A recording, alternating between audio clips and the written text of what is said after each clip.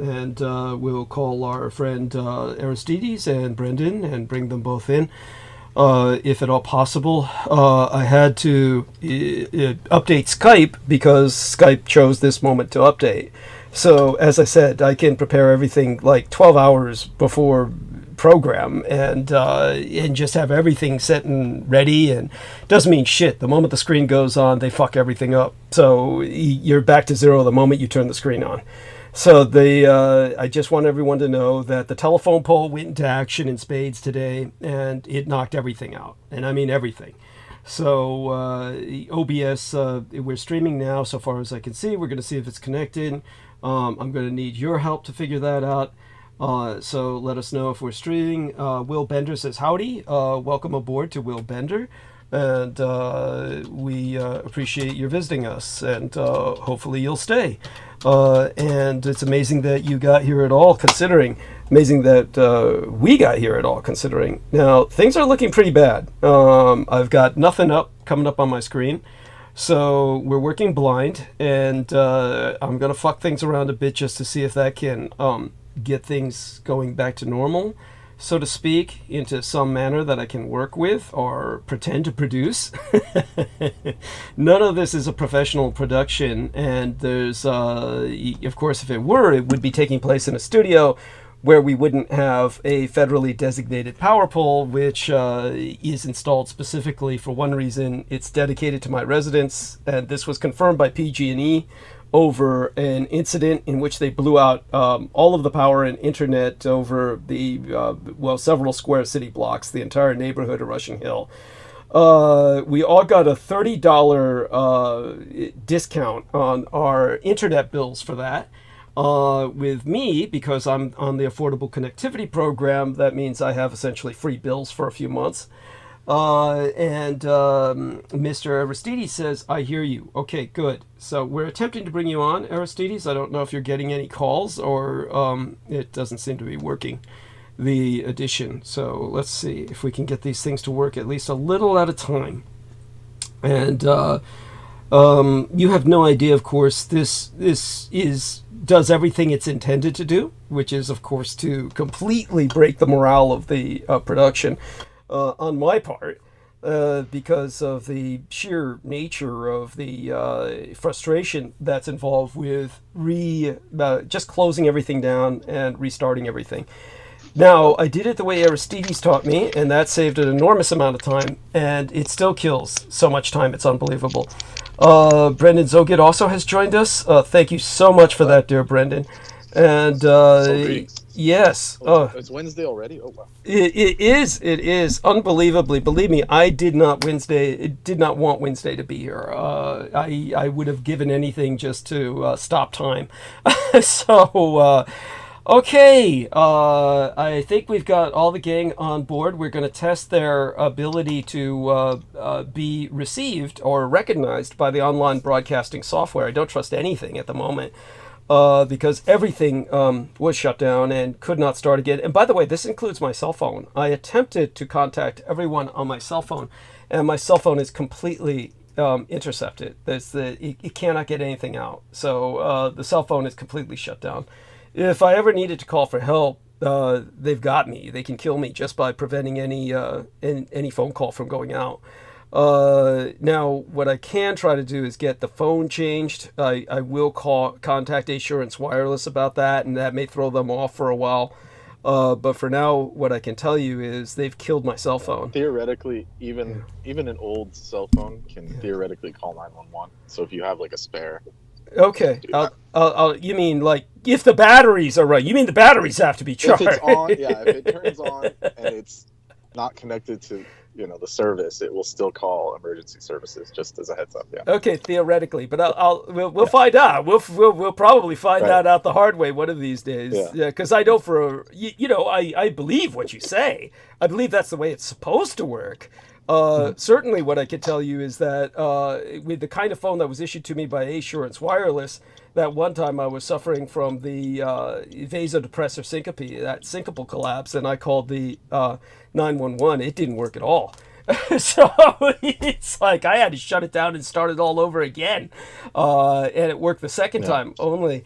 Okay, so you seem to be recognized. Let's have Peter say something. Say hello, Peter, and let's see if... Can everybody hear me? Okay, you're recognized by OBS, so I'm pretty sure they can. How about you, Aristides? Just check in and say hi. Hello, I can hear all three of you. Okay, excellent. So you all seem to be registering on the OBS, so you should be heard by everyone else. El Nemo in Australia says, can hear you. T-Tank Barry says, God bless these authentic transmissions. DDD and Team Dietrich. Now, T-Tank Barry left 100 United States dollars in my door slot. So thank you so much, T-Tank Barry. I know it was him. So thank you very much for those. His ATM machine spits out nothing but 20, so it's 5 20s each time. And we raised 100 United States dollars with the latest episode.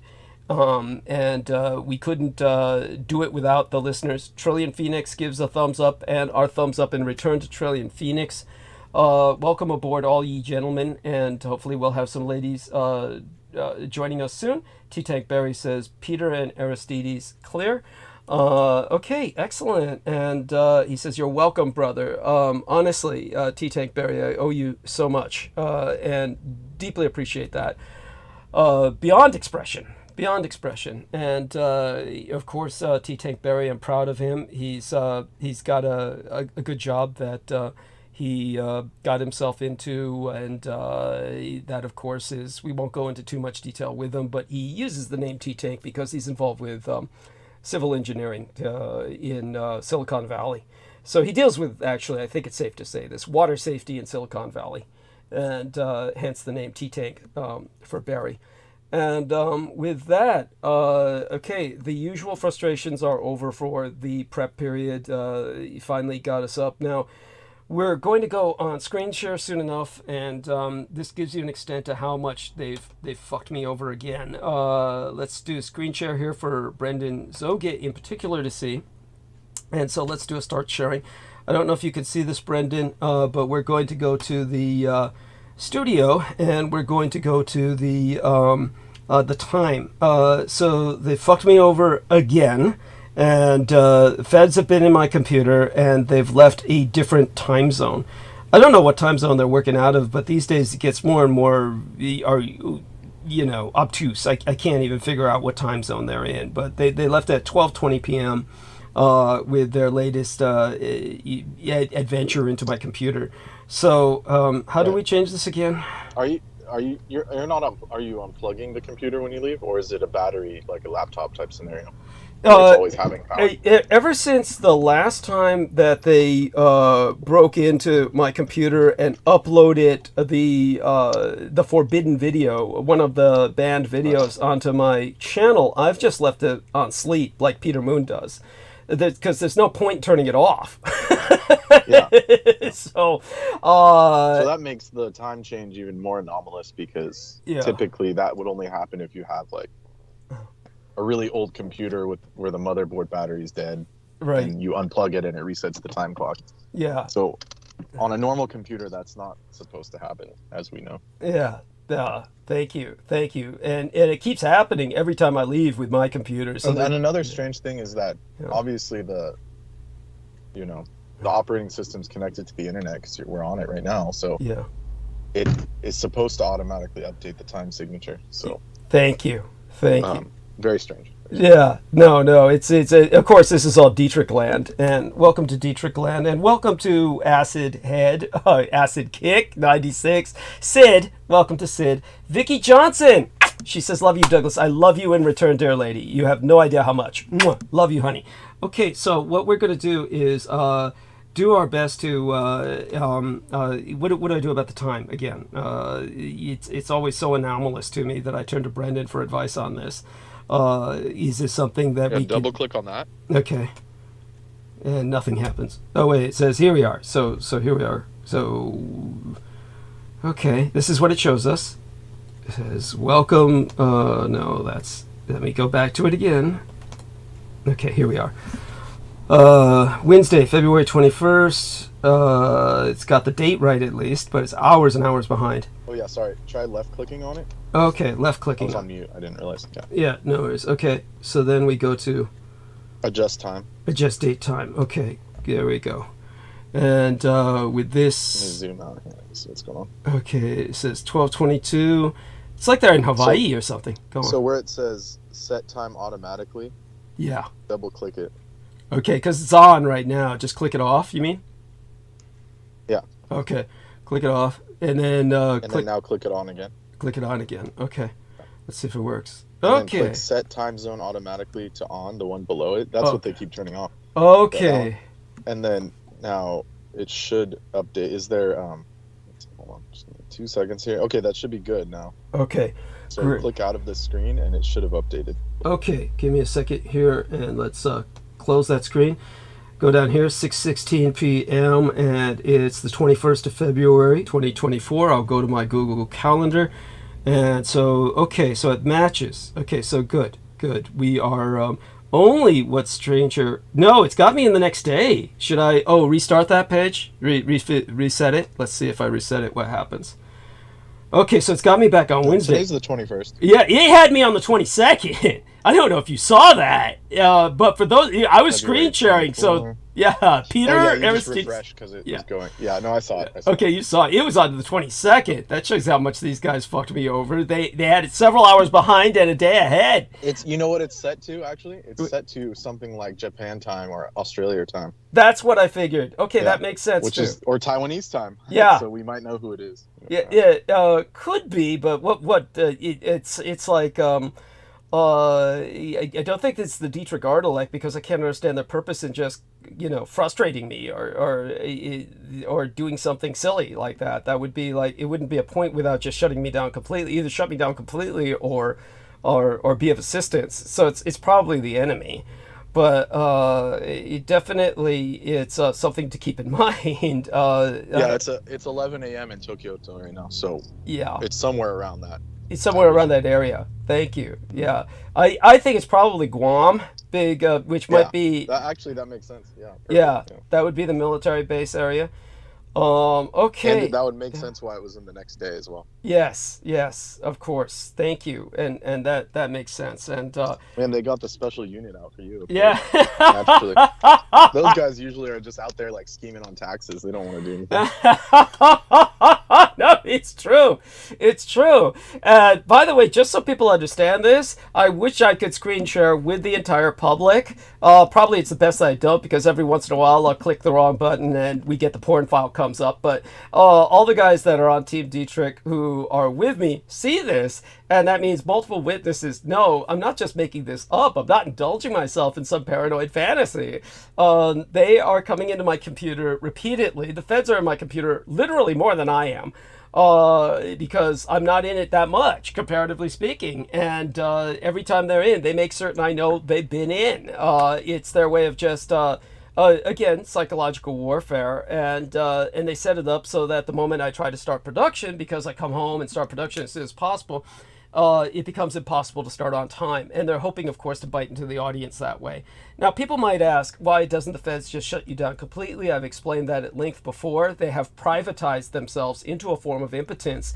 They really cannot directly interfere with a lot of people anymore. It's very difficult to do that. Sometimes they've tried.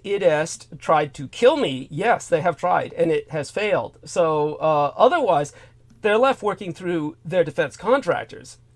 And for those of you who don't know, YouTube is owned by Google, which is a defense contractor.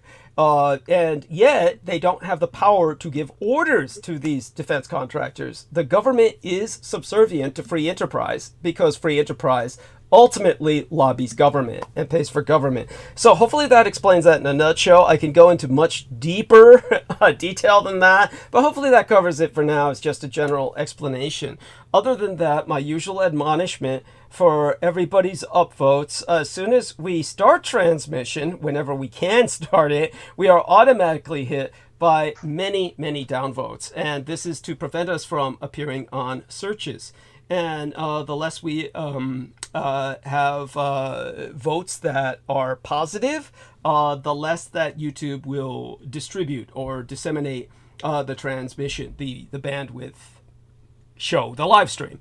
And so we count on you to counteract that. And with that, we bring our specialist, Aristides, in. We've already had our specialist, Brendan Zogit, explain some aspects of my latest attack that I suffered. Aristides, perhaps you can explain to people, in summation, of course, what would help with their getting in extra upvotes for us to help balance out the equation. Okay, this time I did try on the same computer, not on because I have two computers sitting here at my disposal, but on the same computer I switched from the channel I'm normally on for here to my main account. I was able to put in a second upvote from the same device. So you can just go to your Google account. You can go to or switch account, and you can add an account. You can just create additional channels or identities, and then you can easily switch between them and presumably provide an upvote from each one. Excellent. That was beautiful. Thank you so very much. That's incredible, and you have a good voice too. So I do want to so I do want everyone to understand that as well as setting up different channels, also try different venues of electronic intercourse, such as your tablet, your PC, your laptop, your cell phone, and it doesn't hurt to try and throw in an upvote from each of these venues and see if that also helps. See if it sticks, so to speak. And let me provide at Vicky Johnson here a pair of hot lips, and with that we are going to go seriously into transmission. We are, of course, I'm already getting questions about the image embedded in thumbnail. So in case you didn't know it, a little something to bring up about yesterday in particular. Yesterday was a convergence of 3 holidays. National Whistleblower Reward Day, for all of you who didn't know there was one. It was World Day of Social Justice, very important. And it was also, of course, Jury, or Son-in-Law Day. This is, of course, when fathers invite their daughters and son-in-laws to dinner for Asian Lunar New Year. This was yesterday. We have now entered the culmination of the 2-week celebration of Asian Lunar New Year. It is now Chinese Lantern Festival, or rather Sinoviet Lantern Festival. It is the Tet, which culminates on the 24th. So between now and the 24th, these 4 days, which included today, it's Lantern Festival, which culminates orgasmically on the 24th with the full moon, which lands on the 24th of this month. And that's when we will have the San Francisco Chinatown Parade. So obviously I will be in area of San Francisco that day for obvious reasons. Aside from that, today is international, particularly it's a national holiday in Armenia. It is International Mother Tongue Day, meaning, of course, your native language day. Believe it or not, this became an international holiday because of the Bangladeshi War of Independence against the Pakistanis. So I'll go a bit into the history of that later. For those of you who don't know and want just a few extra details, understand that National Whistleblower Reward Day yesterday. It's celebrated on February 20th every year. It's a day that's been set aside to create awareness against fraud and encourage people to report fraud against the government, which costs the government billions of dollars every year. In fact, fraud costs the government 10% of all expenditures, a staggering 350 billion United States dollars annually. So in order to tackle this, a Whistleblower Reward Day has been established. Nobody knows it exists. Also, it was World Day of Social Justice, observed annually on February 20th. Internationally, of course, the world is plagued with unfortunate issues that prohibit millions of individuals from living a fair life, or rather having any chance at life at all. Many of the world's population, through no fault of their own, are deprived of basic facilities such as homes, jobs, healthcare, education, nutrition, and pretty much everything else you can imagine. I know, I was one of them. So at any rate, there are those of us who just don't have any of the chances that many of you take for granted.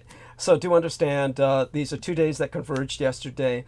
as a result, usually my son will hire an escort, but he was able to arrange a visit with my former psychologist. This is not to be confused with my psychiatrist.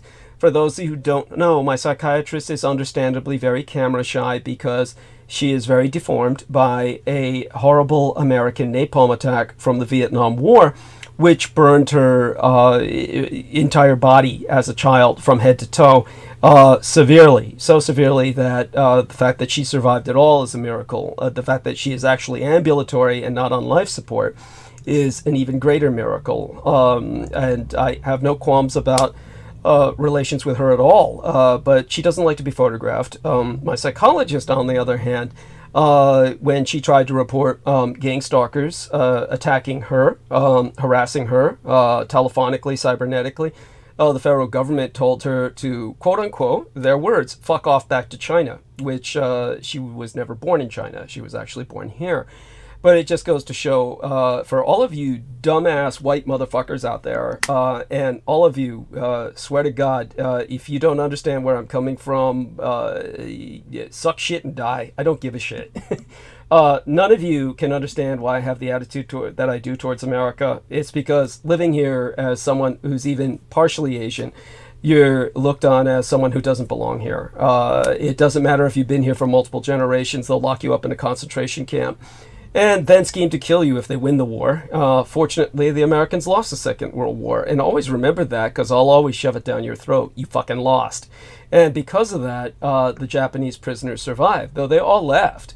For those of you who want to go out and seek Japanese survivors of the internment camp, you'll find nothing but unicorns. I knew one of the last few children of the survivors who became a medical doctor, but she wanted nothing to do with me. All these people want to live safe and normal lives, but that's their mistake, because in the end, it doesn't matter. You can try and act normal, you can try and be safe, they'll come for you anyway.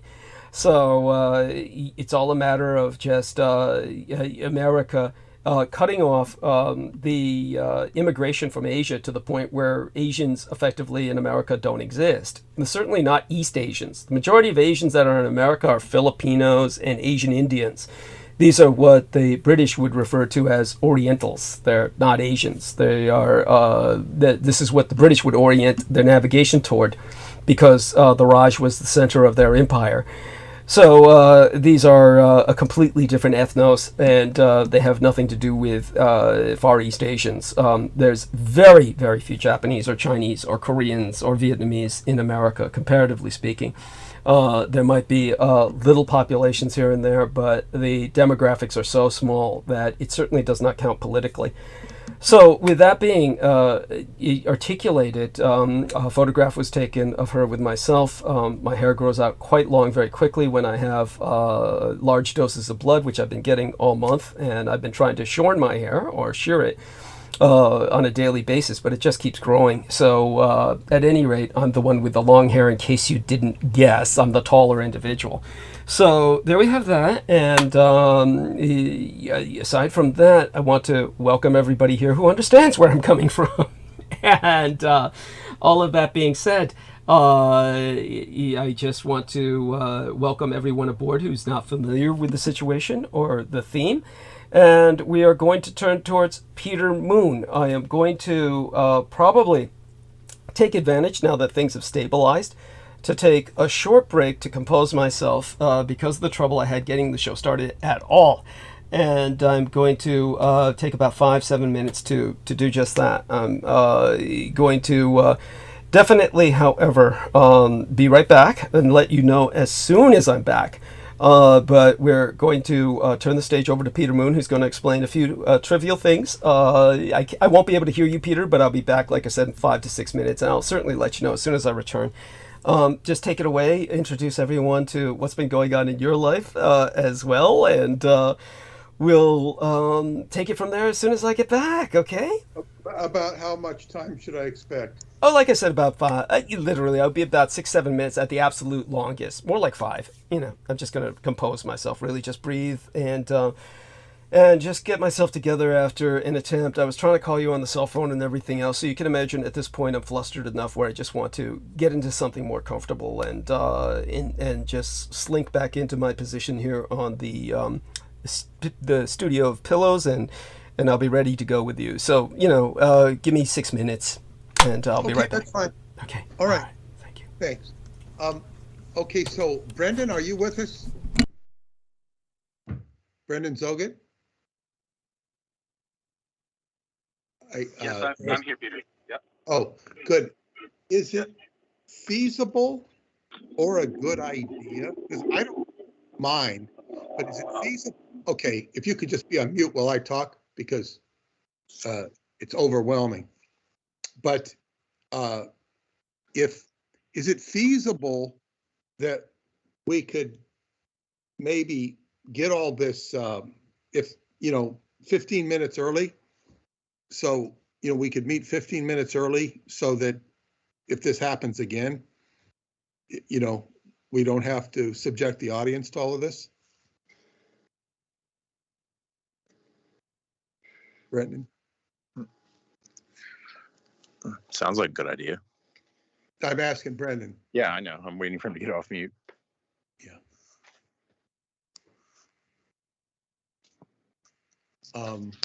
Yeah, sorry, I was getting my headphones in. Yeah, it's definitely possible to get on early, and also you can set it to where I can show Douglas how to do it. We can get everything cooking, like pre-warming, and then when he's ready, we can go live, and it can be started early. Yeah, there are ways to set it up like that. I don't really mind personally, but I say the audience has to listen, to this Right, understood. runway, and Yes. He's going to have to go through what happened anyway. But I'm saying is, it ends up like technical details. So I just wanted to suggest that in this time while we're waiting. And tonight, Aristides, you can go back on mute unless you need or want to say something, or we ask you something. Thank you. But Aristides provided me with an article I'd been waiting to read for a long time. And we're going to go into this. It's Nicholas Roerich, July 4th, 1926. Actually, I didn't realize it's the New York Times Book Review from 1926. Roerich seeks a composite Messiah in Tibet. And this corroborates what he's talked about.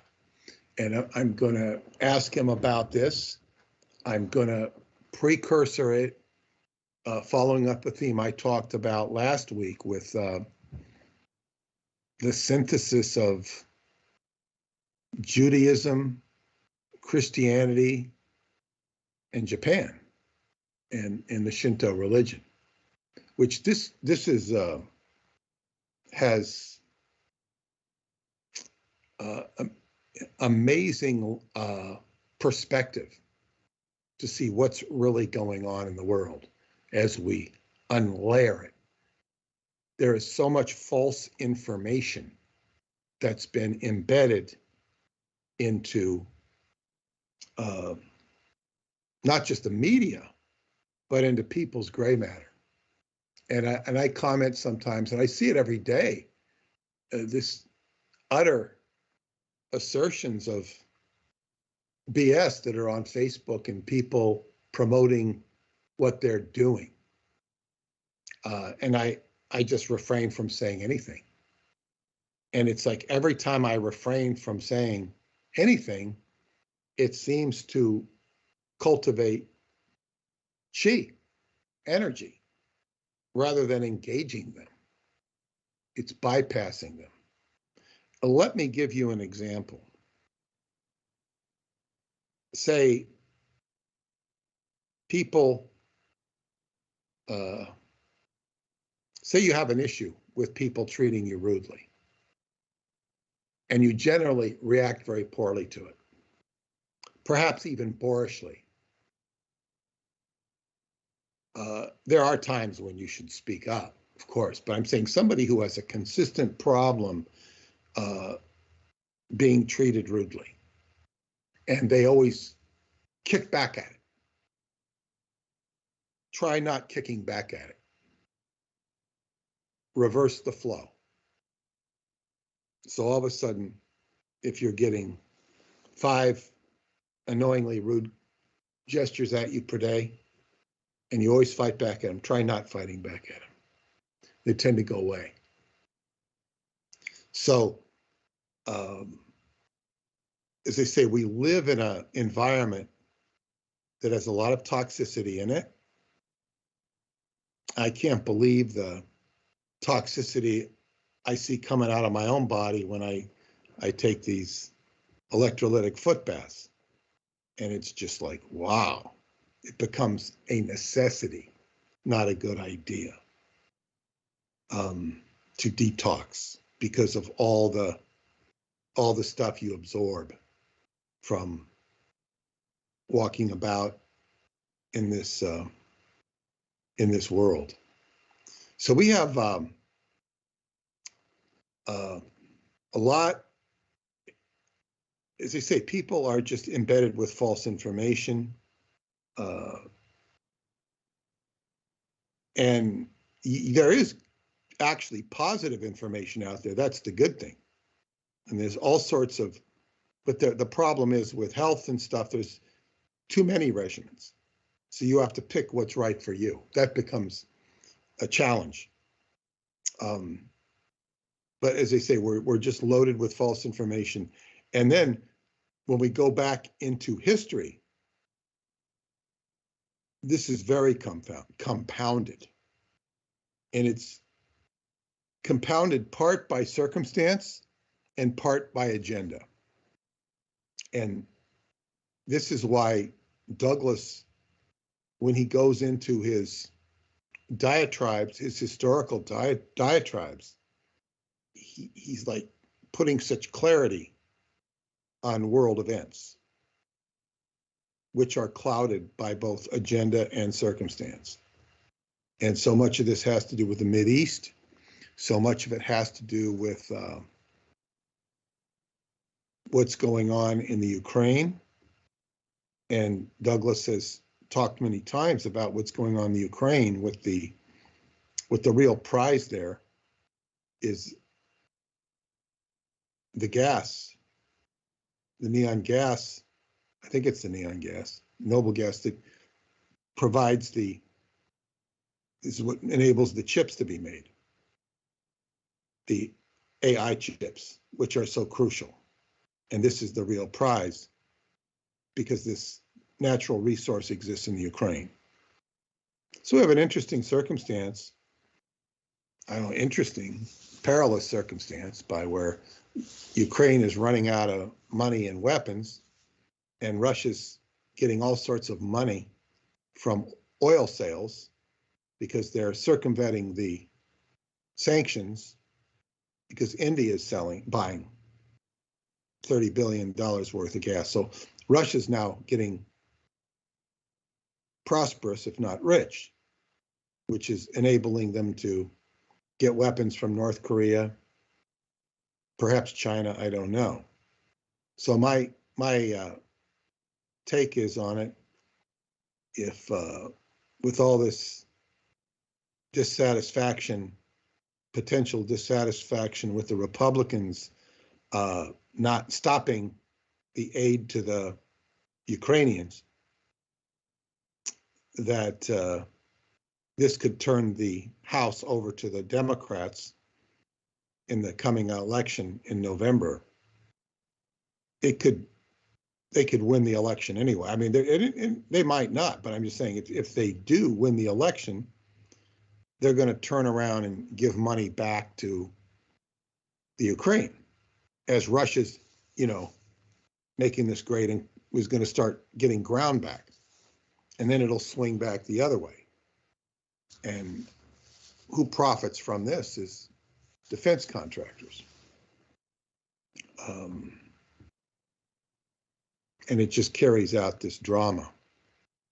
As I was quoted, somebody quoted a Native American that said that there's the left wing of the political spectrum, and there's the right wing of the political spectrum, and they both are part of the same bird. And I thought that was a very wise and apropos observation of what is going on in the world today. So all of these geopolitical events, and the deeper I get into it, circulate around Douglas and the art elect. And the Vox Arca lurks in the background. And I've been getting so much illumination on these circumstances by engaging Douglas on which we've been talking about. For those of you who haven't listened, the last two transmissions have been on Shinto. And to contextualize it, this is the religion of nature. It is literally the antidote to the anti-gods. And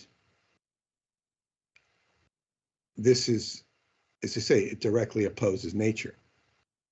And it's not that Japan is by any means stellar clean on the subject of war crimes.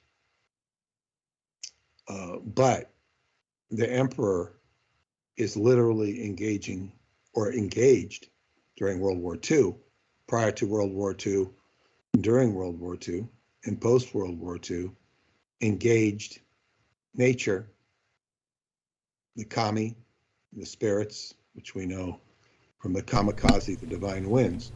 Yes, I've returned. Thank you. Save the empire. I've just been talking a little about the geopolitical situation, and how it all evolves around the art elect. Ah, thank you. And the geopolitics you talk about with the Vox Arca lurking in the background. Now, did you have a chance to look at the article I sent you? I just saw it now when I got home. I didn't have a chance. It's okay. It doesn't. It's not critical. Because I'm going to go over it. Okay. And I'm going to, invite your comment on, but not right yet. Yeah. The first thing I want to say is that I listened to the tape you did last time. Oh, thank you. Part you wanted me to listen to, and what I thought was very interesting, because this gets deeper and deeper. Of course, I've commented, and I'm gonna address this. I'm gonna read. Maybe I should start now. Okay. And I'm just gonna read my preface to my book. Not my preface. It's when you open the cover of the book, Synchronicity and the Seventh Seal. Yes. And this is my orientation to so much. This is what I learned from my interactions with Joseph Matheny and his metamachine, his synchronicity generator. And so the Synchronicity and the Seventh Seal was, you open the book, well, you know what? I just forgot something. I have to read the back cover of cool. Of this book. So yeah, I was really, what would I say? Really impressed with what you talked about. Thank you so much. And it's getting deeper and deeper, and the context of the whole nature, anti-gods. And I think this book is very well put together so people can look at it and understand. And I want to tell you something. Today's Wednesday. Now, yes. I already talked about the show I did with the people from Holland. But it's always good to review these things if you wish, because there's always... It's not necessary. It's not necessary. It's I did a show on the Roswell deception, and I mentioned that when we had an order for some more books from my distributor, and this is good. We're making headway, and I want to remind people of Jack Parsons and his discovery, how he discovered and invented the solid fuel rocket, because rockets in Germany, and I suppose previous to that in Transylvania, where they went back into the 1400s. Yes. Where Hermann Oberth was from Transylvania. He was the teacher of Paula's stepmother. Wow. And he was involved in Rosicrucianism, she told me. But Hermann Oberth is the father of rocketry. He was the mentor of Wernher von Braun. And they have, there's stuff you can even see YouTubes on them where they had rocket technology in Transylvania back in the 1400s. And this is where Jules Verne lived. Jules Verne lived in Transylvania. He had a wife from Transylvania, and he wrote his story Castle in the Carpathians. That's actually not a castle, but it's a, he wrote a story. It's a fortress in Deva, where Paula lived when I first met her. I spent some time in Deva. Wow. And I take him there on my first trip to this. I didn't know it was the Castle of the Carpathians. You take a sort of a little monorail up there, and the abbot at the monastery I stayed at took us there, and just as a sightseeing thing. So I can't wait to go back to Transylvania and see my old friends, and that I feel so connected to. Just special friends. It's very interesting. But that Jules Verne, he had the rockets. He wrote about, what his book was about the moon. I don't know what it's called, Journey to the Moon, whatever it's called. And he then had the Inner Earth, Journey to the Inner of the Earth, Center of the Earth. Yes. And this is where there are, of course, tunnels that go into the Inner Earth throughout Transylvania. And then there is the dinosaurs. There's a dinosaur museum there, which is very modest. It's like a 3-bedroom house with a yard, but they'll tell you this is where dinosaurs originated from. And by that they mean the concepts or the creatures? The creatures. Okay. The creatures. And then they migrated west, where the serpent became villainized, and they migrated east, where they became lionized. Yes. So this is the center from that perspective. I mean, hopefully I can take you there someday and show you that would be the wonderful. modest house. I hope that can work out. Yeah. But as L. Ron Hubbard pointed out in one of his talks, he said, when you read that there were, 50,000 Roman troops going to whatever they called Germany in those days, or wherever they were going, he said, you don't realize there were 5 times as many people there to house and feed the troops. Yes. So you're with a 50,000 army, you've got another 200,000 to make sure they're fed and clothed and fortified and have the whatever. I mean, it's like they don't tell you this.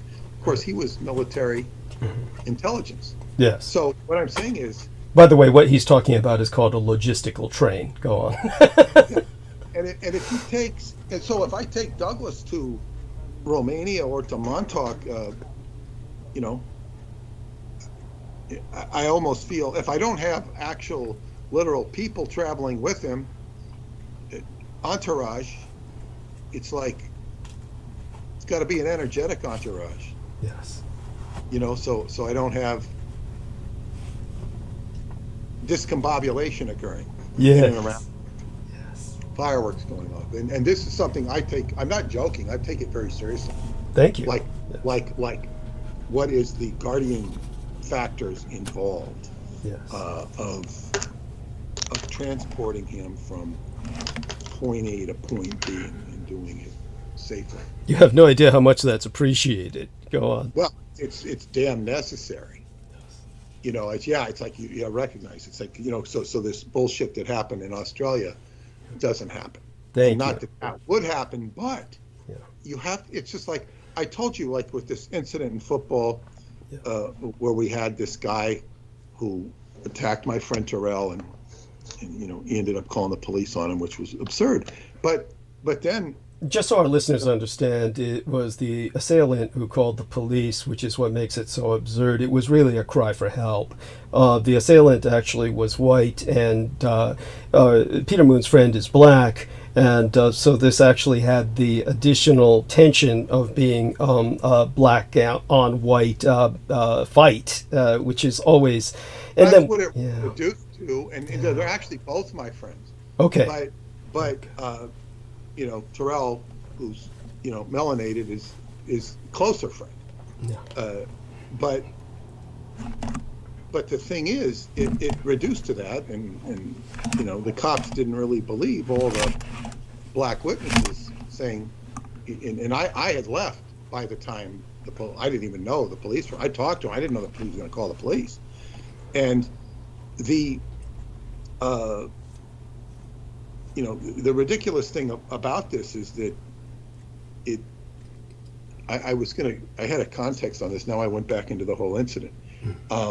It's rather traumatic. It causes a flashback. Go on. well, yeah, and it's like so what happened is that this big chat, because we have a chat for, you know, all the players, and that chat it's more of a social dynamic of people talking than it is about organizing the game. It's just like sort of a group chat, and people have been eliminated from it. And the guy who attacked, he's lacking certain social intelligence skills because he's already got banned from the chat because of issues he was bringing up about his girlfriend. And they were all attacking his girlfriend, which was very bad manners all the way across the board. But when they were talking about that he actually had another issue with another black guy who I know, who's just really nice. He's a super athlete, really nice guy. And I didn't even know he had an incident with him. I said, how could he have an incident with this guy? He's too nice. And so it's like I said, and then there was some comment about a gun. I think he threatened to shoot the guy. Good God! Apparently, now, so I started bringing up, but I didn't even know that. I started bringing up, well, what if a gun is brought out? So I said, we got to be on orange alert in case a gun, we got to be ready if he shows up with a gun. And I said, at least yellow alert. And I took it very serious. Some people were certain white people in the chart were sort of being dismissive and trying to, you know, get it de-escalate it by kind of joking about it. I understand, but a person should be banned at that point from showing up at all. He was, but that doesn't mean he can't show up. It's a park, you know. Good point. Yeah. So, I didn't think he would, but I still wanted to put that out. And Terrell said to me, he said, that's a really good idea that you said that. Yes. So it's like, and, you know, to de-escalate the possibility, to reduce any possibility of it occurring. And when you do that, it doesn't occur. If you are totally prepared, it's likely not going to occur. Mm-hmm. And if it does, you're going to see it, you're going to smell it, sniff it out. That's what I'm saying with Douglas. I want to reduce, if you know, circumstances come to pass that I can facilitate, you know, you visiting Montauk and or Transylvania. Mm-hmm. I don't know how you go over at Atlanticon. Actually, they greet and welcome anybody. They're very, you know, like I'll bring somebody there and they say, well, we don't have any spots for teaching because, we're full, blah, blah, blah, blah, blah. And then if I bring somebody just as a guest, oh, what can we learn from you? What do you teach?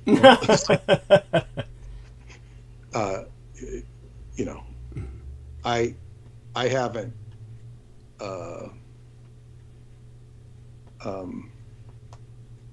it's like, so bloody, blah. Got it. It's a logistical train. It's the preparation to get the troops to the front is daunting.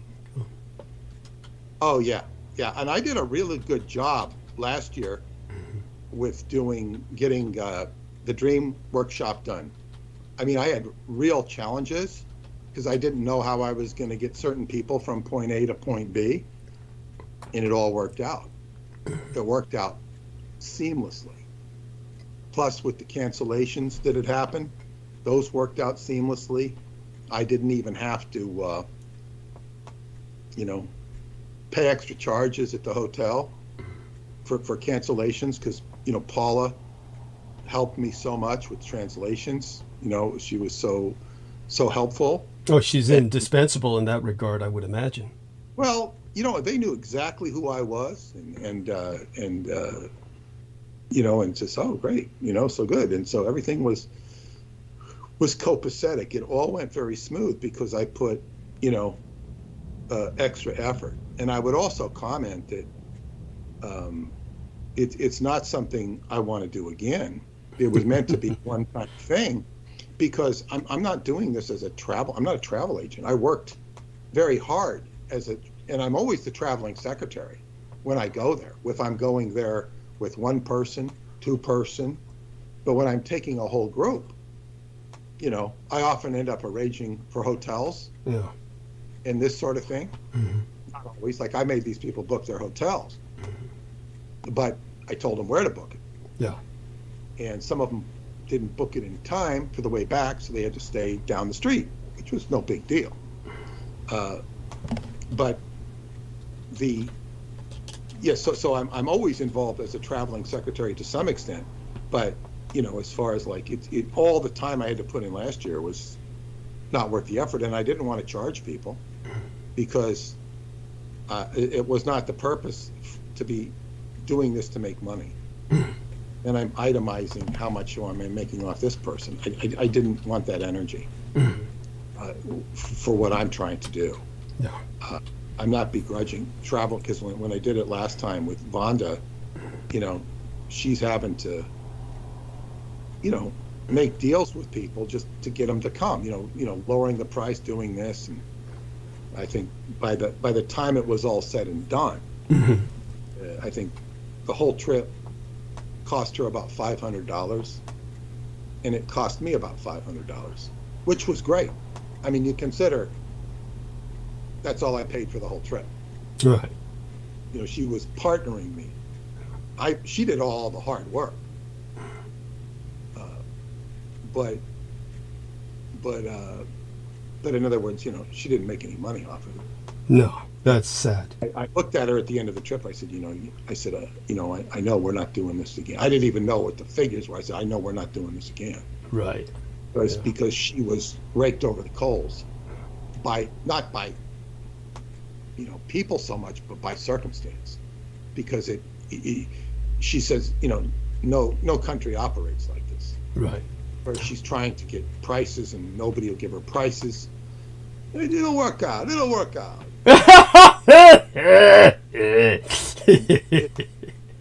It just, we'll take care of it. You'd be surprised. There are all too many cultures that operate like that. Yeah. She's a professional tour operator. Yeah. You see? Yeah.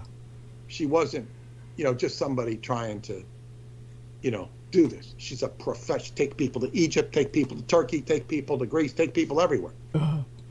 She's a professional, and she'd never seen anything like it. Welcome to Romania. Yeah, but see, it's the cultural, of post-communism. Yes. It's also the spiritual energy of the place. Yes. which will bust your chops. Yes. You know, it's like you can. It's with the kami. What you say about the kami, the spirit. Yes. You have to be respectful and in tune.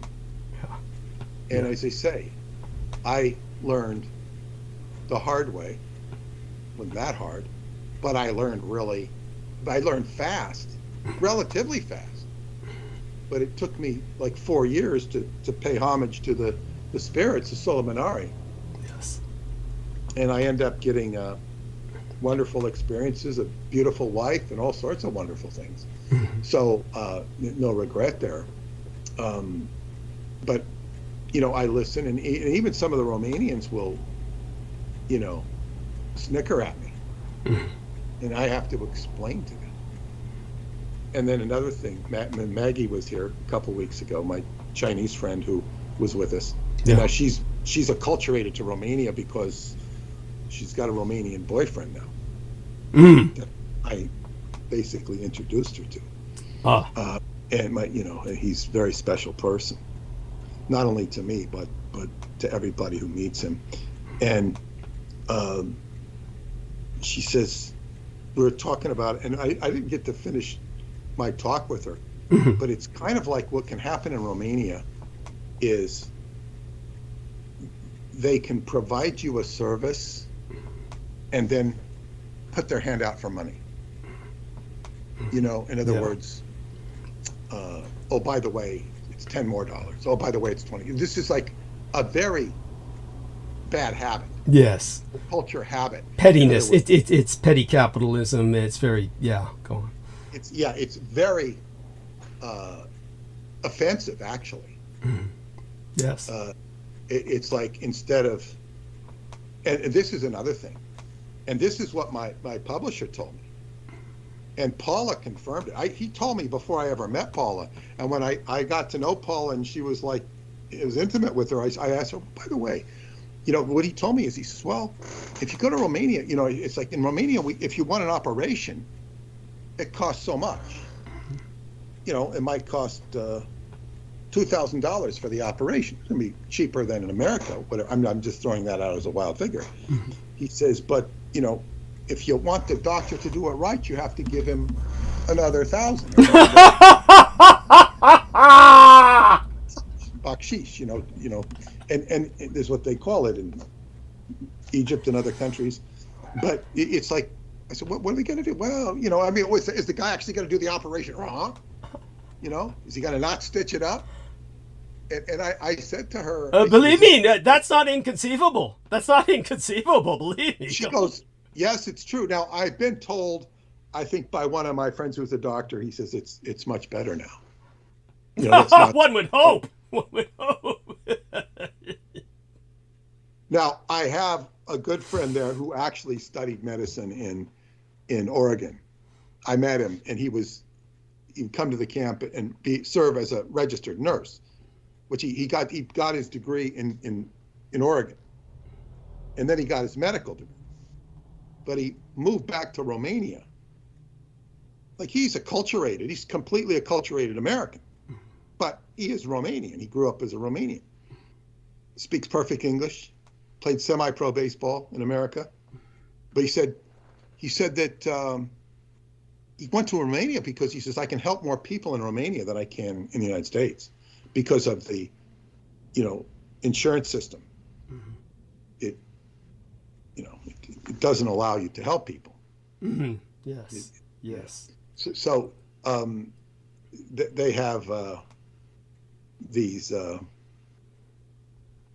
You know, it's a different culture, and but the people I find I like very, very much, and I really have enjoyed my Romanian friends.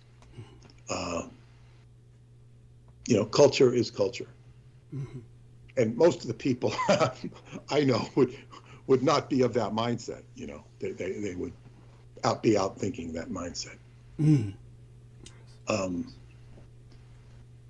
But anyway, now, okay, so this is the book I wrote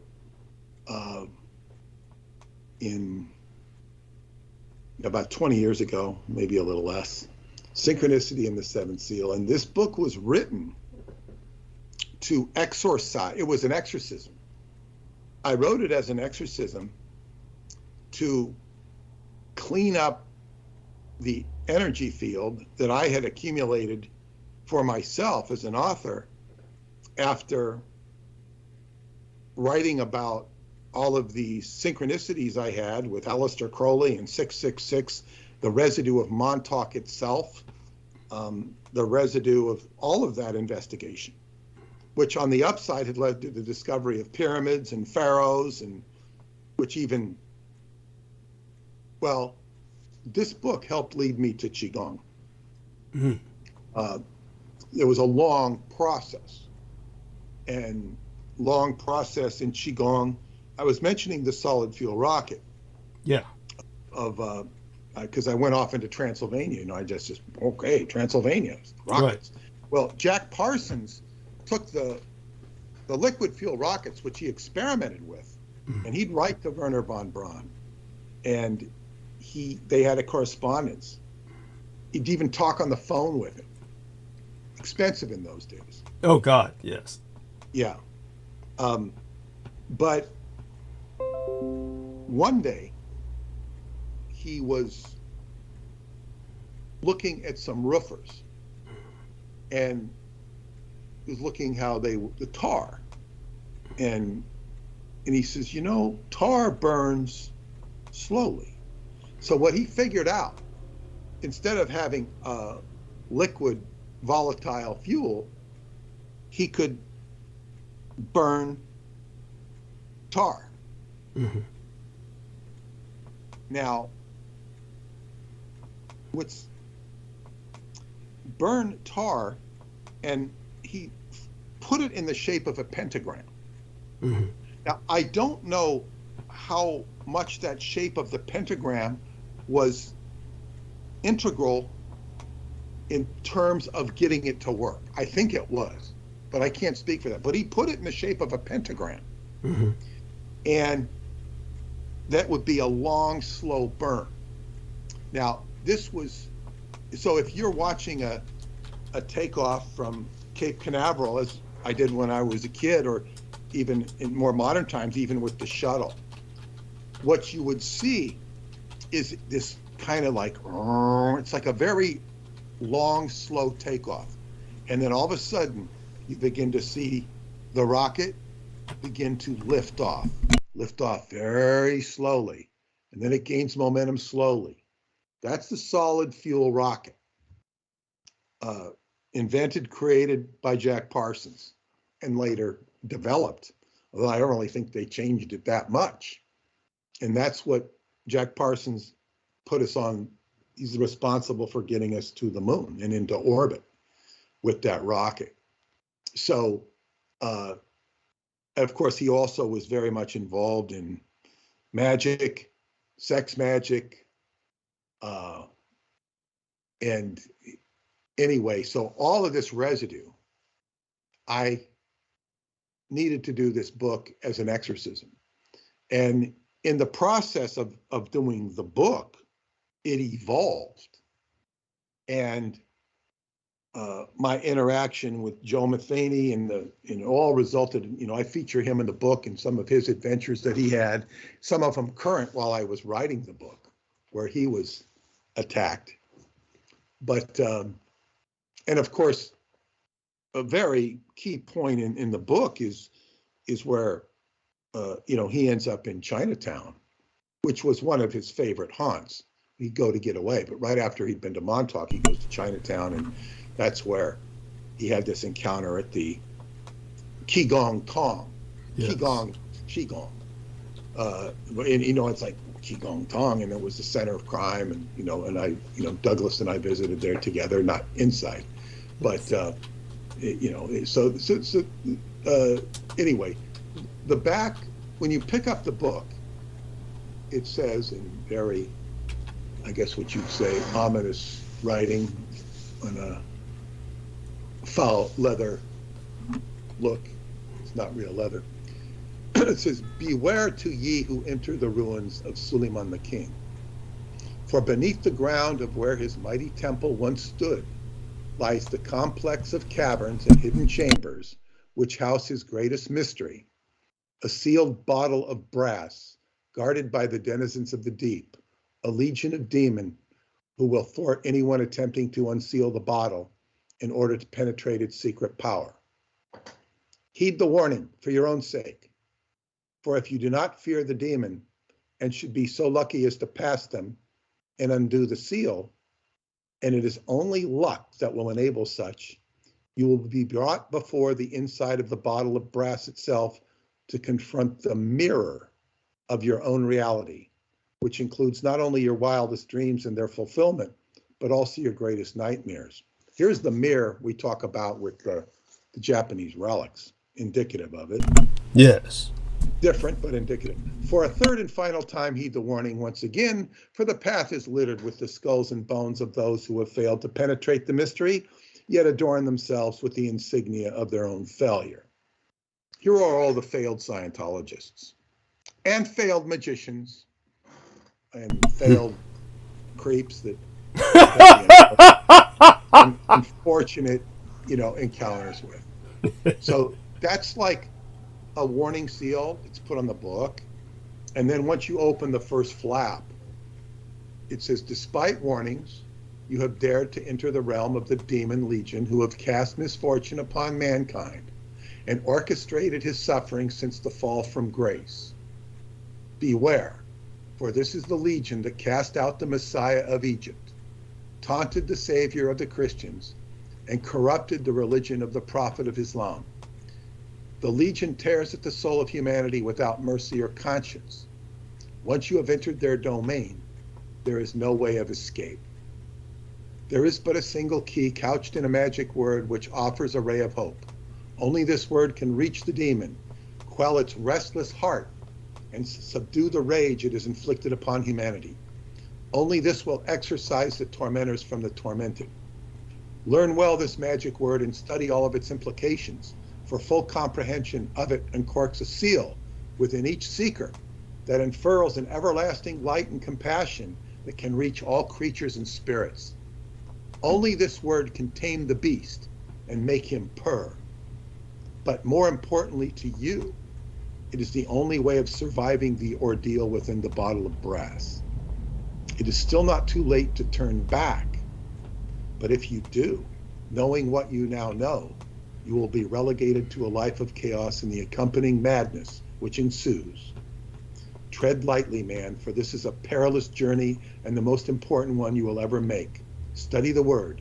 For those who turn their back, I commend you to your future nightmares, for this was a spell cast long ago and cannot be undone. And once you read that, there's an introduction which gives you another warning. And it's like you've passed 3 warnings. Read the book, and then you read the book. Now, these, and I'm going to, full comprehension of it we're going to go into, because Douglas has given me more comprehension of it, which I will clarify. I'll clarify the magic word, which you can read the whole book to get a full shtick of it. I would love to write a sequel to this book. I don't know if I'll ever have time, call it the 8th Seal. But the central character in the book is a character, a contrivance called the Tar Baby. Mm-hmm. He's like a sort of a minstrel interlocutor. But the Tar Baby has all sorts of symbolic significance. And he talks like a tar baby from the Brer Rabbit and Brer Bear. Talks like a tar baby. And so I don't know if I should have, but I put all these apostrophes, so he's talking like bad English. And what touched me to no end is that when Paula first read this book in Transylvania, it was being read by her brother, who was translating it from the English into the Romanian to the class. She read the book, and she looked up all of that bad English, so she understood what I was saying. That was very touching. Wow. She wanted to understand all that bad English.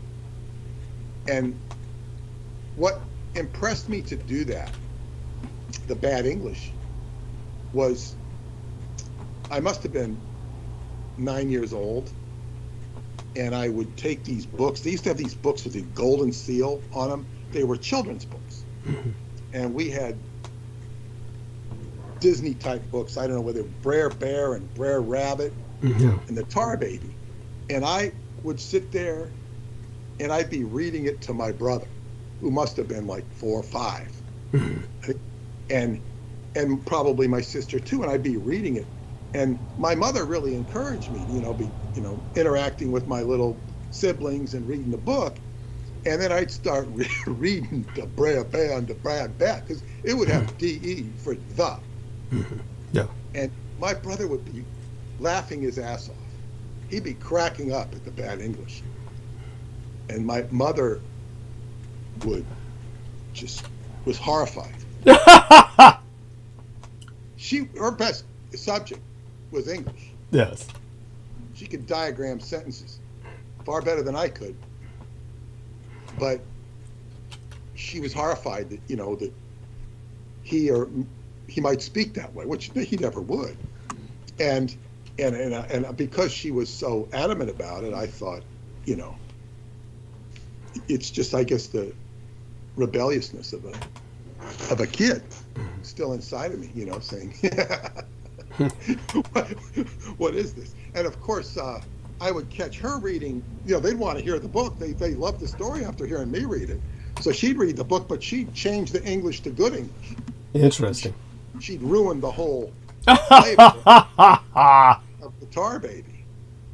But the Tar Baby has a lot of synchronicity, because I didn't realize it at the time, but the tar is what the solid fuel rocket was made out of. Yes. So if I ever do a sequel, the Tar Baby's going to turn into a solid fuel rocket, solid fuel for a rocket. There's a lot of synchronicity with the tar. And that's the magic of the writing. It's like the synchronicity begins to dovetail, and you're writing from a meta region, and it blends into the actual reality. And the great joke. Now, people have actually burned this book when they read this introduction. They feel like the spooks are coming for them, Cool. And they burn it. And then Salmon Shake later burned it, but he was like, burn it, burn it, burn it, burn it. If anybody can't get through this book, and it's got a lot of humor in it. Joe Matheny, I think he said he fell off backwards reading the book, because I have in the book a Captain Kidd, and of course Captain Kidd, they tarred his body. He was the last symbolically the last pirate to be hung, and he was kind of treated like Donald Trump. He was persecuted beyond, he had some pirate in him, but he was prosecuted beyond, but he was a symbol, he was a symbol. So he was hung, and they left his body there, and I believe it was tarred. He was not tarred and feathered himself, but I think they tarred his body. Captain Kidd. And he has, he became a character because he has a money pond in Montauk. Captain Kidd's money pond, where he supposedly buried treasure, not far from the lighthouse, not far from Camp Hero. So it's all of this synthesis of all of these characters, and of course, being the last pirate, and this book has to do with partly with piracy, but Captain Kidd in the book, because he has a fictional parallel universe reality. This book has parallel reality, and it has real reality, because it's told. There's straight stuff told in it, and then it's mixed with parallel reality. But Captain Kidd has a parrot, and the parrot's name is Jesus Christ, and the parrot recites verses from the New Testament. and it's done in a comical way. After I wrote this book, I read that somebody was got in a lot of trouble during the Inquisition for suggesting that a priest was a parrot or something like this. So anyway, but aside from this clearing my energy field of all of this negativity, it introduced me to the Moors, because this book has a lot of tribute to the Moorish civilization. And I didn't know that the Moorish Science Temple still existed. It goes deeply into the history of the Moorish Science Temple and how the show, first a radio show, later became a TV show called Amos and Andy, which was a parody of blacks, was all a parody on the Moorish Science Temple, which really, just really impressed, in particular, Sid Catlett, who was the Basketball Hall of Fame for, the only one who beat Kareem Abdul-Jabbar in high school. He just, he was a great basketball player, and he became my friend, and he taught me a lot. He passed away, but he couldn't believe all that stuff I dug up on about Amos and Andy and the Moorish Science Temple. Really appreciated it, and he introduced me. Him and his friend Elias Bey, who actually introduced me to Sid, they brought me into the Moorish world in both Washington, D.C. and Chicago, and it was just really wonderful. So it was when I went, the medicine man introduced me to my teacher, Qigong teacher, Roosevelt Gainey. When I went up to Connecticut, and there I met one of his students, Sharia Jones Bey. And Sharia was one of his students, but I was talking to her, and I don't know if I was giving her the book or what in the country, but she grew up in the Moorish Science Temple. And I was astounded, and she told me, oh yeah, we have classes. So she was the first one to tell me about the classes. Now, and that was kind of I was introduced to Qigong by way of the Moorish Science Temple. Because I was having a discussion with her, which was although it was the Montauk on one hand, the Montauk medicine man, it was the Moorish Science Temple that introduced me to Qigong, which has elongated my life by leaps and bounds. Not only my life, but the quality of my life for health purposes.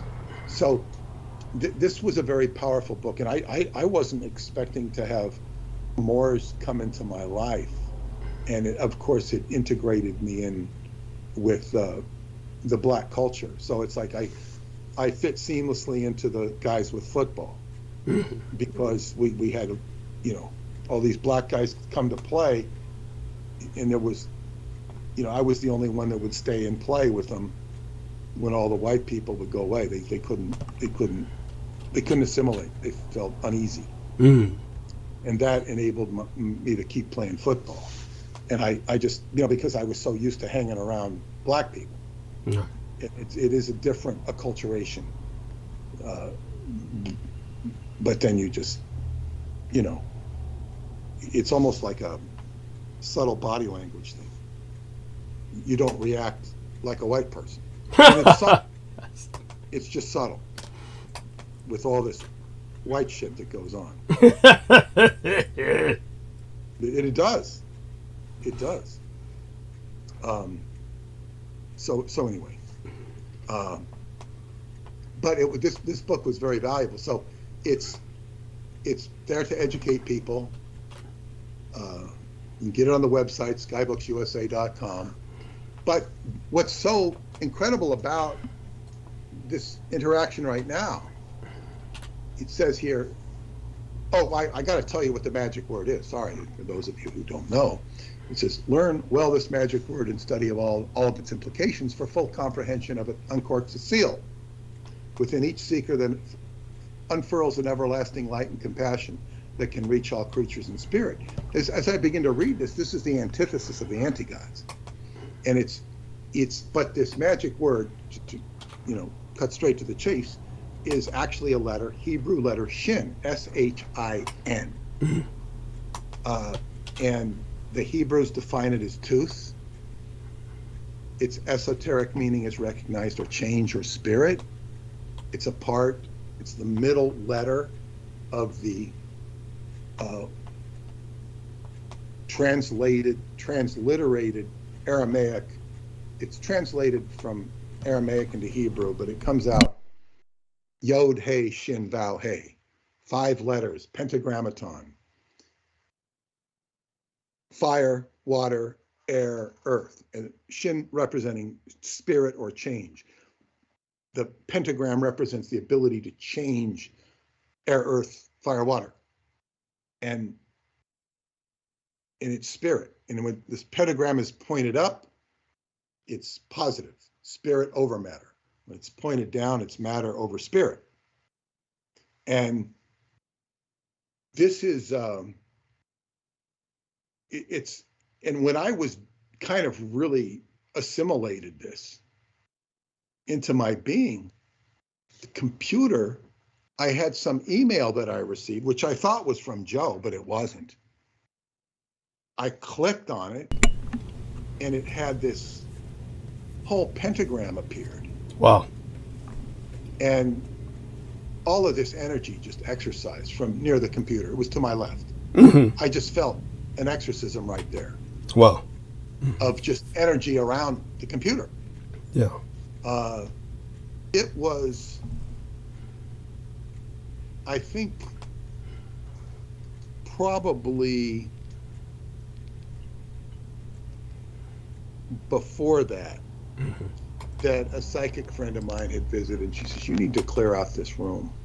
You need to sage this room that it occurred in, because I had this, miscreant staying there. Right. OTO miscreant. Yeah, she said to clean it out. But that occurred in that same room. And I wouldn't necessarily, well, it was interesting. So this had a very positive magical effect. But when we say study the implications and comprehension of this word,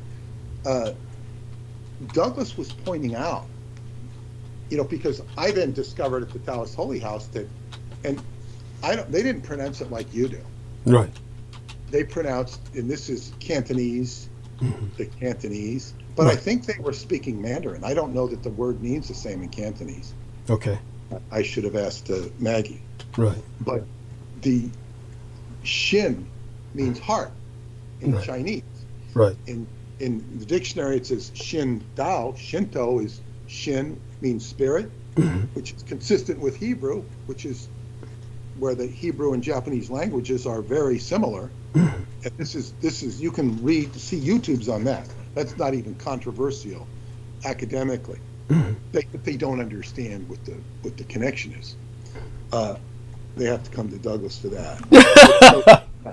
So basically, Shin is in Japanese spirit, and Tao is Dao. It's which means way. So it's the way of the spirit, which is the way of the kami. And but in China, it's heart. Now, heart isn't far away from spirit. And he was talking about, and he was pronouncing it Jin, but it's the same as Zen. Yes. It gets translated into what we know in America as Zen. Yes. Yes. And I would wholeheartedly agree with you that Alan Watts was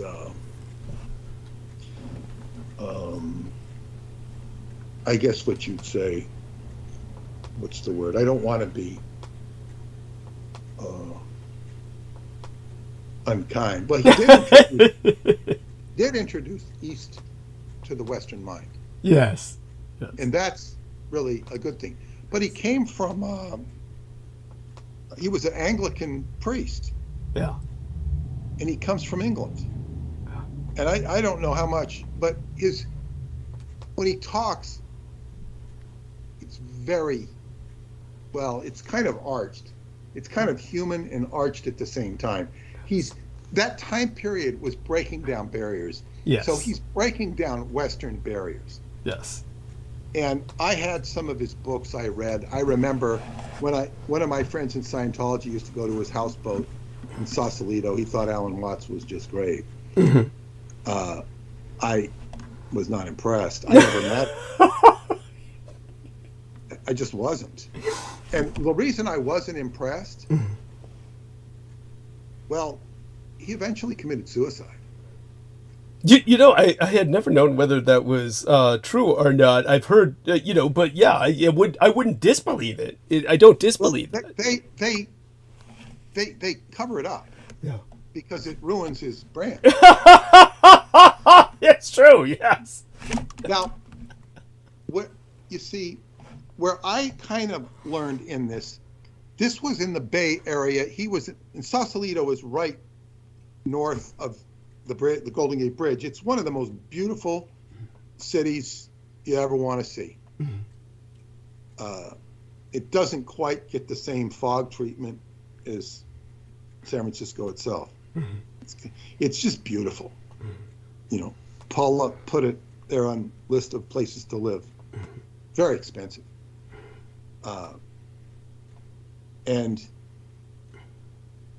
But to the north in Santa Rosa was an author that inspired me. The same guy, my student psychology teacher, Mark Hayward, who actually told me about Scientology for the first time, or Dianetics, he told me, would relieve his dental pain.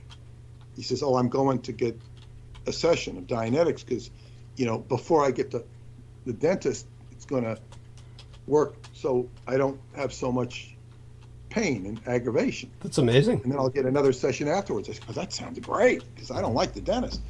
So I said, that sounds really good. And now Mark was, you know, he played on the university basketball team. He's really tall, much taller than I was. Really good, really nice guy. And then, you know, I later knew him in Scientology.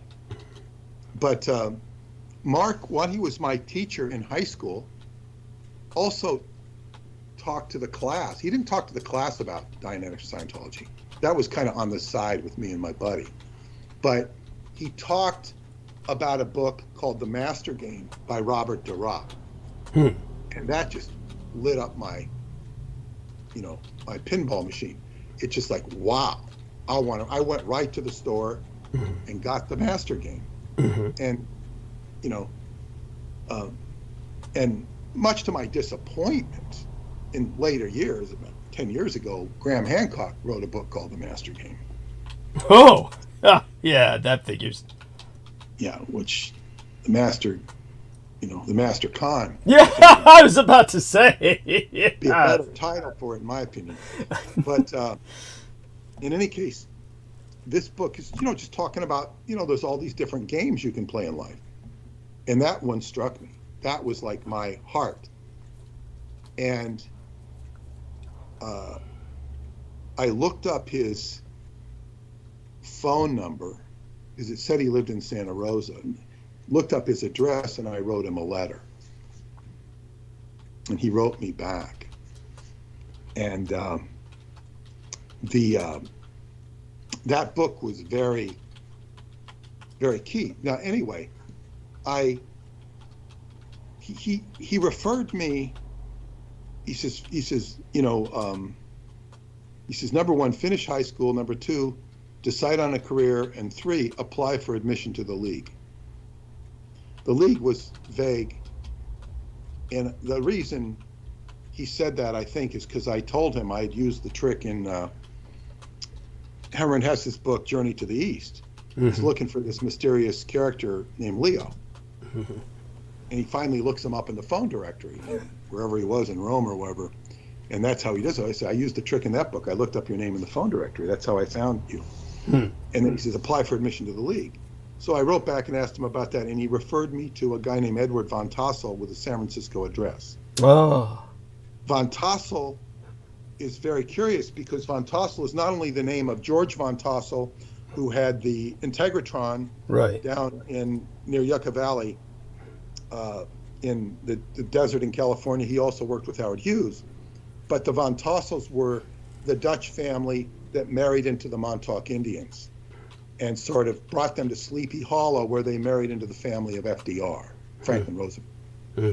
So the von Tossels were, straddling the fence, to say the least. That was very interesting, which I would find that out,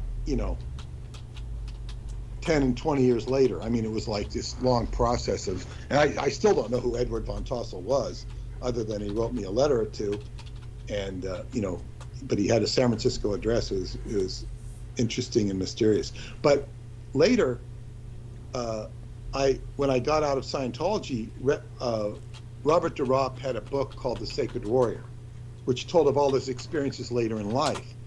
And he was very disappointed with his friend Alan Watts. He knew Alan Watts back in New York.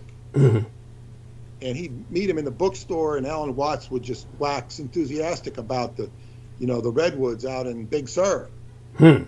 This was before Esalen Institute, which was in Big Sur, got going. Interesting. Okay. Yeah. And so de Ropp was actually grew up in, his father was in intelligence, put him in relatives' home in Lithuania, where he grew up part of his life with peasants. He said they'd shower, or they'd take a steam bath once every winter. That was it. Yeah.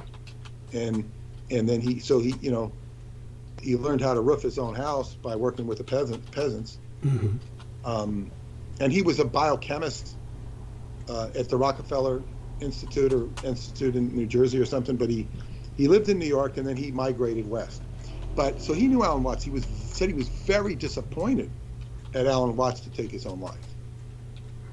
So he was his friend. He knew him. Very disappointed. He said, this is not the way to go. Ironically, Robert de Ropp, in his book, it features a picture of him in a kayak in the ocean, probably off of Stinson Beach or Point Reyes, somewhere up there. But he sees him in a kayak. It says Robert de Ropp with teacher, meaning the ocean is his teacher. When I went to the book fairs, I saw people promoting his books. He was dead by then. I found out how he died. He died in a kayaking accident. Oh, Jesus. So his teacher was... Yeah, lethal. Killed him, yeah. Yeah. I thought, that ocean is very dangerous. Yes. All along, anywhere from north of Santa Barbara is just, can be quite perilous. And it's cold. Yeah. But anyway, so this is that's Alan Watts. But what Alan Watts, one thing I read in his book about, I think it was about Zen Buddhism, and the only thing I really remembered from it, but I took it to heart. He says, when you go to a Zen teacher, Zen monastery, he says they're gonna give you a broom, and you're gonna be basically the janitor. They're gonna put you in a subservient position. Right. And if you accept that subservient position, they're gonna be your master. And I don't remember how he stated it, but it's like, okay, you're now in servitude.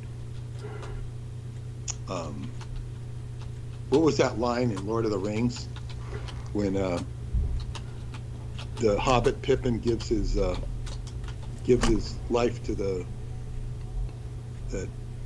creepy steward of the throne? I never watched. I never liked Tolkien. He gives this, and Gandalf says to him, he says, "You are now in the service of the steward," something like that. He gives his life away because he feels guilty.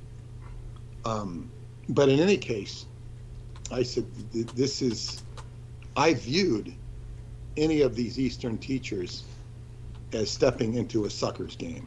Yeah. By reason of what I read with Alan Watts. Yes. So this is just what I read. And I said, now, I had a friend later in life who says, no, well, he was telling me they give you a broom so you'll sweep your mind clean. Well, if you look at it that way, fine. I don't look at it that way.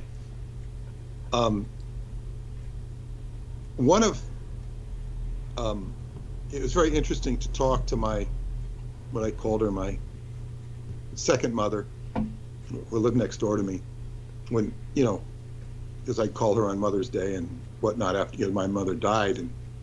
And she said, and here I'm listening to her years later, and she's talking about my mother, and she says, your mother was, one characteristic from my mother, she was not easily impressed.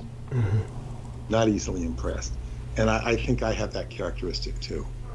Not, because I never really thought about it with my mother.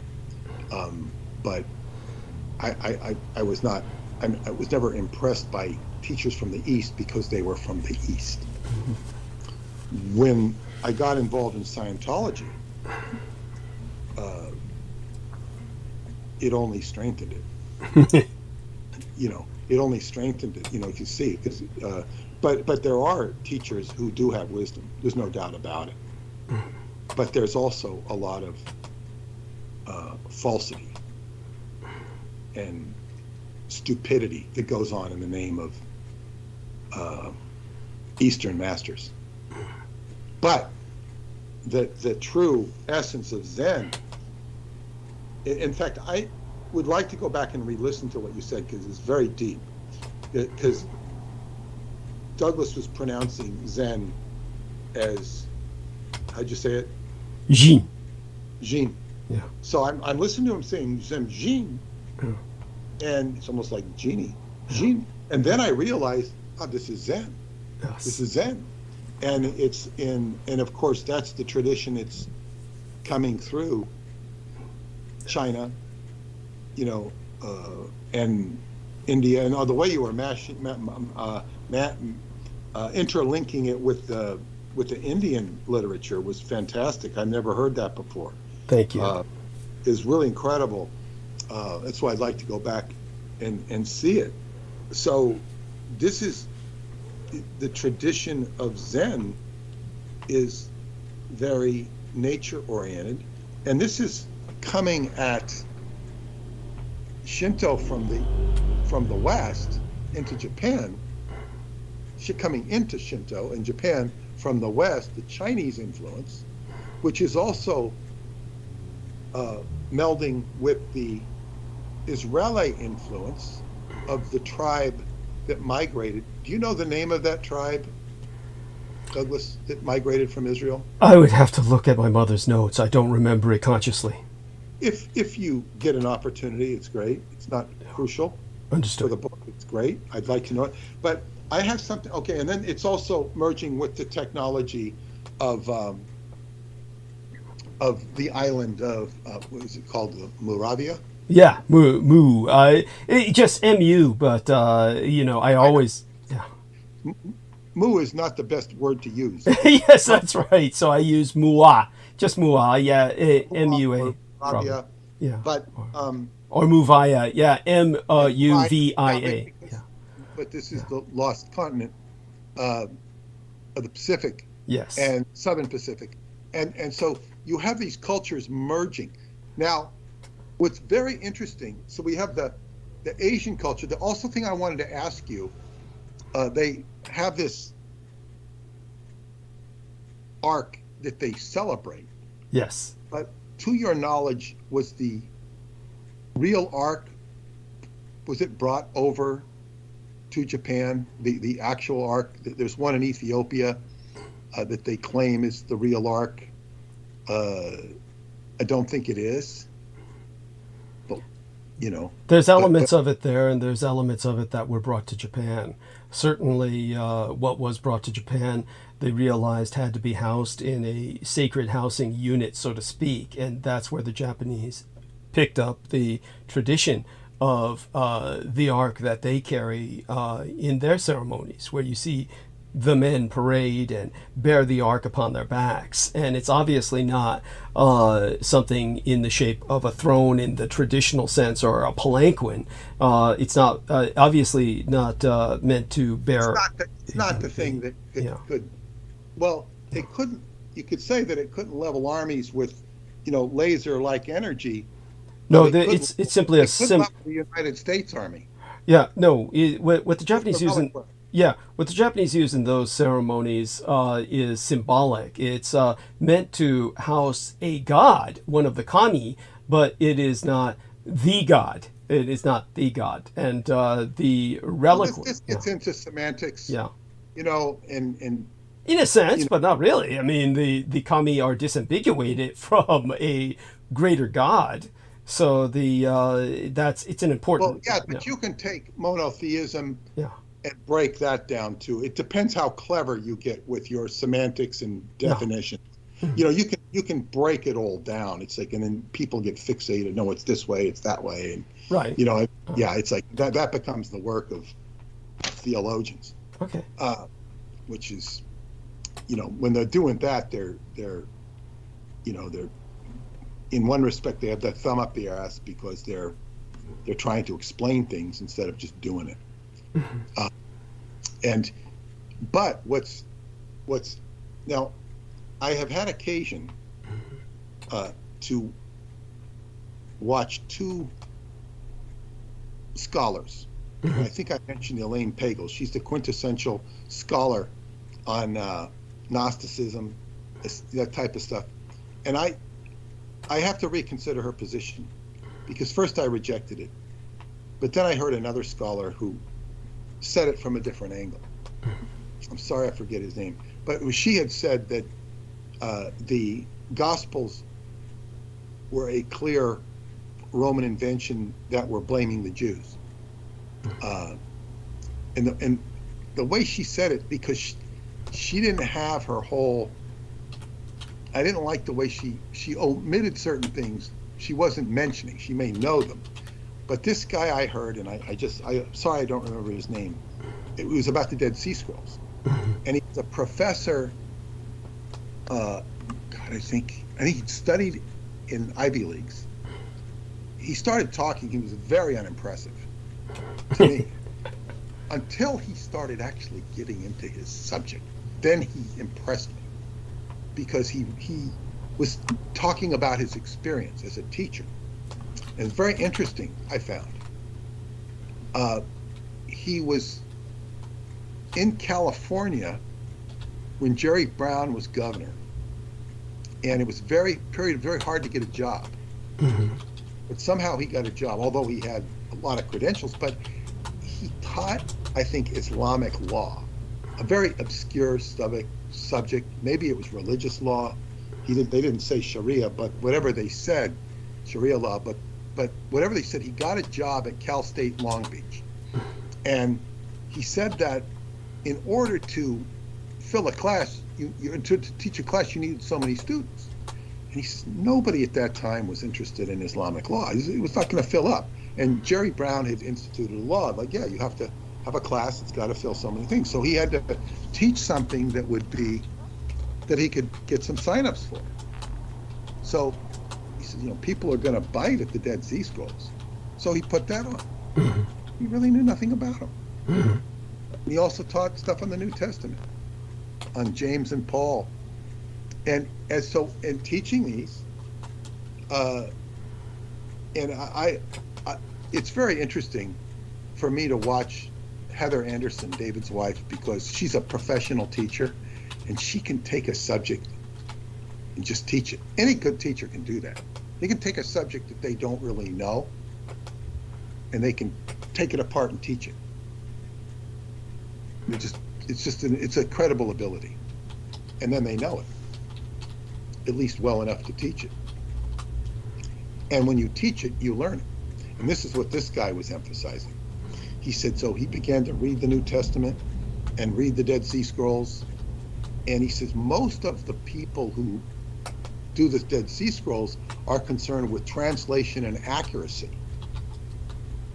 They're not really reading them, he said. And so he began reading them, and between reading the Dead Sea Scrolls, reading the New Testament, reading the Apocrypha, and then interacting with the students, he began to have these things come alive and begin to see things that typical historians don't see. And he very clearly understood that Herod was not Jewish, that he was a puppet of Rome, and further that Paul was a puppet of Rome, and that Paul was of Herod's lineage. And he goes into why he says this very specifically. And that James was the true successor to the Church of Jesus. James, often called the brother of Jesus, but that's not so important whether he was a blood brother, but he was the successor, and he was of a group of zealots who were messianic, looking for the Messiah. This, to a marked degree, and I dovetails with Ralph Ellis's statement that Paul of the Bible was Josephus. He does not say that Paul was Josephus. Ralph Ellis does. But one could, it could back up that position. But what's more important, he says, about Paul is that Paul is, I guess what you'd say, creating this, he's like opposed to the zealots. And there's a situation where James asks him for money because Paul's raising all this money, and they don't really like each other. But Paul says, sure. So he brings them into the synagogue, and they rebel against Paul, and they throw him out. And he ends up going to Rome. And it's almost, I think they get violent with him, or and that because they're teaching two different things. And that Christianity, as we know it in the New Testament, becomes a religion of Rome because it's appealing to the Romans and the Greco history that Rome is sort of a part of. But it's, and of course Greece as well, where it's taught. But Paul is like this,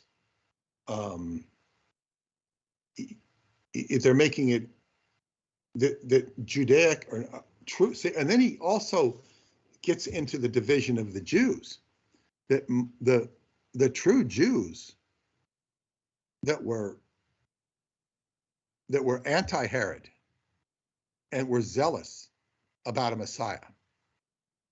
And he makes these delineations, and it's very interesting to see that he's basically telling you that the New Testament is completely inconsistent with the Messianic Judaic movement, which was essentially Christian in the early days. And that he talks about Pontius Pilate. He says, Pontius Pilate was not a nice guy. And the Bible portrays him as a nice guy who's like trying to give Jesus every benefit of the doubt. He says, no, he crucified people all the time indiscriminately. It's not like, you poor man, why don't you just say the magic word and we'll let you off? He says that's completely inconsistent with he's saying. This is not my scholarship. I'm just relaying what I heard. But Pontius Pilate was, not a nice guy. What can I say? He didn't pander to Jews either. He did what he wanted to. And the Jews were his enemy. He's not going to say, oh, I better keep these Jews under control. He kept them under control. He crucified anybody he wanted. He didn't have to kiss the ass of the Jews. Yes. Is what this guy was saying in so many words. And so he's saying, and that,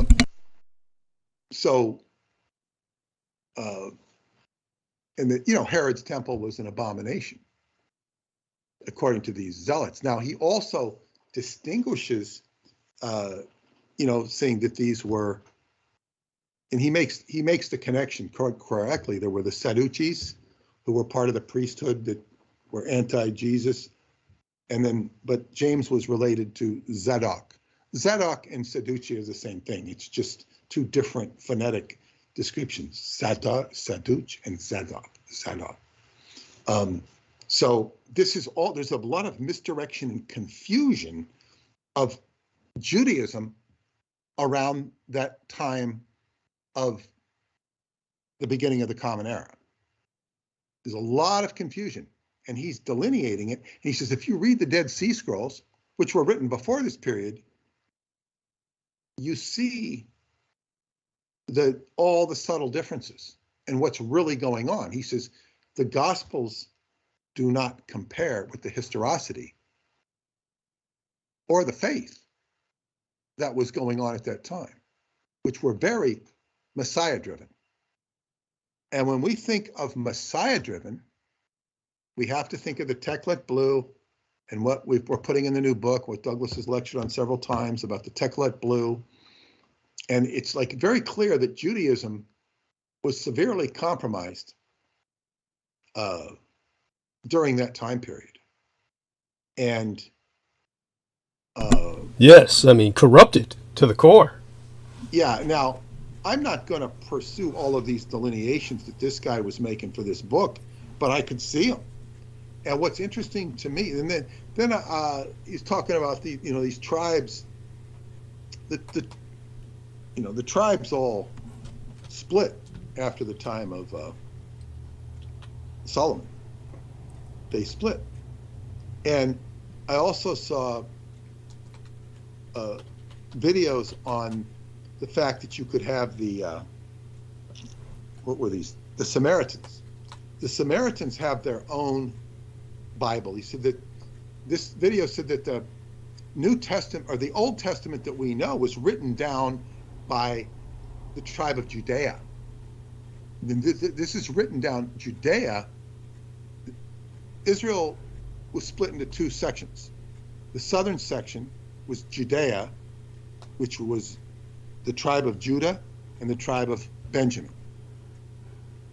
All the other tribes, which they have confusion about the names in the New Testament, they're not all listed clearly.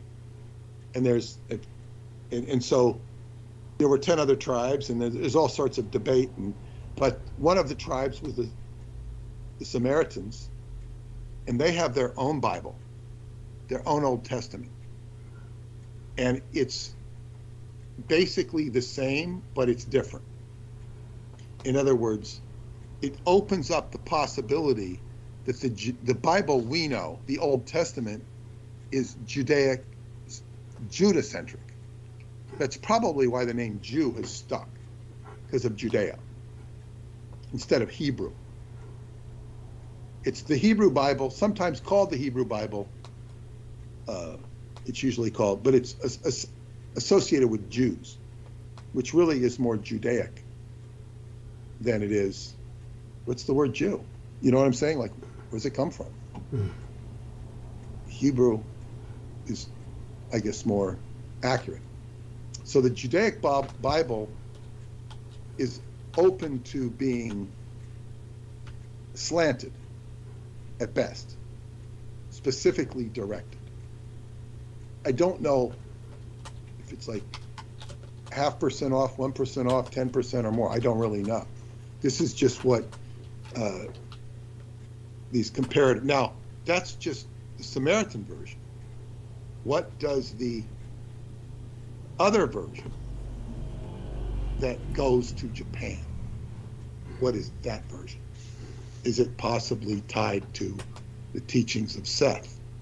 I don't know. It'd be interesting if the Japanese have their own version of the Old Testament. Can you answer that question? Not immediately. Again, I'd have to look through some of my mother's writings if I can find them. It's a thought. Yeah, it's a thought. But certainly when Peter refers to Seth, so that people don't become confused, he's referring to the righteous third son of Adam who Christianized or proto-Christianized the Chinese. He went into the East, the land of the East, to find his bride. And this was after the fall of the garden, of course, and the murder of Abel by Cain. So this is something that I've gone into in the past, and ultimately had its, shall we say, its ultimate cycling, its closing of the circle with the Chinese invasion of Israel and their consecration of the Christ, their consecration of Jesus into the Christ. From then on, he has the title, because it took kings to do that for him, to coronate him. So the kings from the East did that. And that is, of course, an important aspect of my mother's lineage from those mage kings, the vampire mage kings of ancient China, the students of Seth, from, of course, generations and generations before, that came full circle to follow the star of Bethlehem, which was, of course, a star that only they could see, the star inside their minds, in their mind's eye, that they followed in their navigation. So this, of course, brings us back to the time of Arad, when this great corruption of Judaism was ongoing. So, of course, the one thing that we do know, and of course I would have to go through my mother's notes to bring more details, but certainly what we do know is that Christ essentially has the majority of his life missing. What we do know of in the Bible is basically 2 periods of his life, his birth and his death. And there's very little else. There's 30 missing years, during which time he traveled the world. And he certainly made it to India. This much is known. And at some point after the crucifixion and the resurrection, his brother, and it is important to acknowledge his family. Most people don't even acknowledge the rest of his family, certainly not his brother. And his brother did wind up being buried in Japan. Now, this is something, of course, the Japanese have spoken of for years. I mean, before World War II, this was spoken of, and the Americans simply dismissed it. But, of course, the American High Command knew all about it and took it quite seriously, and they knew the Japanese as the descendants of the true Israelites, which had merged into Japan, and therefore the Americans wanted to exterminate them. This is true Judeophobia. The term anti-Semitism doesn't even do it justice. And Hitler realized them as the true Israelites as well. But because of Japan's intermingling as well with the Aryan migrations, the same Aryan migrations across the maritime routes that the true Israelites had taken, and the Indo-Aryan migrations into Europe, of course, had incepted the Germani, the original Germanic tribes, the Indo-Europeans, as people refer to them now, to avoid the term Aryan. The connection between the Aryans of Germany and Japan made the Axis a natural alliance. This is something that Hitler always understood. And of course, understanding this intermixture of the Aryans with the Japanese, along with that of that bloodline into their nobility of the true Israelites, he saw them as the Aryan Israelites, and that is not an oxymoron. It's not a contradiction in terms at all. It's rendered true by the existence of the Japanese. So to Adolf Hitler, this was the reason for the kamikaze, the divine win. Adolf Hitler certainly told my mother, among other things that he told her in the few times that he saw her, one of the things that he told her was he interpreted the kamikaze, or the divine win, as the emperor praying before the Ark of the Covenant. He was convinced that the emperor had, of Japan at the time of the Mongol invasions, had kneeled before the Ark of the Covenant and prayed, and the divine win was the response that wiped out the largest maritime invasion in history. And when Hitler said that, it was the largest maritime invasion in recorded human history, because D-Day had not yet happened. So, and D-Day simply was equal to that invasion. It did not overwhelm it in terms of numbers. So that's something to be understood. The Mongol attack from out of mainland Asia was equal in terms of the ships and the men conveyed by them to the D-Day invasion at Normandy. So D-Day, yeah. Point out that the Mongol Empire was at its height. Yes.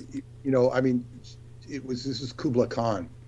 Yes. This was the grandson of Genghis. Maybe it wasn't at its height, but it was damn strong. Well, it was at its height because Genghis simply established the empire. It had, through the successive Khans, expanded, so it was at its height. It was at this point larger than the Soviet Union ever was. The largest contiguous landmass under one empire was not the Greater Soviet Union, it was the Mongol Empire. So at that point, it effectively ruled Eurasia, and when they attacked Japan twice, and both times the fleets were sunk. And this is something that is, of course, of vast importance, and why Hitler knew the Japanese would always stave off the Americans. I have pointed out already, aside from what we speak of often, which is the biological weapons, that when the Americans invaded Okinawa, you're talking about an invasion that was larger than D-Day at Normandy. It took an incredible amount of ships and manpower to make Operation Iceberg happen, one of the names for the invasion of Okinawa, and it very nearly failed. And it's very important to remember that 80% of the Marines who invaded Okinawa never made it to the shores. That was 80% died before ever reaching the island of Okinawa. You can imagine what would have happened if the Americans had tried to invade the mainland. So when the Americans finally took Okinawa, they were basing everything on Okinawa for the invasion of Japan. And then Typhoon Louise erupted and destroyed the American fleet. It destroyed so many American assets that the Americans had to organize Operation Magic Carpet, the largest evacuation in human history of personnel back to Hawaii and the American mainland, because so many Americans were injured and so many ships destroyed. This is, of course, all quite real. Anybody can look these facts up. So the entire American intent to invade Japan was rendered impossible. Now, Americans might try and just fuck with reality, go into some kind of denial mode and say, oh, the Japanese had already surrendered. Well, Peter Moon and I deconstruct that in the book, The Roswell Deception, in which we mention Typhoon Louise, we mention Operation Magic Carpet, as well as these other factors. And in that book, you'll see we also mention the fact that the Japanese had never surrendered. Not only is there no mention of surrender in anything that Truman references, he's counting on American ignorance and the fact that no American, effectively, demographically, statistically, there was no American that could read Japanese. Understand again that most Japanese Americans had worked so hard to assimilate, they did their best to forget their native languages. Most Japanese who had lived in America for 3 generations spoke no Japanese. They had to be taught by what few American professors spoke Japanese to speak Japanese. So it's not like these people spoke Japanese. Oftentimes the Americans would throw them to the front lines as interpreters. And it was an exercise in futility because the Japanese Americans could no more interpret the Japanese than your average American could. It was a joke. So the Japanese would just lie. And this was a big part of American quote-unquote translations. And maybe we should emphasize that in another book should the opportunity arise and there's context for it. But there's one thing is that Japanese quote-unquote American translations of Japanese are just complete and utter bullshit. It's fabrication they pulled out of their ass. And most of the time they just tell the Americans whatever they want to hear because they didn't want to get shot. These are the Japanese Americans I'm talking about, not ethnic Japanese who were raised and acculturated in Japan. We're talking about Japanese who were acculturated as Americans. The Americans were ready to shoot them at any moment. And so they would just tell the Americans whatever they wanted to hear, which is mostly, oh, he surrenders. He says he loves hot dogs and hamburgers. Whatever the hell you want to hear is what they tell him. So they would just tell the Americans, oh, it's a surrender, when they'd show them these Japanese races. Said nothing of the sort. Again, we point this out in detail in the book. So there was no Japanese surrender. The Americans were still very much at war when Typhoon Louise wiped out Okinawa, and that ruined any opportunity for any future American invasion of Japan. So America lost in every way. Now, whether, of course, there is another relic, the Ark of the Covenant is something that Hitler was convinced was the majority of its parts were in Japan. Jesus' brother is buried in Japan on imperial grounds, meaning that the imperial family will not allow anyone to disinter the remains. When it comes to the imperial family and its properties, if America had won the war, then Americans could have just gone in and disinterred those remains to quote-unquote deconstruct that claim that Christ's brother is buried in Japan. But the Americans were never allowed on imperial family grounds. So the whole thing is a situation in which the Americans have obviously lost. Again, we could bring up reason after reason, and I've done many more reasons that have been brought up since our publication of that book, and hopefully we get a lot of these in the next books to follow. But as it is, we are going to say this much about the situation with the Christ and Japan. The Japanese definitively say that Christ was in Japan at one point. They definitively say that. And so that, again, is something people can look up, Christ in Japan. You're going to find a lot of Americans attempting to deconstruct it, but all the Americans are going to say is they'll claim it's a lie, they'll claim it's Japanese propaganda. But take a look at the chronology of this and understand something. First off, comprehend the fact that Christianity has never prospered in Japan. There is no reason for the Japanese to be catering to Christianity. The Japanese are not like the Koreans. Let's just put it this way. Korea is occupied. Japan never was.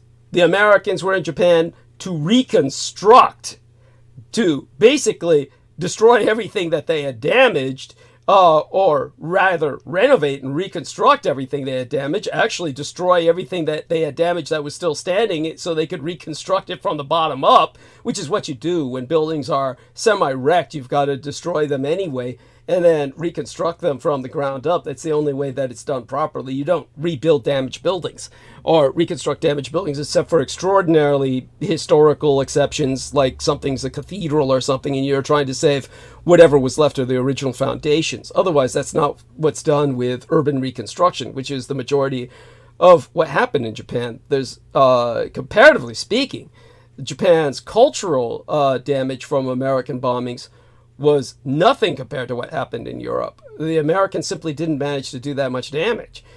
But when it comes to the aspect of Christianity, Japan waged a holy war against Christianity for hundreds of years. Japanese who had converted to Christianity were persecuted.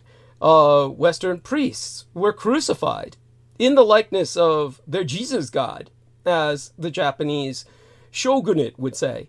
When it comes to Christians in Japan, there were Christian samurai that later on developed. Whoever was unable to hide their faith usually paid a price. Christianity remained extraordinarily a minority religion in Japan.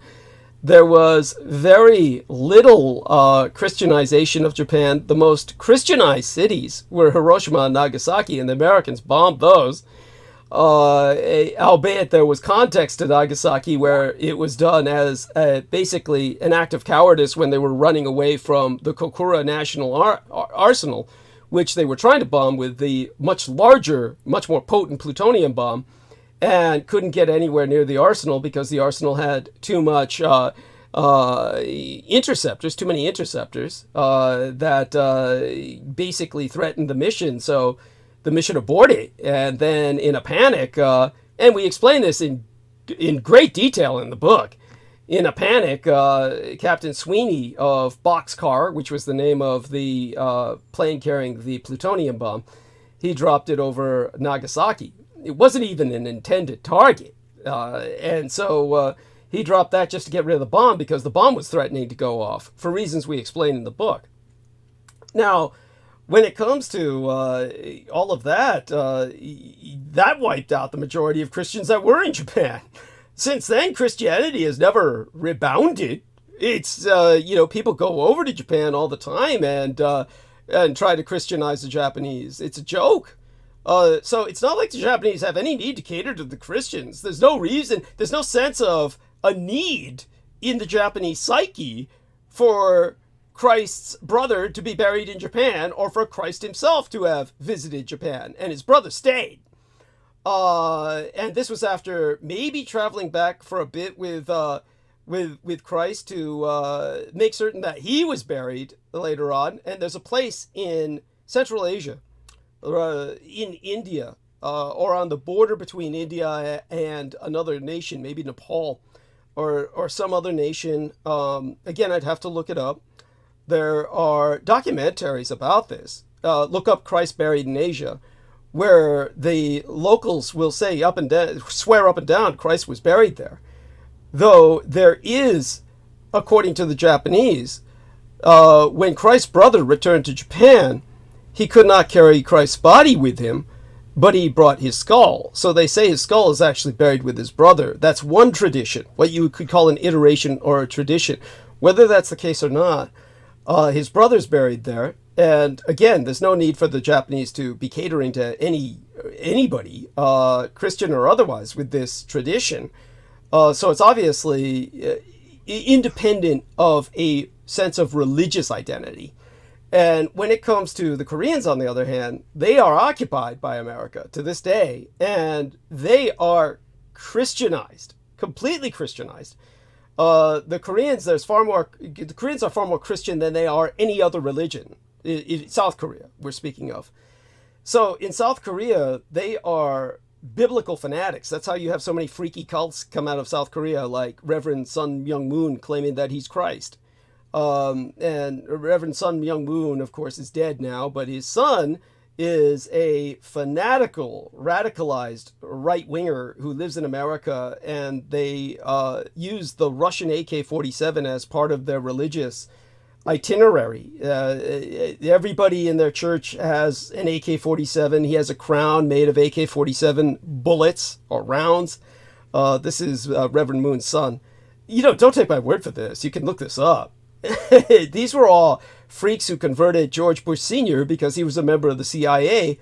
Unlike other nations, which have their own intelligence service, like Japan has the Kempeitai. Germany used to have the Gestapo, but now they have these more streamlined, or shall we say, more civil-friendly intelligence units, but they have their own German acronyms. When it comes to, I could go into detail about them. I'd have to look them up because there's at least 3 different main intelligence units in Germany. But when it comes to, for those of you who don't know, their office buildings for these intelligence units are some of the largest in the world. So the Germans take espionage seriously. But when it comes to Korea, they have literally a KCIA, a Korean Central Intelligence Agency. It's like it's just a CIA branch office. That's how occupied they are. So they, of course, George Bush Sr. was part of the CIA, and he got converted to Reverend Moon's church. And so many people don't know this. Everybody in Asia knows it. If you go anywhere in Asia and you say, hey, what about George Bush Sr.? They'd say, oh yeah, the Mooney president.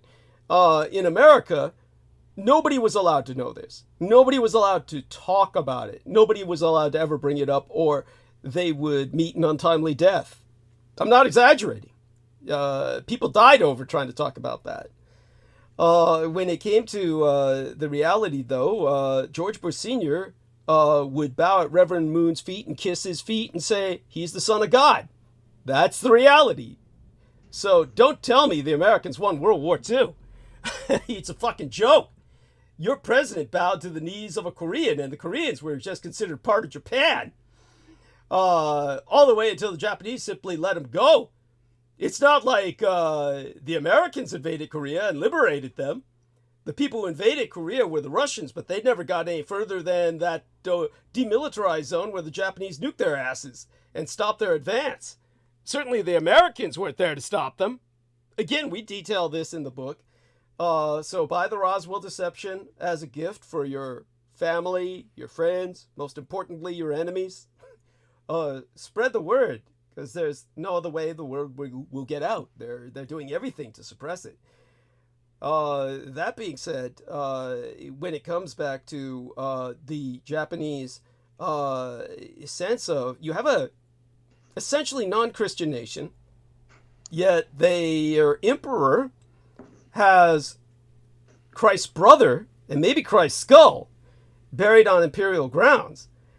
So this is how much Jesus liked Japan. He wanted to go back there to live. The only reason he went back to Israel was so he could claim his crown, because he was a descendant of King David through the matrilineal line, through his mother's line, which is why King Herod considered him such a threat.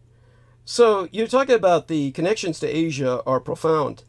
And therefore, this is one of the reasons Hitler felt that the majority of the mechanism of the Ark of the Covenant was in Asia, and that it was still in working or operational status, or status that could be reactivated, because he felt that that was what the emperor had appealed to bring about the kamikaze, the divine wind, which again took place in World War II and wiped out the American invasion fleet preparing for the invasion of the home islands, which the Americans had every intention of still trying to carry out under the guise of peace talks.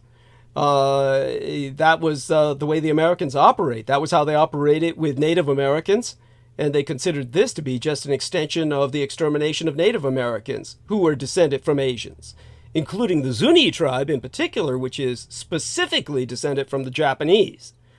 You can look that up as well. That's a genetic fact. Many other Native American tribes are descended from the Chinese, and the Americans looked at wiping out the Native Americans in North America as simply an appetizer for wiping out the East Asians. Again, if America had truly won World War II, not only would there not be any Japanese left alive, there wouldn't be most other East Asians as well, simply because of the supermassive amount of biocidal weapons the Americans would have unleashed that they could not have controlled, and probably would have wound up wiping out a great deal of the rest of East Asia. As an example, exempli gratiae. You want to know why the Vietnamese were fighting the Americans? Why they hated them so much? American bombing throughout World War II wiped out Vietnamese crops and harvests and left the Vietnamese starving. This was not Japanese plunder that caused that. The Americans will say, oh, the Japs raped East Asia and took all the food and the Vietnamese starved to death. It's a fucking lie. It wouldn't even make any logistical sense. The Japanese trained the Vietnamese army to fight the Americans, and the Vietnamese were willing to accept Japanese officers because of the American bombardment of Vietnam with early herbicidals, the precursors to Agent Orange, which resulted in mass famine in Vietnam. This is why Dien Bien Phu, when it fell, the French had been fighting Vietnamese units led by Japanese officers. Entire Japanese artillery units took part in the bombardment at Dien Bien Phu. These are facts people can look up. So the reality is Japan made the French lose in Vietnam, brought the Americans in, and then the Americans were stuck in a quagmire that destroyed the American military after that, the Americans had to stop the draft, and from that point forward, the American military was just pure raw sewage. What they called professionals. A cult of baby raping Satanists engaged in human child trafficking. I mean, the other day, I can't resist venting on this for a few sentences here. The other day, I showed Peter Moon a headline. One thing the U.S. military gets right. Child care. I mean, fuck 2,000 years of back-ass words fighting on the part of everyone else. I mean, you know, stupid fascists like me, we always thought that winning wars was all about militaries that break things and kill people. Man, the American Revolution in military affairs made them the ultra-power that dominates the world. It's all about childcare. If only we had figured that out. Oh my, there would have been no need for a blitzkrieg. Hey, I mean, help me out here, Peter. I give it back to you. Well, thank you. And I've got some more stuff to cover here. The only thing, thank you for all of that. The one thing I want to say is, when you were mentioning the Khan, Khan. Thank you. Thank you for the disambiguation. Yeah, the Khan of Kublai Khan, who was Mongol but ran the Chinese Empire, Genghis Khan. It's very important to realize that the name Khan is an alliteration that we spell as Khan, but it's the same alliteration as the high priest of Hebrews was called Cohen. Cohen, C-O-H-E-N, Cohen, Khan. And in Romania, they have a mysterious mountain like Mount Meru. You know, Mount Meru is kind of a mystical mountain. Yes. It's called Kogyan. Different ways to spell it, K-O-G-I-A-N, K-O-G-H-I-N, Koyan. The G is silent, Kogyan. Or you can harden it, Kogyan, Koan. It's like Cohen. It's like, this is a sacred name. Where it comes from, how it got into the Mongol culture. The Mongol culture is a synthesis of different religions. Buddhism, Lamaism. Lamaism would actually predate Buddhism, but it's so syncretic and, you know, but okay, now, so I'm saying this to show you that the whole, what we know as Judaism is so mysteriously intertwined with the East. And there was the Silk Road. And of course, Jews are known as great merchants. So they were, you know, hallmarks of that trading route. But where I want to go now is into the, I will be, when I finish the chapter on Shinto, that's sort of a preparation to go into the chapter on Nicholas Roerich on the Wallace expedition. Yes. Now, Wallace, I'm talking about Vice President Henry Wallace. Yes. He was the Secretary of Agriculture in the 1930s. He was the father of Monsanto, the infamous Monsanto company. Douglas has talked about his trip into Asia. He did 2 trips into Asia at least. One was, well, I don't know, did he do 2 or 1? He did one where he, you know, literally kissed the feet of the Soviet Union. Yes. And he was very much pro-communist, and we exposed that in the Roswell deception. Him and FDR both were great Stalin supporters. But Douglas talks about, see, this is historically known that Wallace sent Nicholas Roerich, the esoteric painter, Messiah seeker, to Mongolia in the 30s to recover, well, the ostensible trip was to go get agriculture, to go get a form of wheat that would survive the Dust Bowl, because we had the Dust Bowl in the Midwest.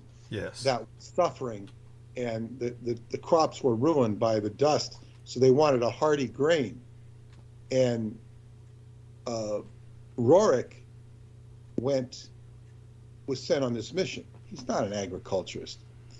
He was really sent to find this golden child, which is mimicked in the Eddie Murphy movie, The Golden Child, although that's a mockery. Thank you. Yeah, he was really to find a Messiah. He was sent by FDR so they could get the blood of this Messiah to cure FDR's polio. But that was in the 30s. Henry Wallace makes a personal trip later on in the 40s, but we're not going to go into that. But Roerich also went in the 20s. He was a great explorer of Asia. Now, I had known that there was an article on Roerich in the New York Times, and fortunately, Aristides did a great job of digging it up for me. Because it was behind a paywall, I was eventually going to check the library because I could probably get it for me there, because the library has a subscription.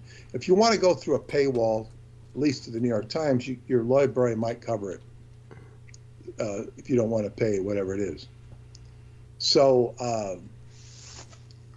anyway, thanks for Aristides, really did a great thing here.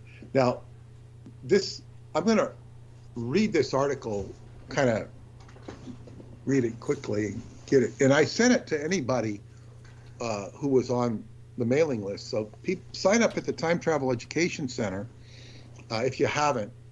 TimeTravelEducationCenter.com. You can sign up for free. You can also become a paid subscriber, and you can see free videos on time travel, which we're not going to go into right now. Not to minimize it. Yes. But this is from the New York Times Book Review of July 4th, 1926. It's an article. It says Roerich, meaning Nicholas Roerich, this Russian who had ingratiated himself into the United States, a great explorer of Tibet and Asia as well, Mongolia, China. Roerich seeks a composite Messiah in Tibet. It says, Cushing adulation and communist propaganda make a medley of his monograph. He was tied to communists, he was tied to esotericists, anyway. So he was a painter. And there is a museum on the Upper West Side of New York you can go to if you're in New York. I visited it. Okay, so I'm going to try and read this, and I'm reading it for Douglas's benefit. It's by a guy named H.I. Brock, and it's actually a book review. I thought it was an article, but it is an article, but it's a book review of this huge book called Roerich Himalaya, a monograph. Okay, here is a massive and opulent folio. Here in a massive and opulent folio is collected a curious and amazing medley of material. Analysis of this material distinguishes certain components. First distributed through the book is an exhibition through reproduction in color and otherwise of appropriately 100 of the paintings of Nicholas Roerich. These paintings concern mainly with the Himalayan mountains and the monasteries of the red and yellow lamas in Tibet. Second, preceding other letterpress in a series of 4 appreciations of Nicholas Roerich, keyed to each a screaming pitch of admiration that the critical reader can find in them no safe ground for anything like a just estimate of their subject. This is true whether he is taken as artist, archaeologist, prophet, or messiah of a new religion, or an old one, sublimate and conciliator of all the other religions that have sought to enlighten the world, and incidentally serve to act the people of the world by the ears in a discord of jarring sects. A lot of double talk in there. Really spoke really confusedly, but basically saying Roerich is seeking out, religion in the East, and whether he's a messiah of a new religion or is synthesizing the old ones. He actually is seeking a messiah, as the article will go on to say. And it says, in turn, by these disciples, Roerich is seriously presented as supreme in each of these capacities. More, though he is frankly admitted a Russian of the strain of Roerich, though, and then the bottom line gets cut off here. It says, though he has been something, one of these disciples proclaims him with conviction, quote, the voice of America, quote, in spirit and in art, the foreordained and foreseen successor of Walt Whitman. Roerich's art, says the disciple, transplanted upon the soil of this country, has become an expression of America's soul and its great sustenance. The concrete evidence is the existence of the Roerich Museum in Riverside Drive, New York, where great numbers of the master's paintings are collected and preserved by a society devoted to his interests. Of these paintings, more later. Now, it's no longer on Riverside Drive. It's been relocated to a more humble address. I would also say that historically, when Roerich came to the United States, or returned to the United States and saw the museum, which was totally built in his honor, he insulted everybody like it wasn't good enough. Wow. This basically means that he was an asshole. Yeah. Because when he was on the Wallace mission, Wallace had to recall him because he wasn't getting the grain. And this is at least what was presented to the public. Yes. And then he was becoming arrogant and trying to set up his own country, yes, and become his own self-styled Messiah, supposedly, which is probably true. Yes, I was about to say that part is certainly true. But in the meantime, they were going after the Messiah. So the third component of the book is an assemblage of chaotic assemblage of notes by Roerich himself, leading the imagination captive with the picturesque title Ranners or Banners of the East. These are notes of landscape powerfully and politically pictured in words of sights and sounds in the mountains and habitations of Sikkim and Kashmir, the tremendous sounds of religious ceremonial trumpets, the chiming of silver bells, notes of color and design and costume, sculptors and painters' notes of faces and figures. All these are of extraordinary vividness. Mingled with them, higgledy-piggledy are other notes, pregnant notes of mystery and mysticism. Now, here's where it gets interesting. That's a lot of banter. Sorry to have burdened you all with it. The article says, there is a quest. The clue to the goal of that quest lies among Himalayan lamasseries. Every now and then again, something is discovered that points the way.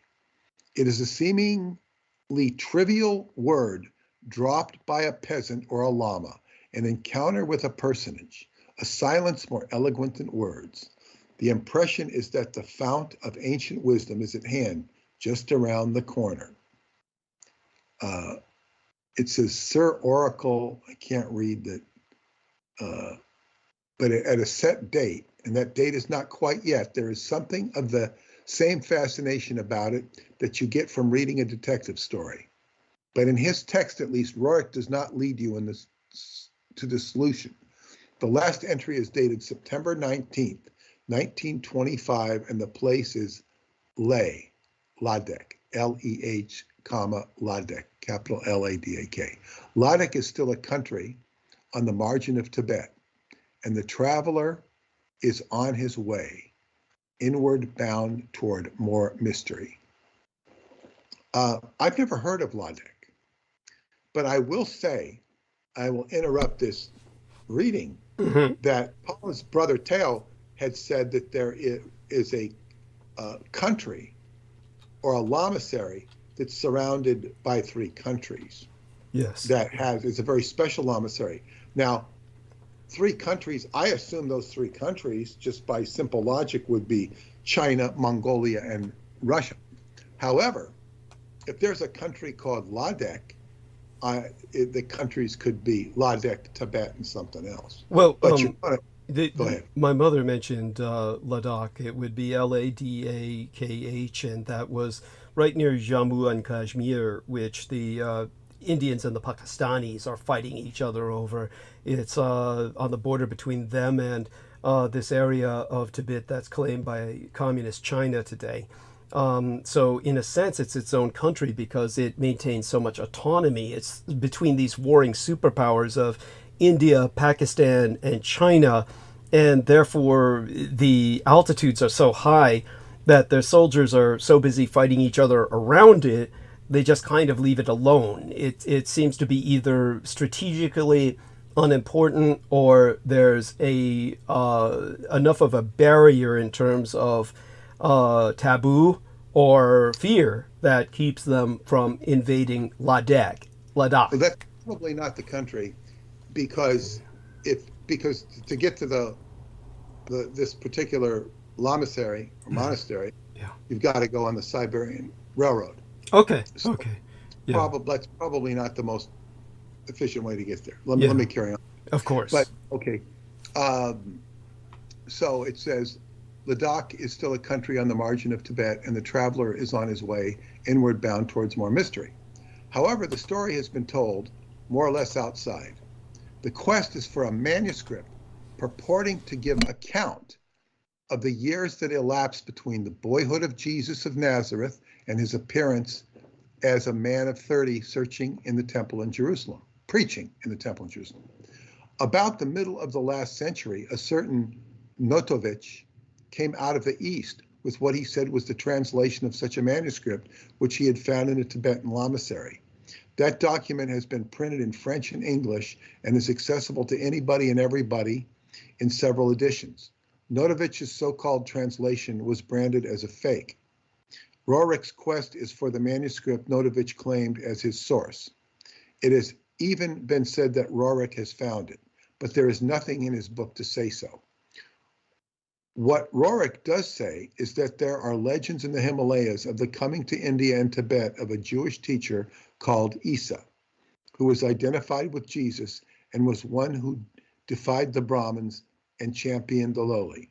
Rorick picks up fragments of lore about this teacher, and he associates them with a narrative which is in all essentials the narrative of Notovich. All is kept vague, with a vagueness which may be the vagueness of art or maybe only a twilight of knowledge. But the mystery goes further and deeper than the personal association of the Jesus of Christianity with the elder religions of the East, with the cult of Buddha especially. There is a looking forward to another figure, a figure who was in the prospect of far-off divine events in most religions, the ultimate redeemer of the world. This figure looms mysteriously in all Rorick's backgrounds. He is coming out of the north, possibly Siberia or Russia. The wise men of the East with whom Rorick has been in touch during his sojournings on the edges of India, these wise men walking about their heaven, scaling hills or sitting purple clad in their monasteries, clinging to dizzy heights, are expecting a not remote appearance of this Redeemer. Rorick is concerned to show that the coming one is the Redeemer or Maitreya, one not of one religion but of all. By every seemingly idle bit of gossip or rumor or fact he sets down, he seems in his own mind to be piling up the evidence that the true religion which has kept alive this belief holds on in Tibet, and that all the other religions, including Christianity, are hospitably included in it. In some fashion, way back in the 3rd century AD, a certain Mani or Manis, said to be a high-born Persian of Ekatana, founded a religion which borrowed something of Christianity, including at any rate the name of Jesus, and spread that religion east to Turkestan and the confines of China, and west as far as Rome itself. No doubt it penetrated into Tibet. It might very well have left there all the odds and ends of Christ legends which have fallen in Rorick's way and fitted so handily into his scheme. It might even conceivably have planted a manuscript in some Tibetan monastery, which would have furnished Notovich or anybody after him with all needed inspirations. Manichaeism is dead. It died long after its founder, who was crucified and enslaved by the Magi in the vain effort to stem the tide of what they regarded as submission to a pernicious doctrine of pragmatism as opposed to simple faith. For Mani taught that knowledge of the physical world was essential. He might be classified in modern terms as an evolutionist instead of a fundamentalist. St. Augustine himself was one of his disciples. To return to Roerich, there is a certain prophetic fire, a divine frenzy in his concentration upon his quest and his perpetual returning to this idea of the oneness of religions and the coming one who will make the whole world see them so. But there is another aspect of his doctrine, and this may reasonably excite suspicion and alarm among those who are always prone to see civilization menaced by the subversive forces that radiate from Red Moscow.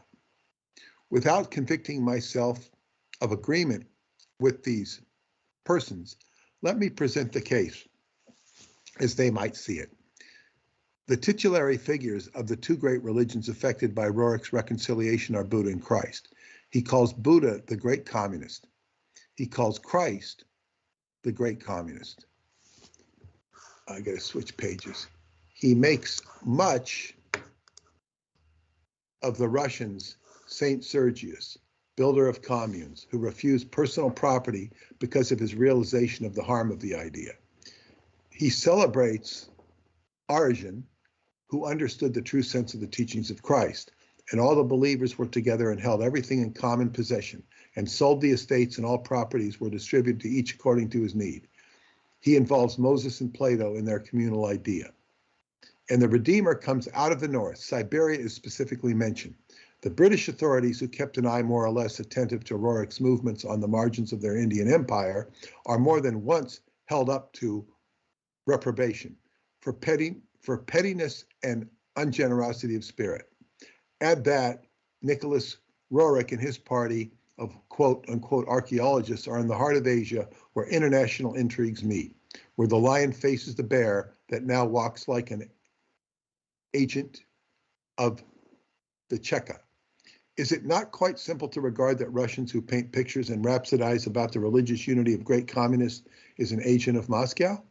Can he be an ally of Mephistophelian M. Karakan, who makes it so difficult for the diplomatic representatives of the European countries in Peking to save China from that excessive form of democracy which acknowledges the sainthood of Nikolai Lenin?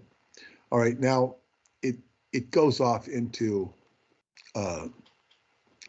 political stuff on Roerich, which I'm not going to go into.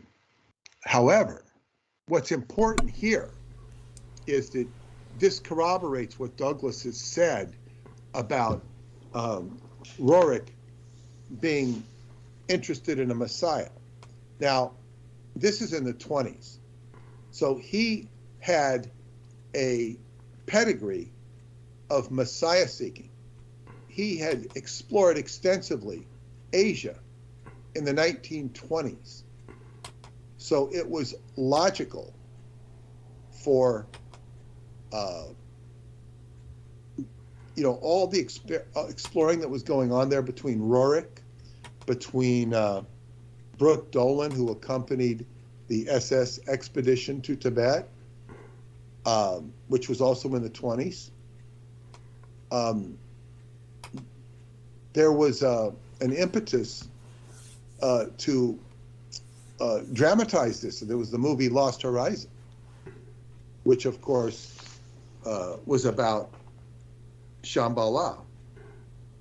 And there was also a strong Christian element in that movie because the priest who discovered Shambhala and who was the head lama was a Portuguese priest, played by Sam Jaffe, the man who played Gunga Din.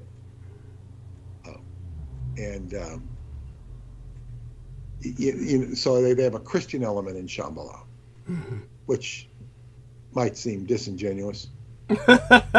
Well, it's meant as kind of like to ease the impact of the paganism for the audience of the day. Yes.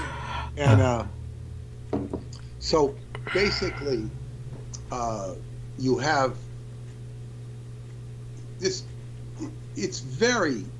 This really corroborates Douglas's story that Roerich was indeed a perfect candidate to select to go find this Messiah, because the Messiah was known about or was anticipated. And then he apparently appeared. I don't think he was very old. He might have just been being born around this time. Yeah. So Roerich knew the landscape. He was the perfect one to send. Yes. So this is what I wanted to present to you. I've been wanting to read this article for a long time. I just hadn't gotten around to it. Interesting. And I will, refer to it or quote it in the book, not the whole article. Well, it certainly brought a lot of memories to me. I'll be happy to relate them right now. What does come to my mind? That's the point. Yeah. Go ahead.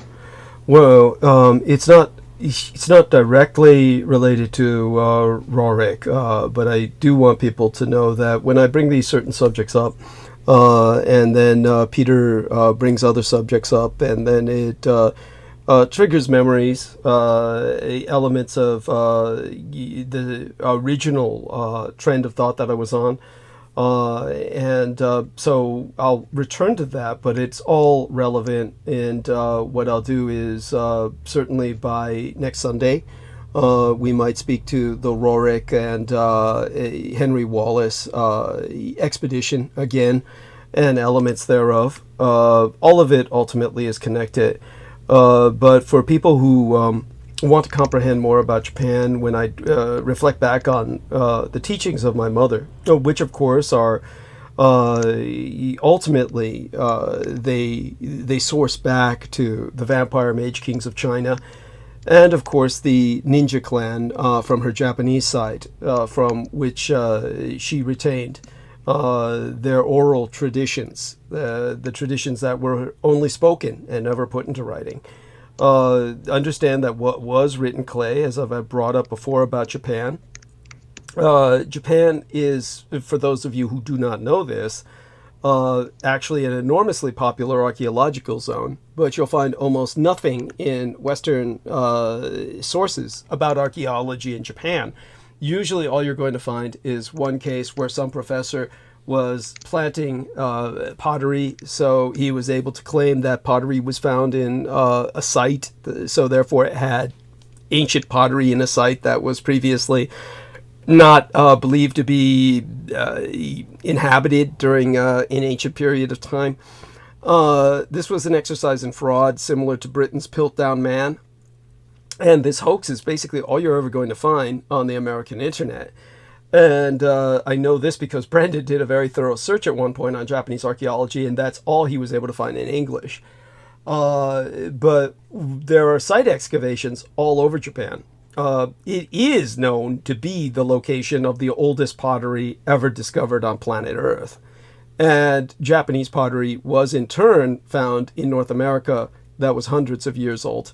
And the foundation for the American Indian building of pottery in North America. So there was obviously a cross-Pacific transplantation of culture. As for Japanese pottery itself, the fragments of pottery can be traced back 14,000 years to the age of Jomon.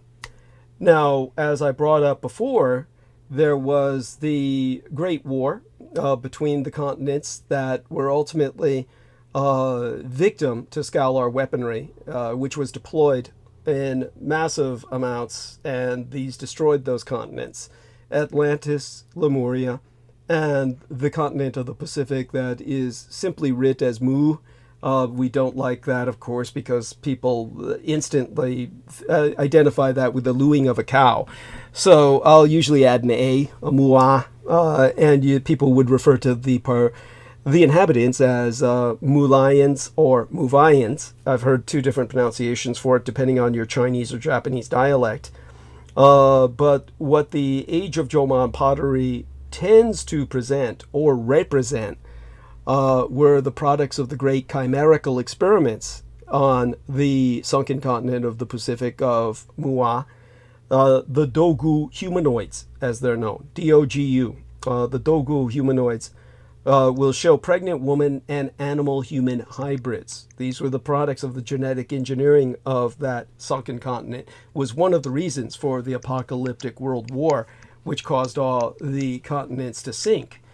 And the one thing we know about the Dogo humanoids is that none of these examples of pottery, to my knowledge, has ever been found whole. All of them have been deliberately shattered. We have only found deliberately shattered remnants of the Dogu humanoids, the most ancient pottery in Japan. And there are several speculations as to why that is. Some say because, of course, it represented the technology that brought about the downfall of the civilization from which the original Exodus sourced. The remainder of that culture's continent is New Zealand, which were its highest mountains that remained above the sea. That is why Zealandia is counted as a continent by all conventional scientists as a eighth continent, because it's so shallow. People in science believe that someday it can be exploited with structures that can be mounted to support human life. Because it's simply so shallow that that's possible. That being said, it brings us again to the Yayoi immigrants. It was in 732 BC. The Assyrians sundered the Israel. That's when the 10 Hebrew tribes were exiled. And that was the same century. What year was it? 732 BC. In 732 BC is when the Assyrians sundered Israel and the 10 Hebrew tribes were exiled. That was the same century that Japan transformed from the age of Jomon into the age of Yayoi. So when it comes to the thing to remember, the Japanese who arrived on the Japanese islands from the sinking continent retained very little of their technology. Their nobility retained high technology relics that are still in use today, or in operational standby, so to speak. And they are technology. When it comes to the peasant class and so many of the other, the majority of the population, they had brought with them mainly that which they thought was useful, and much of it was obviously pottery. Apparently all of this was shattered in disgust by themselves or future generations, as it represented so much of what had brought about the war, the interbreeding of humanity with many other species, and creating many sapients, meaning sentient species that were intelligent enough to be consciously aware of their existence and self-reflective. And that this was considered one of the great crimes that had led to the downfall of the the antediluvian world, or the pre-flood world. But when 732 BC arrived, 732 years before Christ, the influx of Jewish tribes emigrating to the subcontinental superarchipelago of Japan swelled the population 10 times over in but a single century. That much is a demographic fact that's recorded in Japanese history anthropologically today.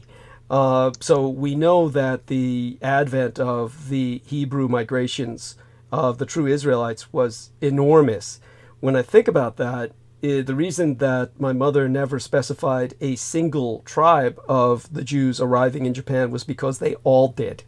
They all did. All the tribes of the 10 Hebrews arrived in Japan. That's why there's no other way that the Japanese population could have swelled 10 times over in but a single century. It swelled 10 times over because all 10 tribes of Hebrews arrived.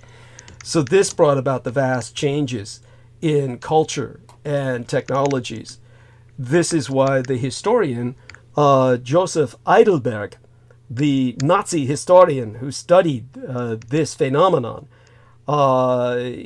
concluded that this was when the deployment of new bronze and iron weapons occurred in Japan as they had been deployed in Israel.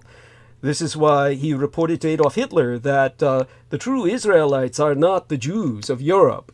They have all migrated to Japan. In Japan, this is known by the Nazi term, the Heidelberg Explosion.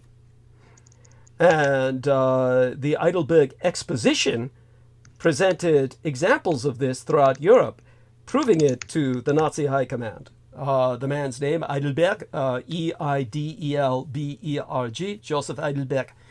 And, of course, this is what led to the majority of the Ark of the Covenant being buried on Mount Tsurugi, Tsurugi. Mount Tsurugi is on Shikoku Island, Shikoku. How do you spell that Tsurugi again? TSI? Tsurugi. Tsurugi. Mount Tsurugi is on Shikoku Island, and that's spelled Shikoku. That's where the Ark of the Covenant was buried. That's where the emperor prayed. He got onto his hands and knees and prayed that the Mongols be swept away, and the gods answered his prayers, or the god. Of course, in Japan, just so people understand this, the little portable shrine you see all these young men carry in so many of these parades is known as the Mishkan, which is the residence, refers to the Holy Tabernacle. These are the portable shrines where God and man encounter per Exodus 29, chapter 29, verses 42 through 43. This is what the Japanese are representing symbolically in their parades, is that Ark of the Covenant. The 1930 literary scholar, who, of course, accompanied my mother to Berlin, his name was Masanori Takane, surname spelled Takane, Takane, and first name Masanori, Masanori. So Masanori Takane noted all of the parallels between the Book of Exodus and the 8th century Japanese national text, the Kojiki. Of course, the Kojiki would simply be spelled in the romanization as K-O-G or K-O-J more commonly. K-O-J-I-K-I, K-O-J-I-K-I, the Kojiki. Of course, this is the Nipponjin, or Japanese people's foundational cosmology collected in a single volume. Kojiki means record of ancient matters. And this was published around 712 years before Christ. The hidden histories speak of the formation of the 14,000 islands of Japan and the foundation of human society. Now, the Kojiki spoke of a sacred artifact identical in description to the Ark of the Covenant. This is what was discovered by the Takane excavation. Takane is spelled T-A-K-A-N-E. So the Takane excavation was extant between 1952 to 1963. That's from the year that the war was ended in victory for Japan, that very year, and the excavation was closed the year my sister was born, 1963. And what it uncovered were true artifacts: a brick arch, marble corridors, human mummies. And that's when the emperor declared it a nature preserve, because suddenly all the white guys started showing up, and he said, fuck this shit, I don't want them looking at it. And he closed it off as a nature preserve. So he closed the excavation site. Now, as I've said before, the Yamato dynasty was incepted and established on Honshu Island.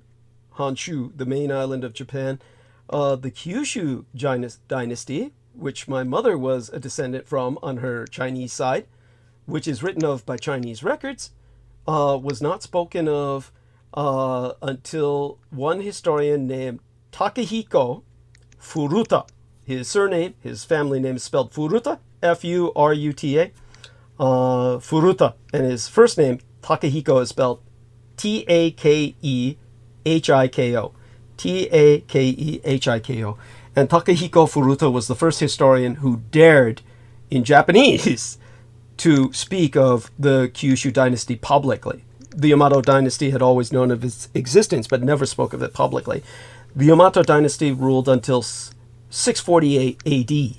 And then the Japanese Imperial Civil Wars, their version of the War of the Roses, drove the Kyushu dynasty back to the mainland of China. Now, ultimately, of course, we need to address the lost years of Christ. This is what brings us to the Take no Uchi manuscripts. Okay, these are spelled Takenouchi. Take no Uchi manuscripts. And the Take no Uchi manuscripts are the story of humanity never told. Now, of course, there are many sword guards. Of course, the Japanese value them. They are, in their own sense, a kind of coinage, and they serve many purposes. But I think the most important thing is for people to kind of look up the Tsuba, Tsuba, Tsuba. That's the Japanese word for the sword guard. And the Tsuba, there are many Tsuba which betray their samurai as secret Christians. So there are Tsuba that only a Japanese expert could identify that betray a Christian samurai. But together, thousands of them confirm that many in the samurai warrior caste secretly followed Christianity. The reason why is because there is the tomb of Christ in Shingo, Shingo, Shingo. That's, notice the word. Shingo? Yes, Shingo. Notice that term Shin, Shingo. Shingo in Aomori, Japan. Aomori, Aomori, Japan. So Shingo in Aomori, Japan, that's in the Tohoku region of Japan. Also add that, Toho, like Toho Studios, Ku, Tohoku.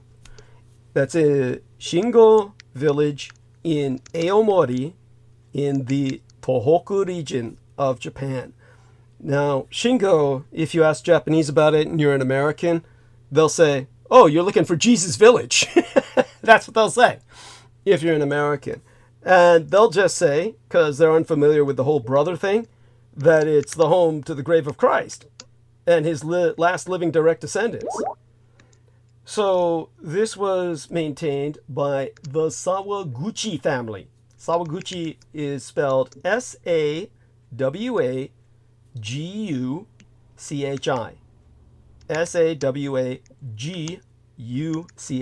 Sawaguchi. Now, what happened was Christ was missing in the years between age 12 and age 30. His brother had a Japanese name. His brother's name was Izukiru. Isukiru. Izukiru. Now, I know for a fact that the moment Adolf Hitler attained the Reichskanzlei, when he became Reichskanzler in Germany, when he ascended to power in 1933, the emperor ordered all the documents seized concerning Shingo and the Sawaguchi family. And many of these, of course, were brought by my mother to Berlin for Hitler scholars and Hitler himself to review. This proved to Adolf Hitler that Christ's brother was half Japanese. Christ's story was forgotten until 1935 when Kiyomaru Takeuchi. Now, this is two spellings for the name. I'm going to give them both. The family name is known as Takeuchi, which is Takeuchi. Takeuchi, also known as Takenouchi. That's a more formalized extension, giving them a higher status. Takenouchi. The NO is added there as kind of a connective, but it's integral to their name. So it's almost like a von in the German, which entails a nobility, a baronial status. So Kiyomaru, the first name, Kiyomaru, Kiyomaru Takenouchi, or Takeuchi, discovered an ancient document in Ibaraki Prefecture in Japan that led to his advancement in social status. Ibaraki is spelled E-B-I-B. I'm getting my Japanese, my romanization mixed. I-B-A-R-A-K-I. Okay, start over. I-B-I. Start over. I-B-A. Iba. Raki. R-A-K-I. I-B-A-R-A-K-I. Ibaraki. Okay. Ibaraki Prefecture. So in Ibaraki Prefecture in Japan, Kiyomaru Takeuchi discovered this ancient document that led to his being knighted, in essence, or raised in status, to Takenouchi. So the text of the manuscript presented that Jesus was buried in Herai village, that's spelled H-E-R-A-I, in the Aomori district, already mentioned the Aomori district in Japan. And moreover, the document proved that he was buried at the site with his brother. Now, the German scholars in Berlin said the text looked very authentic. There was no reason to doubt that it could be an original. Because of this, not in spite of it, but because of this, the Japanese government banned the document from public view. Nevertheless, it became a part of the collection of the museum in Tokyo, which was bombed during World War II. Now, all of the museum's documents were destroyed. However, the Takeuchi family had made copies of the ancient text before they informed officials of the discovery. That is why the man was knighted. Not because of the discovery, but because of his copying all the documents that left Japan the duplicate of the text destroyed by the war. So, one of the copies of the document is now located in a small museum, a museum in Shingo Village, that is traditionally known as Herai, H-E-R-A-I, as I've already spelled, but that was its original name. It later became Shingo. But it was in ancient days, when Jesus was around, it was Herai. And near the famous tomb of Jesus, that's where the small museum is. It's near the tomb, so that people understand that people can visit here. Now, the analysis of the text, anybody can analyze it, proves it was written in ancient Japanese. This is not something some guy in the village could just make up. When he copied that text, he's copying it visually. He does not know what he is writing. The emperor's scholars knew, and the emperor himself knew what he had written. They could read it. But they said, since you took the trouble to copy this down without even knowing what you copied down, you are receiving your entire family will be promoted in status forevermore. So, of course, nowadays, nobody has enough knowledge of this on this type of writing to read it themselves outside of the imperial family. But understand that it's impossible to fake such a manuscript. Moreover, the first linguistic research proved that the traditional name Herai doesn't belong to the Japanese language, but unsurprisingly is similar to the word Hebrai, Hebri, or Hebrai, meaning Hebrew in Japanese. In other words, the name of the village was Hebrew. Literally, Hebrew was the name of the village. Later on, they Japanized it and simply called it Chingo. But the original name was Hebrai. Hebrei, Japanese for Hebrew. The ancient Hebrew language, the word Herai, on the other hand, resembles the phrase a mountain, as in Golgotha. So they named it a mountain, kind of like when they Japanized it first in the local, from Hebrai to Herai. They just took the B out, made it kind of like mountain in honor of Golgotha, and then later it became Shingo. Now, according to the description posted near the tomb, when Jesus Christ was 21 years old, he came to Japan and pursued knowledge of divinity for 12 years. He went back to Judea at age 33 and engaged in his mission. However, at that time, people in Judea would not accept Christ's preaching. Instead, they arrested him and crucified him on a cross. His younger brother, half Japanese, Izukiri, casually took Christ's place and ended his life on the cross in one iteration.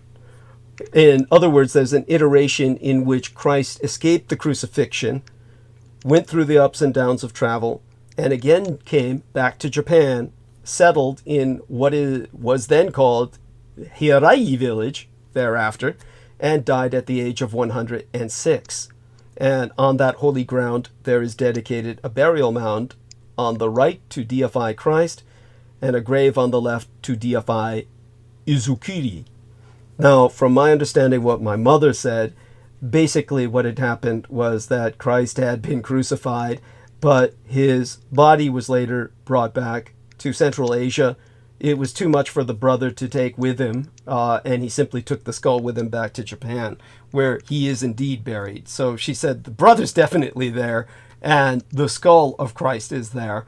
So it's not his body per se, but his brother was the one who lived to be 106. But everyone just kept calling the brother Christ. In other words, everybody in the village just kept looking at the brother as, you know, they really couldn't tell them apart, even though one was half Japanese. When one came back with the skull, they pretty much said, well, you must be the Christ, and his brother must have sacrificed himself for you, because that's what a Japanese guy would do. Is it possible to conceive that the brother was one and the same person that resurrected and came back? It is. It has been said. This is something that Hitler scholars thought was the case. At any rate, they look on the Japanese as the Aryan Israelites, the true Israelites, Aryanized through the migrations thereafter, and therefore the true Israelites are Aryanized, and of course are on Japan. This is how the Nazis viewed it. Yes, was that Christ had returned, and it was Christ. My mother kind of like looked at it from a more colloquial perspective of like kind of like a bunch of ignorant villagers who really just thought, oh, it's that Jesus guy. He came back, right? You know, whether it was his brother or not. In fact, of course, they probably accepted him more as the Christ because he was half Japanese, because, as you know, cultures will acculturate or ethnify certain celebrities, just like you saw the pictures of Hitler that were Japanized in Japan. The fact that they would accept the guy who looked more Japanese than the original brother did as Christ would be kind of like a nativism. There's a certain sense to the way my mother saw it, but certainly the Nazis saw it the way you say it.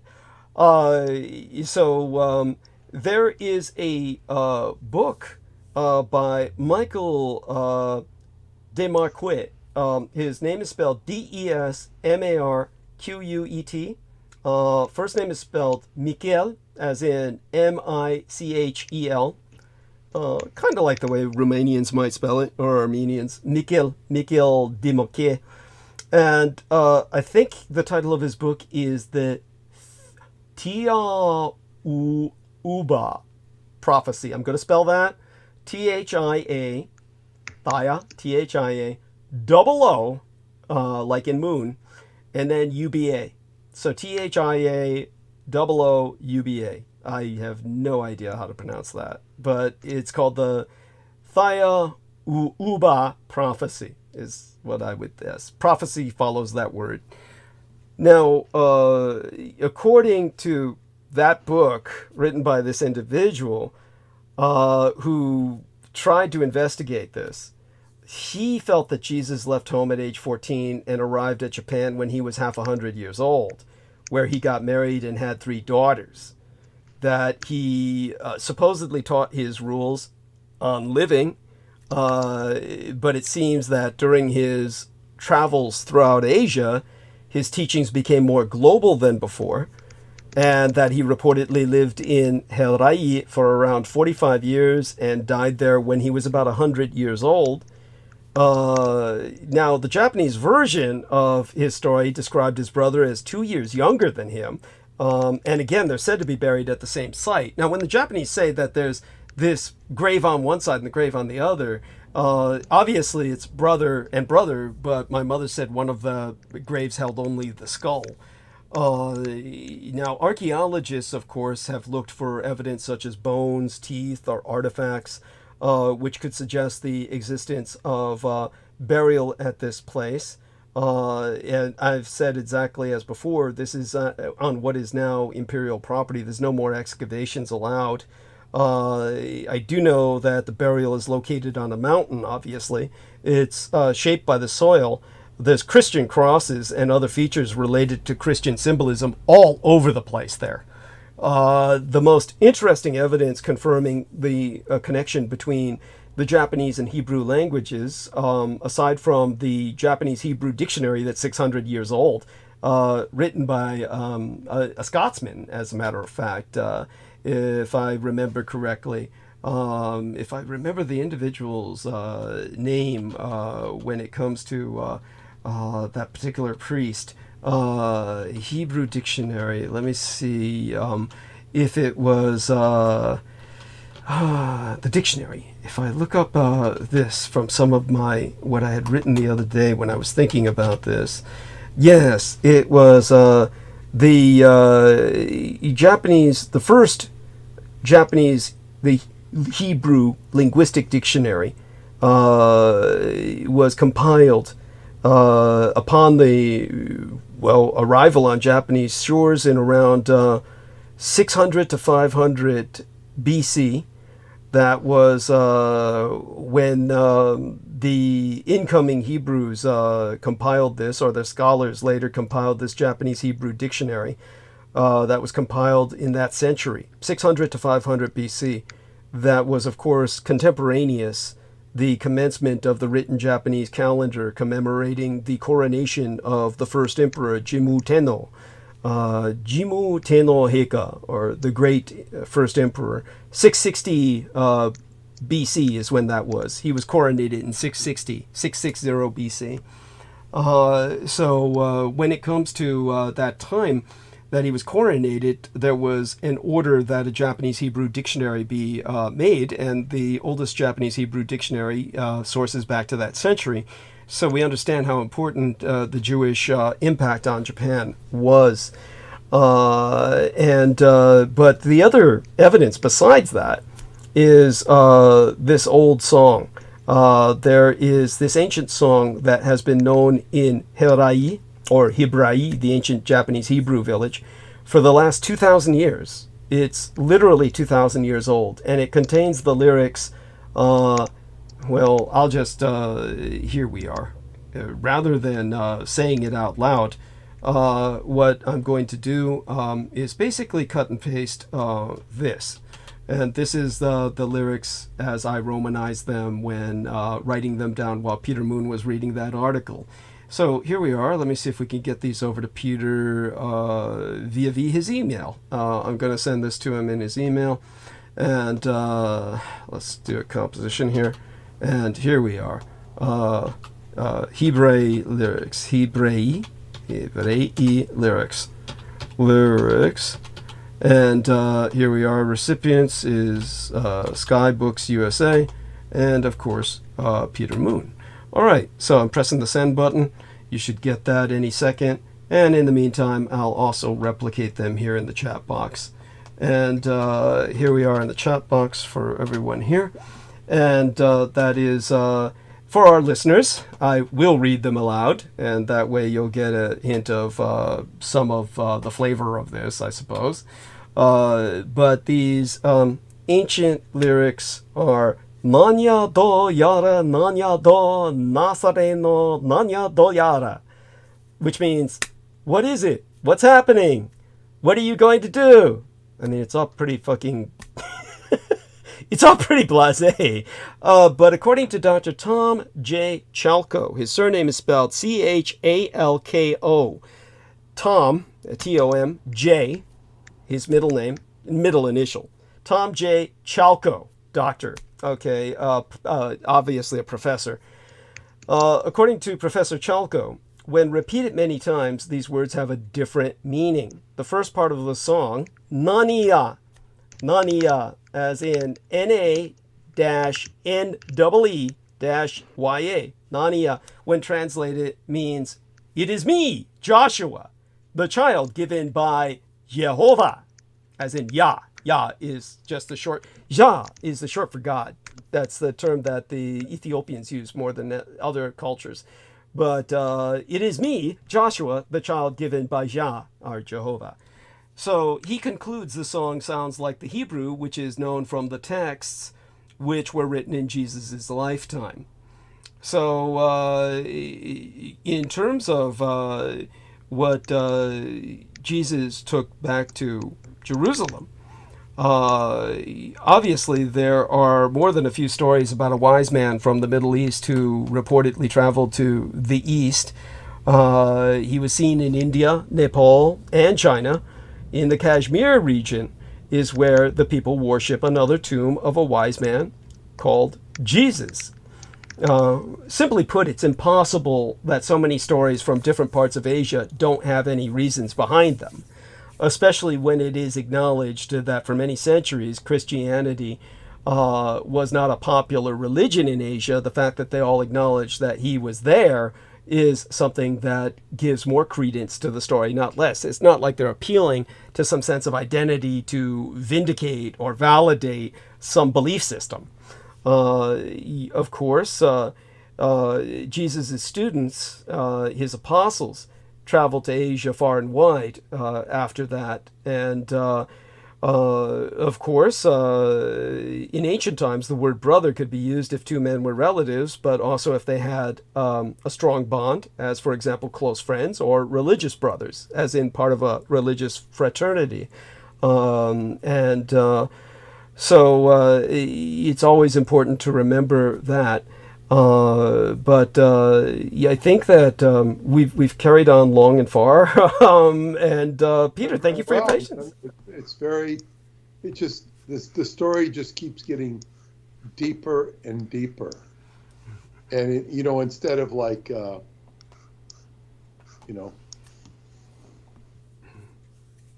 pissing off, it's like if you had a playbook in football and this play's not working, these plays aren't working. Okay, so we've got deeper plays and more complex. You're not running out of resources, and it's I'm glad I stirred the pot here with that article, and it looks like you have more to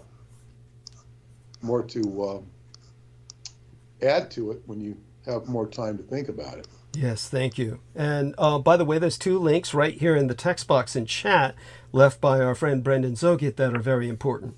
They talk about the hidden Christian motif on the suba, or the sword guard, and also the katakana in Japanese coming from the ancient Hebrew. Both very important points here. So this is why the Americans wanted to... Brendan had a past life as a shogun or a samurai or something. Something of that nature, yes. I speak of him as a ronin, a wandering samurai across the surface of the earth, because that's what he's left with right now after the latest exodus he had to he had to commit to since leaving this woman's house he was being somewhat of a care provider for. And now he's like left wandering until his own home is built, so to speak. But yes, definitely appreciate his input, and with all of that, we appreciate your patience, Peter, through all of this. As of course the narrative emerges, you are doing just putting your heart and soul into making certain that you're presenting it in such a way the public can understand it ultimately. Well, yeah, and it's as they say, you're pulling rabbits out of your hat that you didn't remember were there. Consciously, at least. Yeah. Yeah. No. So that's great. I mean, I've heard of these things before, but they sound off the wall, and they sound off the wall. It's like, how do you process this? It's like every place has got. I remember my brother having traveled to Europe, and I was mentioning someplace he'd been. I was saying it's some piece of relic of the cross, and of course he's not. We weren't raised Christian at all, and he says, yeah, they have a piece of the cross almost every place you go. In other words, you could build a whole cathedral with pieces of the cross. I'm being a little facetious here. But it's like, and I said this, many times, that when you're processing people in past lives, whether it be Scientology or some other technique, most everybody was either on the central cross or one of the crosses, and when Christ was crucified, or they were in the audience. It's like almost everybody was there.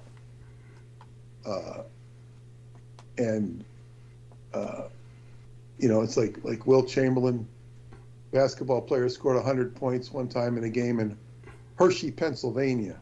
Very small town, small gymnasium. He said he met, more people that had been at that game. Hey, yeah, I saw you at that game where you scored 100 points. More people that were at that game than could possibly fit in the stadium. It's like, I was there. I was there when John Wilkes Booth shot Lincoln.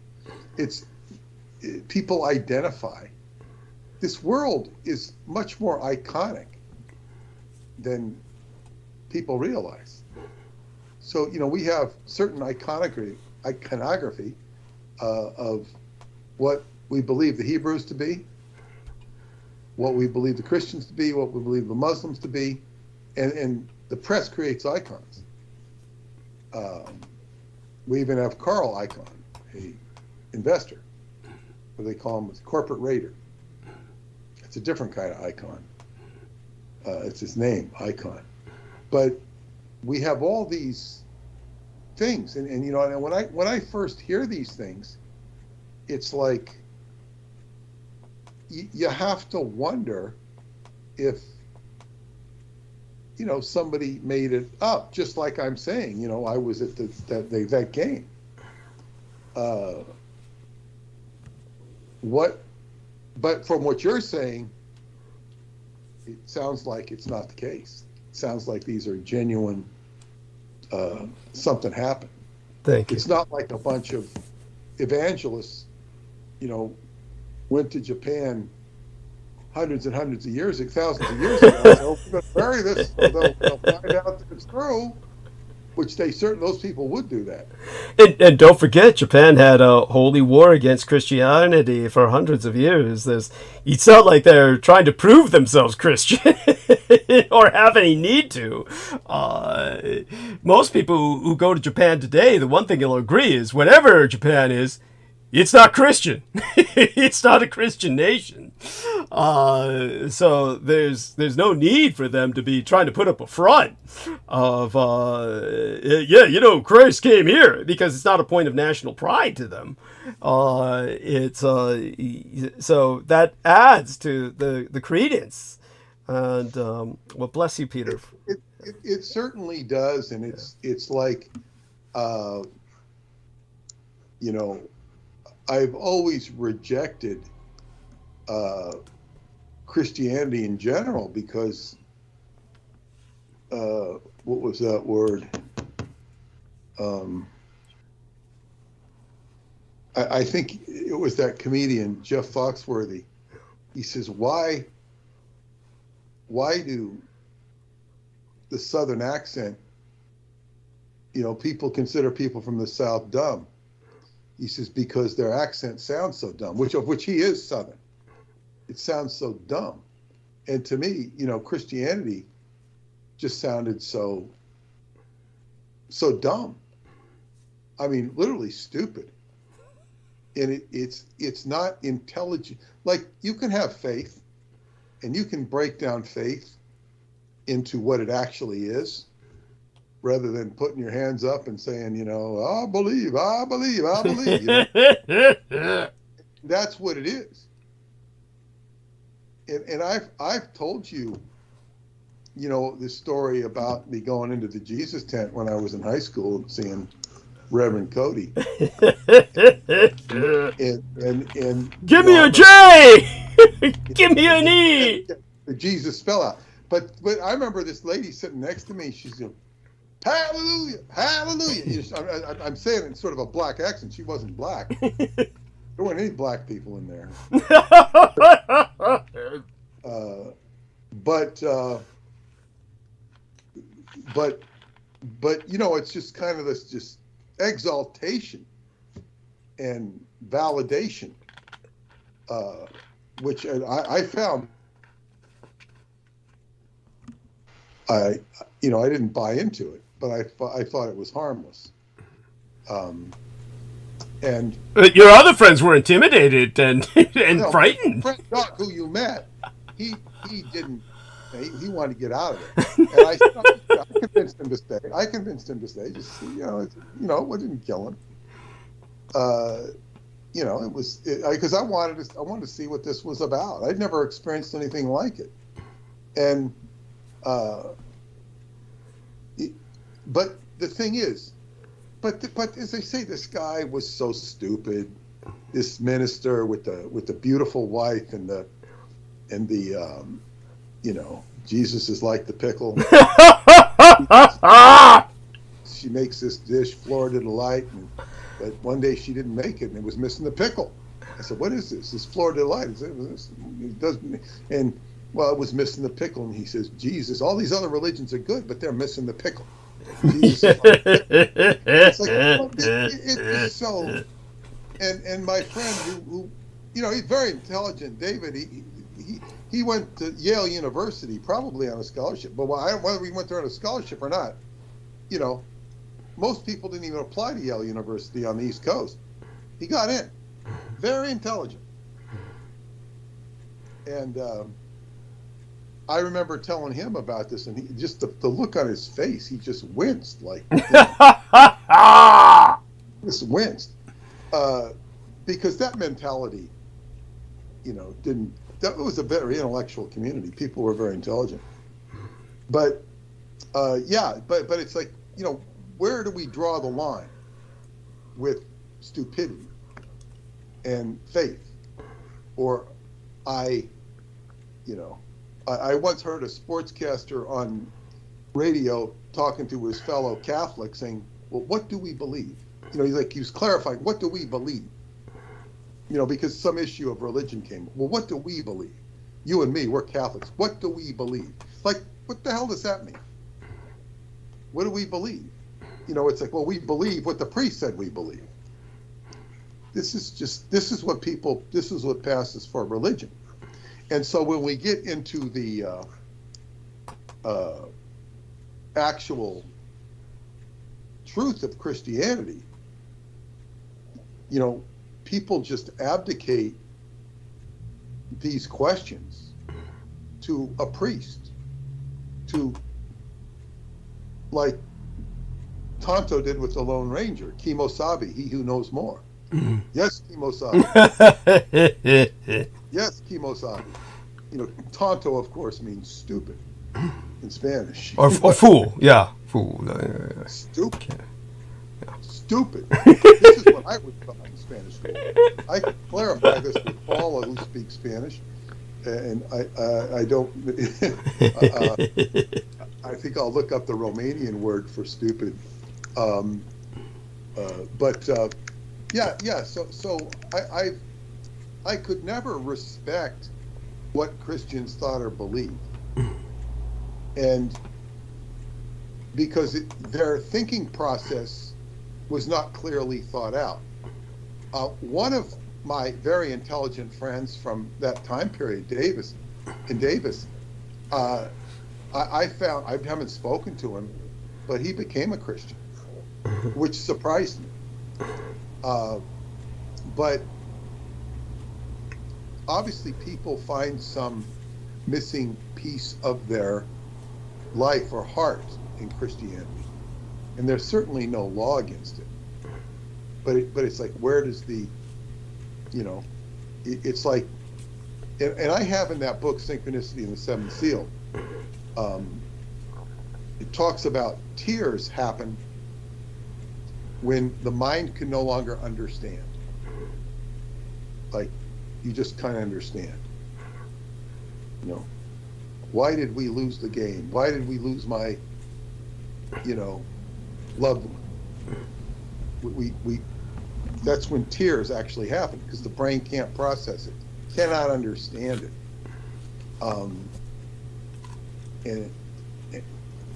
Where does the, and so, I always rejected this because it just made no sense. I remember, and if I would ask my friends from childhood when I get back together with them, yeah, I remember you being very critical of Christianity. Meanwhile, because it's a non-intelligent way of interfacing with the divinity, according to my experience. I also saw people who would,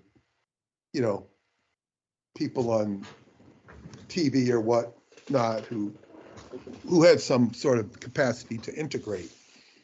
Like the first minister I saw on Catalina Island, he was, I felt better after listening to him talk, and was promptly bawled out for going to church. That was great. But why were you bawled out for going to church again? Catalina Island, when I was going to a baseball camp on Catalina Island, I was 14 years old. And they were said, look at God, if you go to church, on Sunday, I didn't go the first week. And then they said, if you go to church, wait till the boat comes back, you get to walk around the town. It's like a chance to get off the camp. But, you're confined to the camp, it's fun to get, and, Catalina Island is at this sort of square mile in the town of Avalon. And you get to walk around the town. So, wow, okay, let's go to church. Let's get off the island. You get a boat ride into town, and you get, and so I go in there, and they go, look at, okay, Catholics go over here, the Protestants go over here, and the Catholics look like, I'm kind of Catholic, never been baptized. My parents were Catholic. I went to Catholic church when I was young just to check it out. I said, yeah, this looks creepy. God, that looks creepy. I'm not going there. So I went and it was this, what do you call this when it's open in the round? It was this stadium, or well, not stadium, but it's a, it's atrium. It's not an atrium. It's just it's not a theater in the round. It's not that big, but it housed a lot of people. I mean, you could put a high school auditorium. Yeah, but it's outside. Oh. And it's the morning. It's a Sunday morning on Catalina Island. It's beautiful.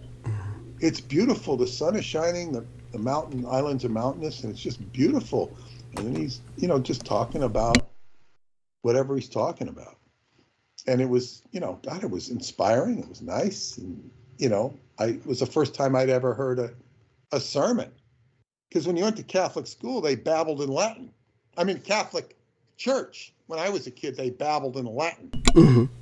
So they might as well be saying ooh-ee, ooh-ah-ah, Yeah, well, I always preferred that for the sense of majesty and mystique and mystery, but yeah, I can see how other people would be alienated.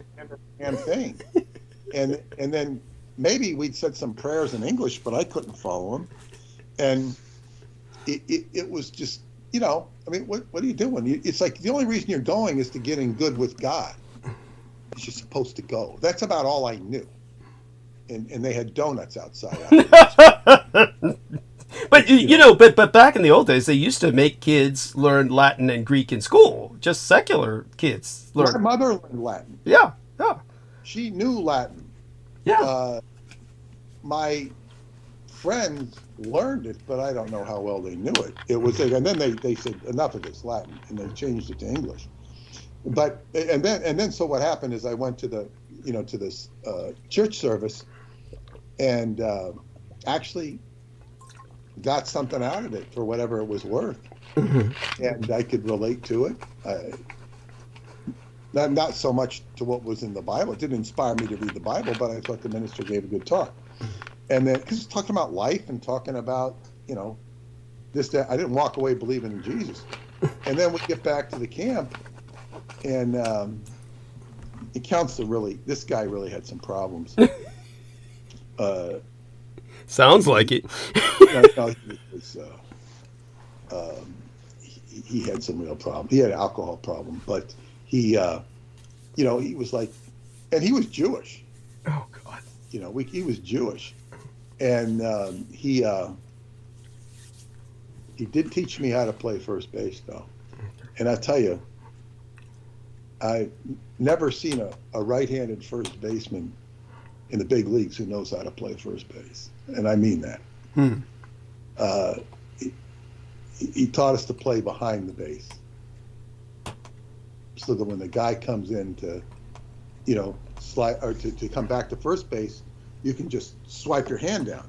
If you do like most of them do and put your hand out, it's a very awkward tag.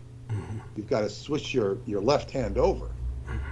This is for a right-handed first baseman. You know, he did know that, but he bawled us out for like, oh, so you went to church and you shouldn't have been going to church because you didn't mean it. Jesus Christ. And he was Jewish, as what can I say? Yeah, that was so it's like, you know, Christianity was just as they say, it was rejected by my analytical mind, and I did watch Christian movies which stood out. The Robe. Now, The Robe is completely fictitious. The story is fictitious. It's about the robe. Did you ever see the movie The Robe with Richard Burton? I don't consciously remember it. I've heard of it. Yeah. That movie introduced Caligula into my life. The guy who plays Caligula is very good. He also stars in Demetrius and the Gladiators with Victor Mature. Richard Burton is he's the centurion who's a rival of Caligula in the movie. But it's a made-up character. He is the one assigned to crucify Christ as his last duty in Jerusalem before he goes back to Rome. Oh, there's one last dirty job we have for you. It's crucify this person. So he crucifies. He doesn't do it personally. He's in charge of the detail. And then afterwards, they're gambling for the robe.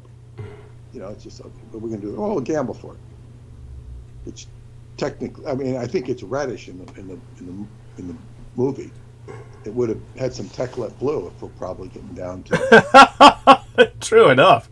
Yeah, and they gamble for it. And he wins it, and so he has it, and then on the trip back to Rome, he starts getting the heebie-jeebies.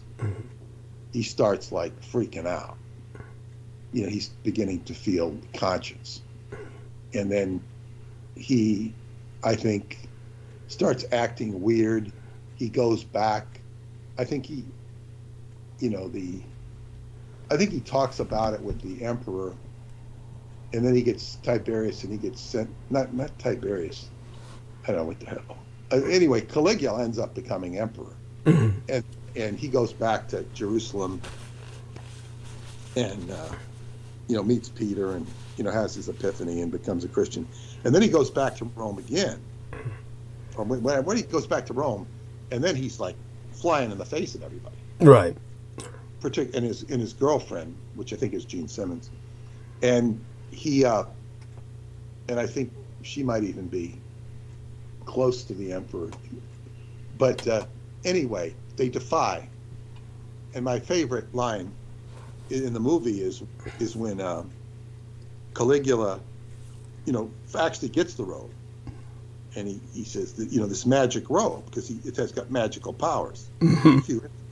And he gets some slave, and he says, okay, kill this man. They get killed, kill the man. He says, now rise by the power of this robe. Oh, look, it doesn't work. Which is just, so, and then Richard Burton and his girlfriend face death, and Caligula's freaking out because they're not afraid to die, because they're dying. And this starts the martyr syndrome. And I think my favorite, that was my favorite line in the movie, or that was my favorite scene. But then he says, and then the Christians are being fed to the lions, which is also historical fiction. And they think, look, they're all dying. All the Christians have smiles. Why are they smiling when they're dead?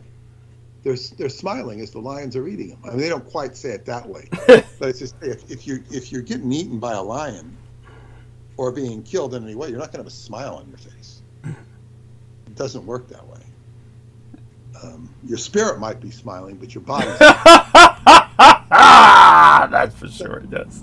That movie was like loaded with, bullshit, for lack of a better word. It had all these historical characters. It had Judas. It had, what do you call it? He meets Judas. Yes. Well, it's a form of popular Christian propaganda. Go on. well, it is. But what's significant to me about it is that dream I had when I was in high school. I knew nothing about it. And I had a dream that I touched Jesus's robe and went out of my body before I even knew about out-of-body experiences. In the dream, I went out of my body and saw the moon below me with all these newspapers. Wow, cool. Evocative of the name Peter Moon. Yes. I would assume, and then the writer was Isaac Asimov's Moon, which was symbolic of, my desire to be a writer. Interesting. Of Isaac Asimov, who was atheist and anti-nonlinear, and also Jewish, and was married to a psychiatrist, and their son was a convicted pedophile.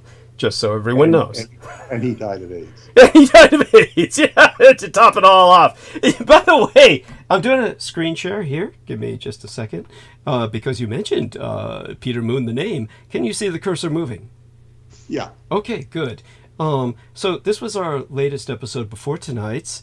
And, of course, Doug Dietrich, Pete Moon, whenever I can fit our names in there, when there's not too many holidays to blot them out. So 3 comments. One of them, this wonderful individual who actually, very androgynous himself, he grew some whiskers so people wouldn't constantly mistake him for a female. He actually posed as, I believe, the Peacock Angel for an illustration at one point in his life. Free Chords, The Truth, Marcedin, I think it says. But Dougie on Shinto, utterly compelling, with a roast. Thank you so much. Now, Hawaiian Heartbreak, her story. Wonderful human being, a product of Hawaiian royalty, lives in the Honolulu, I believe. She says, hope you're doing good. Every time I see your videos, I get goosebumps, especially since my uncle is named Peter Moon. He was a world-famous ukulele player, but he died after a 10-year coma. That's so sad, but I wanted you to... I didn't know he was in a 10-year coma. Of course, I know Peter Moon. I didn't know him personally. I was told if I ever go to to Hawaii, I'll find out who Peter Moon is. He's a quintessential the musician of Hawaii. Yes, I'm well aware of him. But I didn't know he was in a coma for 10 years. Isn't that so awful? And at least he's at peace now. And so his apparently his niece Thank you so much for writing to us, and she is a fairly regular listener. I see her often in the chat, or certainly did in the past. So I wanted you to see that, and heartbreaking. So her story truly is heartbreaking, and of course, as Hawaiian royalty, an heir to the Kingdom of Hawaii, at least indirectly. She certainly has a lot to be heartbroken about. So with that, Peg Henry, who wrote us last time, said, thank you very much. I should have been more clear. The form of cannibalism, that's endo-cannibalism from an anthropological perspective, you spoke of was very gross but interesting at the same time. My question about cremation was pertaining to what you said about as our body's decomposing and begin to drip back to the earth, our spirit goes with it. So is there really no way to leave this planet even through death? Sorry, another question, laugh out loud. Heart, bless you and your team. Heart. If you have anything to say about that before you retreat into the gentle night, dear Peter, take your time to answer. I certainly will answer it, of course, later. No, that's your department to answer. I was going to say, yeah. I looked up stupid in Romanian, and of course they do have a word for word. They can say stupid. They say stupid. They can say idiot, tampi, absurd. Some of these words are words for words. I mean, they're the same. I have to ask Paula for more info. Yeah, info. And I'm also, before I do that, just let me see here. I'm going to look up. Let me see here. I'm going to look up Tonto for Spanish. I was taught in school that it was, why is there no Spanish here? Here it is. Okay. It says here, it says Tonto is silly. But it also means stupid. Foolish. It can mean foolish or stupid. Okay. Or idiot, or moron, or dummy, or unwise, dimwit. No, this is good. We have, where else are you going to go tonight? Tonight, probably, I believe it, unless I'm mistaken, and Aristides helped me out here. I believe that George Knight will be helping us a great deal of tonight. That it might be a George Knight evening, that he'll come in, help us spend a lot of time talking World War II and things that he feels comfortable speaking about.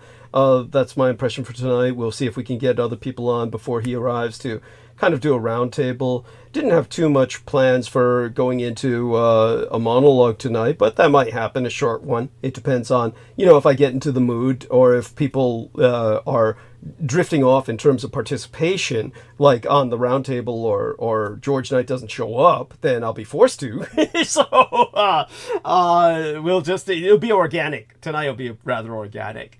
It was just, believe me, it's because we're already started the Lantern Festival, and I'll be returning to that in the morning. I'm kind of here physically, but not all here mentally. So it's I think we did, whatever happens, even if they cut us off, I think we've accomplished quite a bit tonight. No, I do too. I do too, and I thank you for all of that content, and we'll proceed accordingly. Okay. Say good night to everybody. Remember to donate to Douglas. Thank you. DouglasDietrich.com, upper right-hand corner yellow button. And you can also check out the Time Travel Education Center.com. Sign up there. You can sign up for free, or you can become a paid subscriber, either way. Okay, so good night to everybody. Bless you. Blessed night, dear Peter. Take care. Sweet dreams. Okay, Peter Moon has left. It's skybooksusa.com. We're going to start with our call for everybody. Call everybody back again. And hopefully Brendan can just jump back on. But I'll call him anyway just to make sure. So let's go through the usual round of calls and see who we can bring in with us. Troy Bellamy is always one I need to call. Brandon Young, see if he will respond. He's kind of, how do I say that, kind of will-o'-the-wisp-ish, but then so are many of the other people. Let's try Amy Como, George Knight, Samuel Romero, who's extraordinarily busy these days as a father of two, Nemo Albano, who registers as active, Brooke Gibson, Antonia Leslie, see if she understands the message that I responded to her with, Esther. She doesn't seem to be active or even visible. I think she's pressed the invisible button. And Sid, of course, Crystal River will be on with us next Wednesday, the God So Willing, and Victoria Hobbs, Amanda Ute. Let's see what other buttons we can press. Shout out to dear Aaron Tice. Says he's active, but you know, that would be a miracle if he is. I mean, this is past midnight for him. I really shouldn't call him. So let's see if anyone else stands out.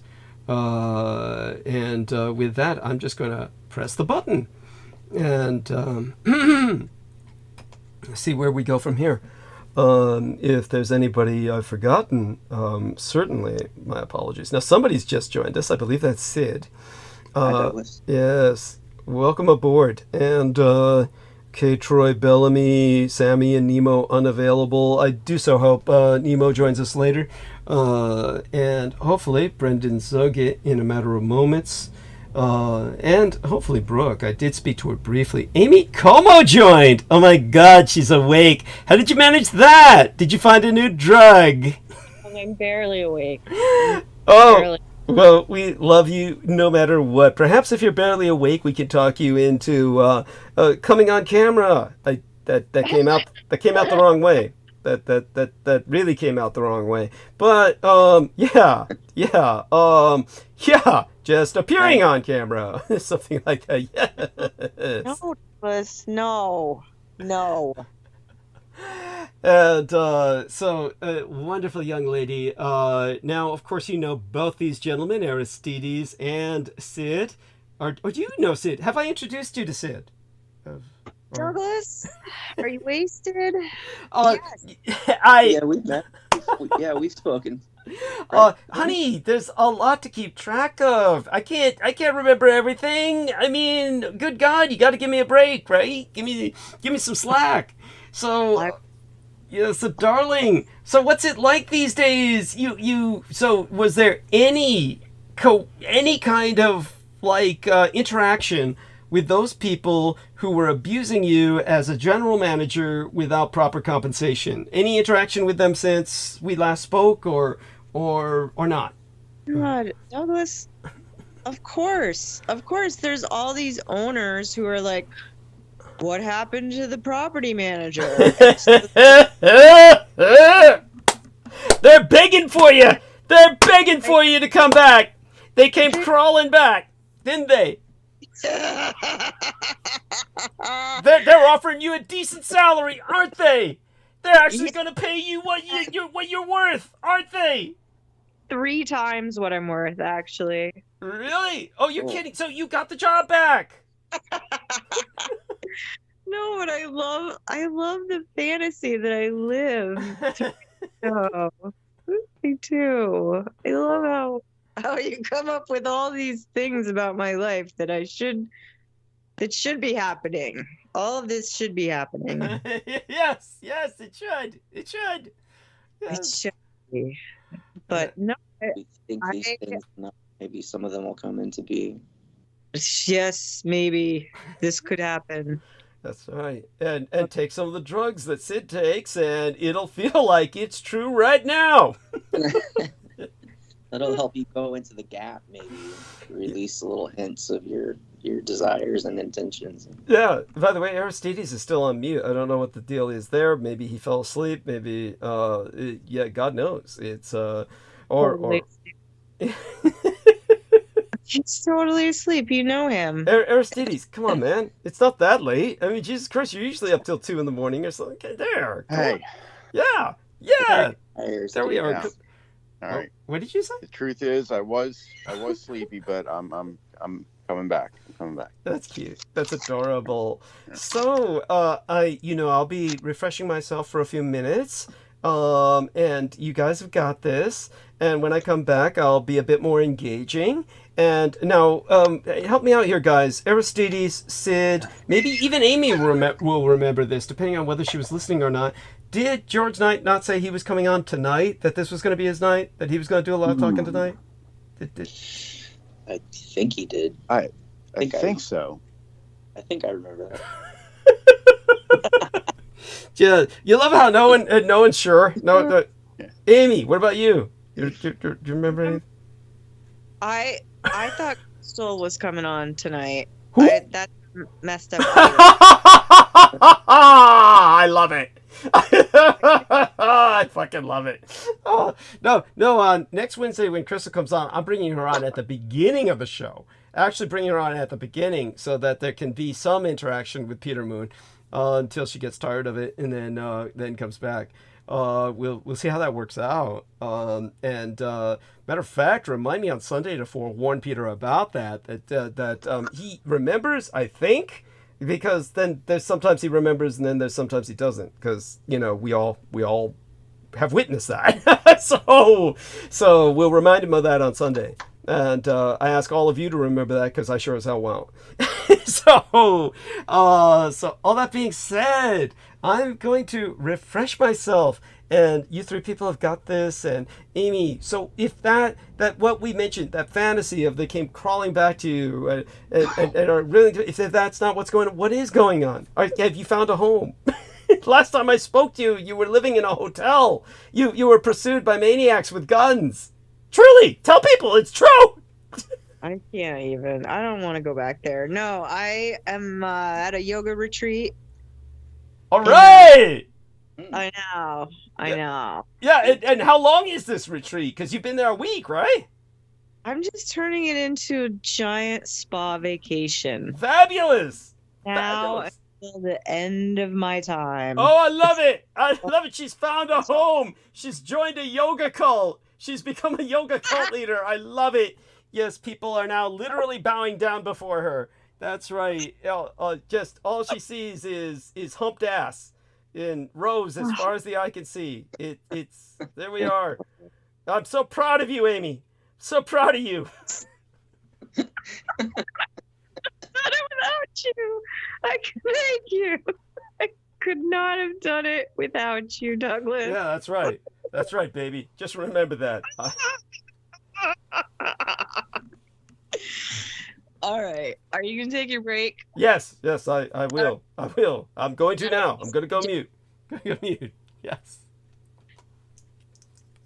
So how's the yoga cult, Amy? Oh, it's in the heart of Douglas's favorite place, upstate New York. Ooh. I know. Rochester dick walking around? What's that? Have you noticed any Rochester dick walking around? I will. I'll have to investigate that further, but no, not yet. It wasn't really my focus. But thank you for asking, and thank you for reminding me that I need to be careful around this area for that reason.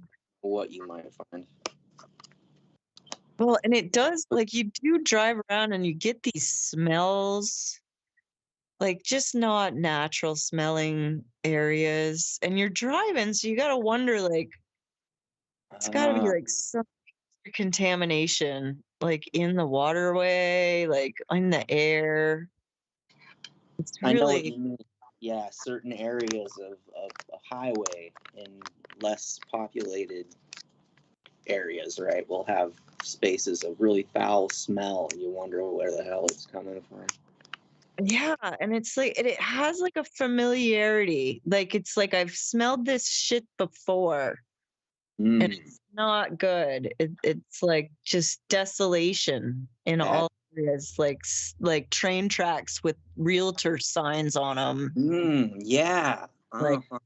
Yeah, like Highway 5, what I'm picturing. Highway 5. Yeah, Highway 5, like between like the Bay Area and the LA area. It's a lot like that. Go through spaces of really foul smell. It's not clear where it's coming from, or sometimes it's really intense manure smell. But I mean, apart from all that shit, like, what's cool with the yoga trip? Well, this particular center is based on the Tibetan tradition, and it's taken everything in me not to bring up the cho-cho. And I'm really like, I'm doing really good. Like, I like the people that are here. I'm doing all my breathing every day.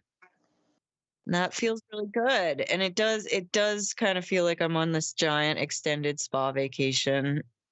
And I kind of even like that. I hold that in my intention every day. Like, to just turn this into my life. Just a giant spa vacation. You know?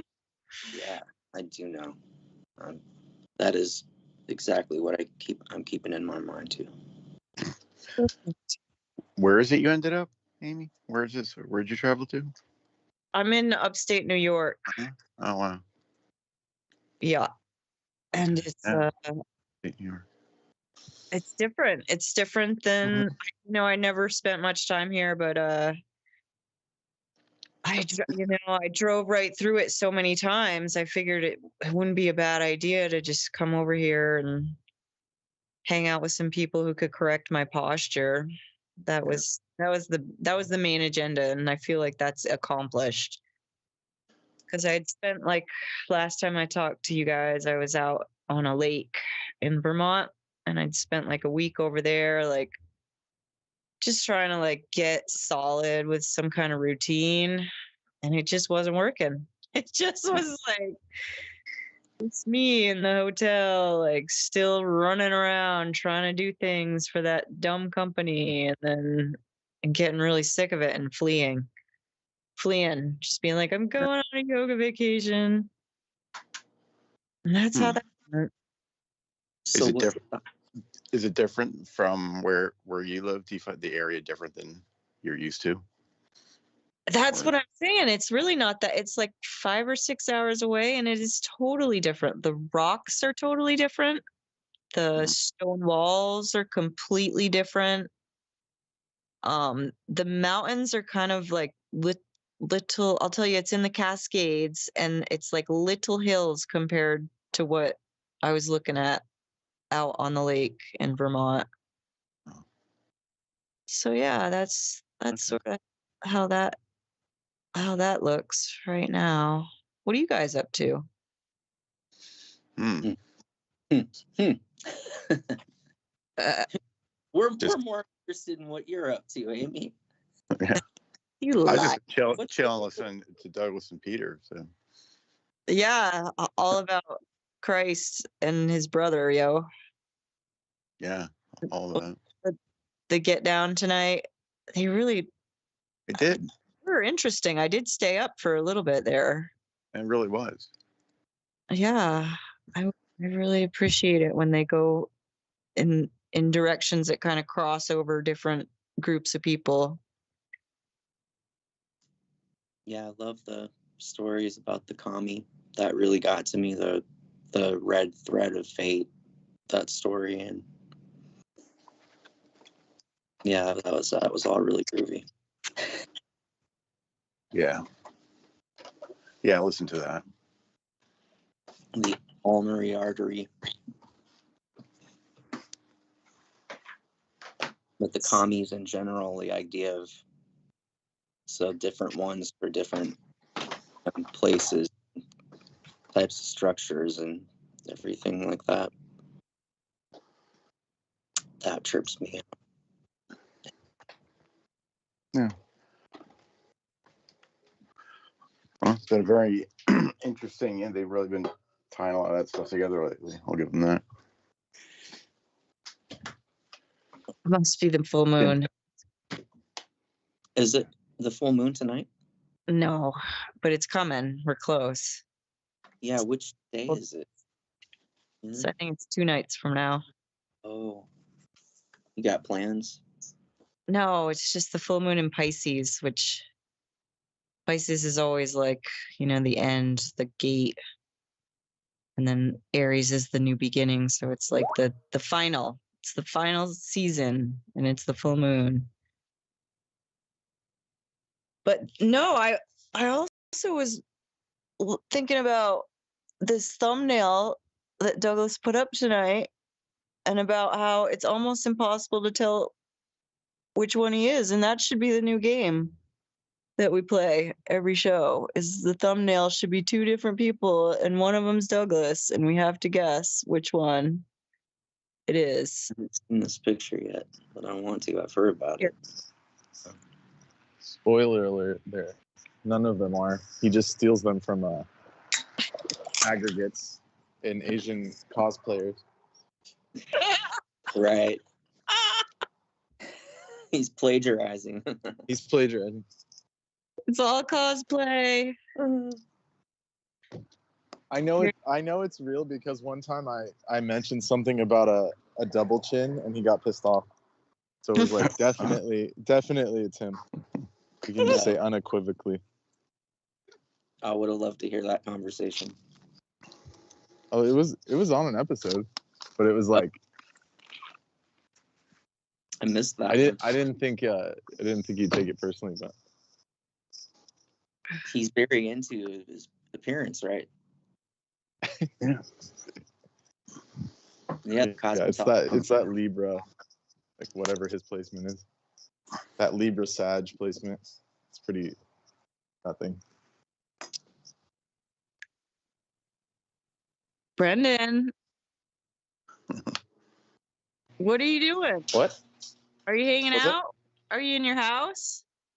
I'm here. I'm in like a storage unit warehouse. I'm like living on the fly. Like I'm doing the Ronin, like you said, like Douglas was saying. I'm on like a Ronin type quest right now.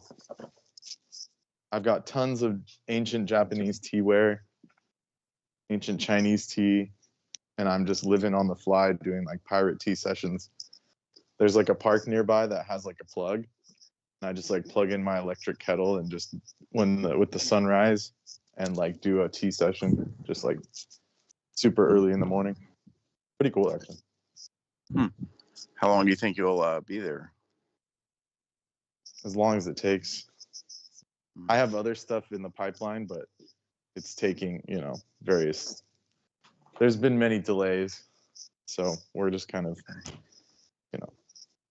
waiting. You're having tea. I'm not right now. Currently, I wish I was. I would be keen on it. But my phone needs charge, so I'm gonna try to charge it up and then rejoin you guys. Okay. That way I can get a tea session going. What are you guys doing? Like, is everything okay? Like, yeah. How long has he been gone? I don't know. Hours. He's been gone hours. He was just on a few minutes ago. No. I'm at a yoga retreat, Brendan. Oh, good. Nice. What is it, like in the mountains or something? It's in the Like way out? Catskills. And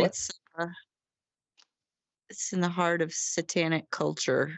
No, it's Tibetan. It's based on the Tibetan traditions. Oh, okay. Interesting. Yep. But that's nice. I'm saying, like, when you said something about the mountains that cut out, like, Right. Is it like deep in the hills? Skills. Yeah. Cool. Well, that's the proper way to do it. Like, recently I went up to the mountains around here and saw like a few cults, quote unquote. There's like an Ananda cult. And then there were some just like normal people that live out there. But there's something about the top of a mountain. It's very Shiv, like Shiva, like this very kind of aesthetic energy. It's like separated from the world. It's got like a lot more heavenly chi, as the Chinese would say. Like there's a lot more like cosmic energy coming in. So that's really nice. That's why it's beneficial to have these hermitage type places on the top of a mountain. And also it's good for stargazing. So like a lot of these people are doing, excuse me, Jyotish, yeah, and stuff like that. So, which is astrology. This is mainly the Bon culture. It goes all the way back.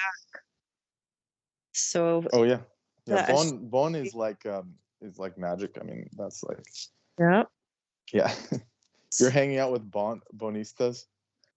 I don't even know. I have no idea. It's just Have you seen any kind of like fishy like rituals? No, it's not even like that. It's like deserted. It's like I'm the only student. There's like a couple other people. Yeah. Totally deserted. It's winter. Like the road's almost impassable, but I've got the truck, so. That's kind of cool. So it's almost like you're in the Himalayas or something. It was like your own mini. Yeah. I'm turning it into an eternal spa vacation. That's the hope. That's awesome. Yeah. Recently, I got a massage recently. For the first time ever. I've never obtained this kind of body work before. No. I've done like acupuncture, I've done like chiropractic, I've done like cupping, but then I got like a Western massage, and that was interesting. Sweet. Tell me, so it was your very first one? I'm surprised to hear that from you because you've done so many other esoteric things that I thought that would. I thought that would mainly because I'm too cheap. That's one of the main reasons. Yeah, no, it is. It's such a gamble because you never. Yeah. Like sometimes the expensive ones suck, and sometimes the cheap ones are really the best. Yeah. So it's hard to. Honestly, the best massage I've ever and I would say, I don't know if it even counts as a massage, but it was this one place that used to be in a mall near here, like maybe like 7-8 years ago, and it was this Chinese couple, and they would do these like acupressure massages, and they would be like $10-$20 for like 15-minute sessions. Super nice. But then like you would leave feeling like you can feel all your meridians like vibrating and stuff. So they would do some like Naruto technique and like hit all the points really quick and then do some deep tissue work, and it was all like, it was super cheap. Like I'm wondering if they're still around. Yeah, that's what I'm saying. It's kind of like that polarity. Like they go like on this range between like the really expensive ones where it's like, the table is like cushy and soft, and lighting is really just gorgeous, ambient, beautiful, everything. And then there's like the ones that you're talking about, like it's pretty much in a public space. Yeah, and that's what it was like. It was like and cheap, and they were just like the cheaper ones, like the lower end massages from these two people, is like you would just sit in like an upright type chair thing. It was like a massage chair, but it was like you sit up in it, and you could basically keep your clothes on. Like they didn't really care either way. Like you can keep your shirt on or whatever, and it was like they still did just as good of a job as if you were like doing the full. Like, I don't know what to call it. Like what I called, when I was talking to the masseuse, I called it like a resort version of massage, where you're like on a table and there's like blankets and like music and like candles and shit going on. Like that's the resort style. Yeah, I do. The resort style is really hard to do unless you've got a big budget. Like well, I had a hookup, like I knew someone that like was able to do it, or like give it to me, gift it or whatever you want to call it. Otherwise, I would never pay that much for a massage. No way. It's hard, right? Like you can't get your head into that space where like I have enough that I can do this and I deserve it and it's fine. It's always like like there are starving people everywhere. Do I really need to spend $400 on an hour? Damn, $400? That's crazy. I hope it didn't cost that much. Because I showed up late and shit, and they were just like all pissed, and I was like, well, life's a gamble. Never know what you're gonna get. George. Hello, good evening. Hello, everyone. And Hello, George. Brendan. Hello, Amy. Greetings. Hello, Sid. Greetings. Hello, Aristides. How are the Blessed Isles this morning? Oh, rainy. Yeah, precipitation. Raining. Oh, okay. Yes. Yes. Yes. So I'm staying dry today. Come Yes, to join good. you all. Yes, thank you. Nice to Does join you. Does your job operate in all weather conditions? Yes, or it does, unfortunately. Only when it thunders. Only when it thunders. When it claps, yeah, we have to Right. yeah, refrain from working. Yeah, that's it. But Oh, no, how is do you everyone? guys still get paid? Like, is it like Yes. Ooh, Yes, nice. whether we work or not. Yes. Cool. We have to use work. Yeah. I was going to when Douglas gets back, I'll just relay the information. They're laying off more people in our company. Yeah, they're that's slim the lines. I don't know what to call it. I don't know what the words would be, but it's like seems to be the trend, I guess, around even like these Silicon Valley companies are just like hacking people. Yes. And I don't know if you heard it, but I got a second job recently at like some vegan restaurant. Oh, happy days. Yeah, congratulations, Brendan. Wait, let me finish. Yes. And then the corporate came in and shut it down. Oh, no. Yeah.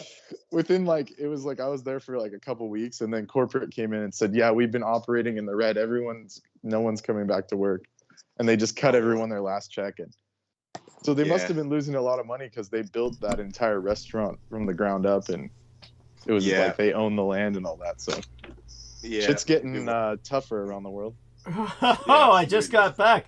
Just came back, and I see both Brendan Zogit and George Knight have joined us. Now, and Amy Como's still with us, along with Sid and Aristides, and welcome aboard, everyone who's here. I hope you caught the part, Brendan, where Peter Moon said that, Brendan Zogit must have been a samurai lord in a past life. I appreciate that. I appreciate that profoundly. Like, you have no idea how much I appreciate that, Peter. That was awesome.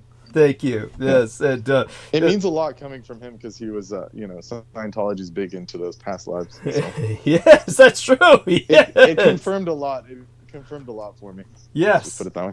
Yes, and thank you for the latest. Yoroshiku onegaishimasu, Peter-san. Yes, excellent. I love that. That's beautiful. And by the way, I'm looking at this wonderful thing from Brendan. It's this little screenshot. I'm going to download it.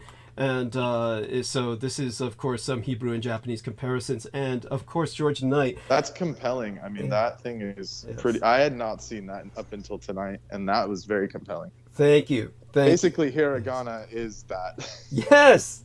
Thank you. Hebrew. Yes. And I just wanted to say... Or ancient Hebrew. But yes, go on. What did you go on to say before your batteries wear out? Please, by all means. Yeah, that when my grandma was learning Turkish... I don't know how she found this out, but she, she's gifted in like linguistics somehow through the years of just, learning stuff. But she was learning Turkish in her 80s. Wow. And she said, did you know that Turkish is very closely related to Japanese? That's true. And I said, how is that possible? And she said, it's the grammar. Something about the grammar and the syntax is almost identical to Japanese. And I'm assuming that they get it from this like Semitic kind of link. There's this Semitic link that somehow has traveled all the way to the east. It is true. And this kind of proves it. So yes, that's what I would say about that. Yes, absolutely. Altogether, just quite true. And for those of you who don't know, I've gone into the Turkish-Japanese connection before, and I'll go into it happily again in the near future. Of course, tonight, let's try and find out how long we have with everybody. Obviously, Amy Como just joined us, and hopefully she'll stay awake as long as possible. She says she's on kind of a vacation, but I'm not quite sure how long she can maintain consciousness with us. Hopefully we'll help her do that. George Knight, how long do we have with you before you... You're with us all night tonight, right? Like you intended? Well, Douglas, that was the intention, but later on this morning, so later on this afternoon your time, about 5 hours time, I have to join a Teams call with work, so it was just an unexpected, it was just unorchestrated, so it was just spontaneous at the last minute. I have to join a call in about 5 hours time, so I do have to drop off, but I'll give a heads up warning before I do so. Okay, but we've got 5 hours with you. Yes. Excellent. Okay, good. That's why I came on early. Yes. Thank you. Excellent. Excellent. And how about yourself, Brendan? How is your schedule looking these days, especially with everything you're going through? Let's hope his battery hasn't died yet. Let's hope he can answer that. The schedule, I mean, it's fairly open. We'll see how long I last here, but then I have to go to the gym and do my daily duties and hit up the sauna and various things before I have to go to sleep. That's right. So I'm like just dredging through this like military situation. Oh, God. Basically living in an empty storage room on the fly. Is that where you're at right now? Like a Ronin. Yes, that's right. Like a Ronin. So I'm in this kind of like Ronin mode, like I was saying earlier. Yes. Yeah. And is that where you're at right now? Is that why we hear the echo? You're in the storage facility, so to speak, the warehouse? Yeah, it's kind of like what would be the word, like on the fly, camping style living. Oh my God! Oh, it's a single light bulb. Single light bulb. Yeah, the heating is one single incandescent light bulb. Holy shit! Fuck because modern lighting, all the rest of them are like fluorescents and shit, and like I don't keep those on because it just will kill you eventually. Yes. No. So, it's true. So I have like one little plug-in, like Japanese. That's funny because it's a little Japanese lamp lantern. So it all goes with the theme. It's actually really nice. And I'm like brewing tea in here with my little electric kettle. Yes. Yes. Oh, you weren't here when I was talking about my, I go on these like I call them pirate tea runs. Yeah. Where I'll go to a park and they got him. Holy shit, they knocked him off as soon as they started talking about his pirate tea run. There you go. Yeah, and we've got some more links from Sid, which of course Brendan will appreciate. So thank you for that, Sid. That's appreciated. Some of these things, both of them, as a matter of fact, both of those are links that Brendan will cherish. Hopefully we get him back. Probably his battery died, and hopefully he charges that and returns. Obviously he's got enough tea to keep him up for a little while. For those of you who don't know, he talks about going to the gym. It's not because he's on he's not trying to turn himself into a bodybuilder like George Knight was. Rather, he's using the shower facilities and the, steam room facilities and the like, when they have the least amount of people there. But with George Knight, okay, we're going to try and take advantage of the time we have with you. Let me try and confirm a few things with our dear Amy. Amy, honey, how long do you feel you have with us tonight? And how are you feeling in general? I mean, and did you kind of, while I was gone, when I went on my refreshment break, did you kind of explain what your general situation is? I mean, yeah, it's, it's the same. It's just arbitrary and constantly changing. You're living the Ronin life. Yes, you're living the wandering warrior lifestyle. But what I don't understand is, now that you're involved with this kind of like yoga facility, how does that work? I mean, how are you kind of like, do you help around and they kind of like provide you a place to stay? Is that how it's working, or what? Oh no, I pay for it. I'm paying for it. Oh my God. I'm telling you, it's a spa vacation because I'm paying for it. Because you've earned it. I mean, you've earned this. You've worked yourself half to death, right?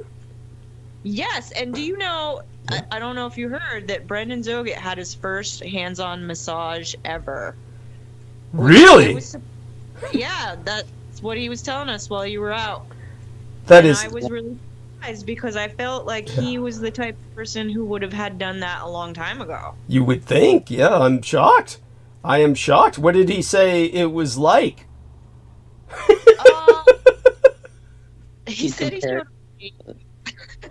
What was that?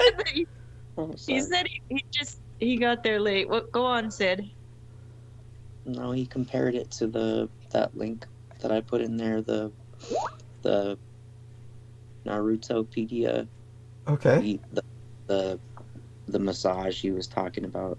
They would hit pressure points, and he compared it to the Naruto stuff, which I looked up. Oh, okay. So that's why Sid looked that up. So Sid put in a bunch of links in the chat box that you'll appreciate, Brendan, in the Skype text. And so all of this matches with what you're going through and with what Amy's going through. And Amy's like paying for, this kind of spa vacation because she's earned it after a lifetime. Yeah. Bone, Yeah. as I call them, the bonistas, Yep. the bone practitioners in the mountain. Cool. Yeah. Yeah. She is. She is. If you see any levitating monks, they're definitely using gin. Yeah, there we. Have you seen any levitating monks, Amy, or anything like that at all? Like, they were just bragging to me about their levitation skills. Actually, were they really? Tell us. It was brought up. It was brought up. Of course. Oh but God. just know that that's done with entities. It's not self-generated. Interesting. Yeah. Yeah, I can definitely, like, as soon as I got here, I was like, holy crap, like, they're Tibetan? Like, do they know about the whole opium trade out of Tibet? Like, do Did they you know? mention the chochoa? Because I don't recommend it. You I said didn't- you thought about it, right? And I wanted to ask you more about that. The connection there is still hazy for me. But No worries. No worries, Sid. We'll get to it. No You worries. sound pretty hazy. Yeah. yeah, a shit. little more than usual, maybe. Sid. But I'm doing my best. Yes, of course, Sid. You always do. And no worries. I mean, just make sure you drink enough water. Yeah. Yes. Hydrate. Yes. Guys. Yeah, and so Amy, I'm just happy that you're kind of taking a break, and God knows it's you more than deserve this. You've more than earned it. It's been a hard life, as bad as Brendan's in terms of wandering, and honestly, I don't know how you do it, but thank God you're still with us, and I, for one, am always in your debt, dear Amy, as well as the debt of everyone here. So, and with Brendan, so what happened? How'd you drop off? Your batteries or what? Yes, the charge has depleted from the cell phone. Okay, so you got jacked into the wall directly right now. Yeah. Okay, good. Essentially.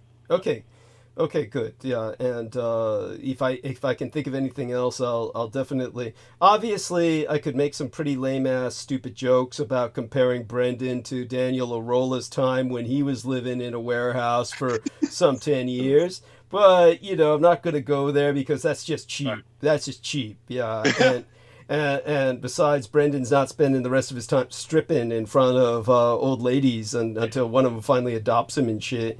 When I recall Daniel Arola and how he described his life with his quote-unquote sugar mama, it still blows my mind how this woman had total control over his existence. He truly was a brain-damaged idiot, and we heard a horribly tragic story tonight about this woman in Hawaii, Hawaiian Heartbreak. Her story is her trademark name, and she is a descendant from some royalty of Hawaii, and she had an uncle who was, of all things, a world-famous ukulele player, making me feel very guilty about all the jokes I make about Daniel, but it's different with Daniel. He deserves all the ukulele jokes because, of course, he's lame.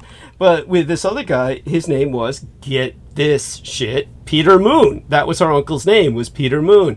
And then he... Oh, really? Yeah, and he was... Because when you look up Pete's name, that's what comes up. This guy. Yes, this Hawaiian ukulele player. Yeah, I've listened to some of his stuff. He's very good on the uke and the traditional Hawaiian music. There we are. That's what he was maintaining. He was maintaining Polynesian culture, and he sadly went into a coma for 10 years and died. If only that could have happened to Daniel Arola, the world would be a happier place. But no, instead he came out within 10 weeks and became basically slave boy to this sugar mama who deprived him of all freedoms other than quote-unquote unlimited access to the internet. And he was so grateful she gave him that. And it was like, this is how pathetic he was. He was dependent on her for everything other than oxygen, and practically that as well. But that's the kind of life he surrendered himself into, and that's there you go. One of these days, I'll draw some parallels there, because of course, there's, I always warn people, anything good, you have to have to plan for it not lasting. Nothing good lasts forever, as they say, and he just never prepped for that. He thought he had it made forever, and that's the ultimate stupidity. So when it comes to tonight, of course, we want to take advantage of George's presence here, as well as Brendan's and Amy's, and obviously, what's this? Somebody's saying something. Is this Sid saying something? Notification. Gotta heat and eat real quick. Be right back. Yes, Sid, that might be a good idea. They always say you have to kind of, feed those entities that come at you when you're opening yourself up. He opens up his chakras there. He's got more to feed than just one. Okay, so breathing deep there, imagining that. So George, let's get into some of these. Let's get into some of these historical topics that you feel should be covered tonight, or that you want to do justice to tonight. Does anything in particular come to mind for you? Loads of things, Douglas, actually. Thank you for asking. And several things I want to start off on. I just want to let you know that I did review the end of the previous transmission, not the last, but the previous one, regarding the Vladimir Putin and Tucker Carlson interview. So I did listen to a good hour of your last segment of your transmission on that. And just some of the analysis that you've concluded with that interview, which is not what, after I reviewed it, I went on YouTube, and some of the recommendations was a guy interviewing Andrew Tate and their impressions of it, which was completely opposite to what you were saying. So oh my God. It just showed you what people promulgate, whose side they're on. The majority of people are on Vladimir Putin's side, on the ultra right. Yes, it is crazy. It is mind blowing, but it's the truth. And this guy came out. I don't know who the hell he was. I've never seen this guy before, but he was conducting an interview with Andrew Tate, and he said that, people have finally opened up. They've woken up to Vladimir Putin. They've been waiting for ages to hear him say how incompetent and how corrupted the American democracy is. And he was just relaying that out in the interview, just promoting that. Vladimir Putin's come out and he said how just corrupt the institution is around the American democracy, and that's just what people have been waiting to hear. And I was just like, that's just so preposterous. But if anyone takes a look at what you've been saying yourself for the past several decades, you've already exposed the corruption within the United States and stuff. Thank you. Putin hasn't come out just recently just said that. It's just because he is anti-Western. He is completely. This is the whole ideology that he's promoting. His raison d'être, his reason for existence. Yes. So I want to enter into your private messages. Another link. This is the latest episode before tonight's. So hopefully, before the next time you appear, you can catch up on the remainder of the last episode, which you didn't get to hear all of it, and this as well, the timestamp parts. And then we can rejoin on those topics. I mean, what you've already listened to, of course, will provide us fodder for tonight. And that's very important. And obviously, this is where Brendan can join in, as well as Amy. I don't know. She's probably, because she's on vacation, is probably not regaling herself with this horror story of the world's current affairs. But definitely, Brendan, you hear what George and I just said. Is like, this is what's so sad, is that people, he's looking up on the internet, and what becomes most readily available is the Tate interviews, and these people just trying to spin this as Putin somehow enlightening the West. I mean, all Putin did was, like I said, he went to this turgid. What's funny about that? Yeah, go on. What's funny about that is when he was hanging out with Steven Seagal.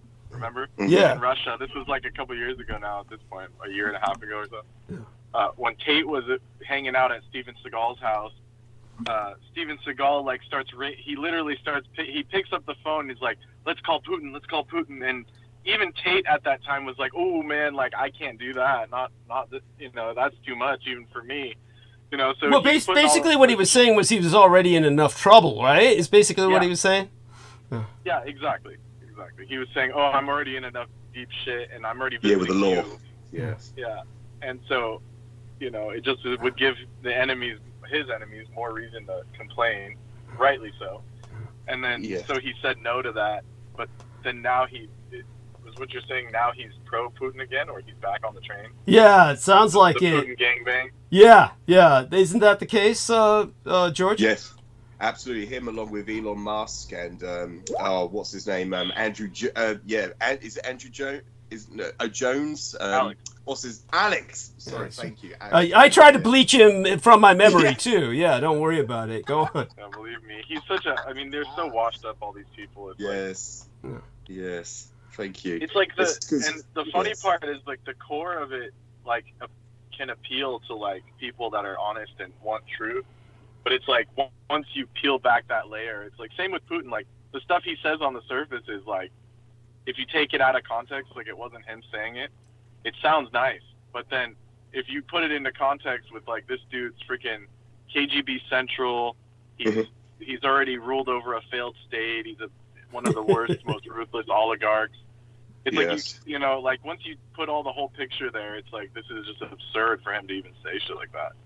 And like, it's completely go to anyone that's been to Russia, or like, you know, I work with a Ukrainian guy and stuff. It's like, they appreciate being here because that shit out there is just so crazy. I mean, Eastern Europe, like, what's left of the Soviet Union is so bad that, like, it's, like, unlivable. So why doesn't Tate, instead of going to Romania and fucking pooping all their chicks, why doesn't he go to Moscow? He's left, like, groveling at the freaking sheikh's feet and shit. Yeah. In Dubai, for those of you who don't know. In Dubai, which, you know, they treat him like and I'm using an Arabic word, which is, you know, kafir. Abid. No, in Abid, he's a straight Abid Sud. Basically, you know. Thank you. Yes. They consider him just some black dude from America. They don't consider him anything special. Yeah. In fact, they consider him far worse.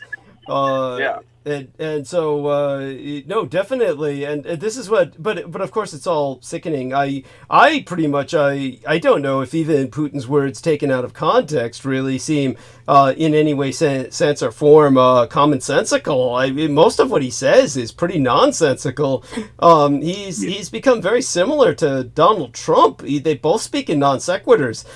But go on back to and so George, when you were looking around and you saw that, and it's obvious that the majority of what's available to people, what people can readily find, is pro-Putin. This right wing. Very alarming. Go on.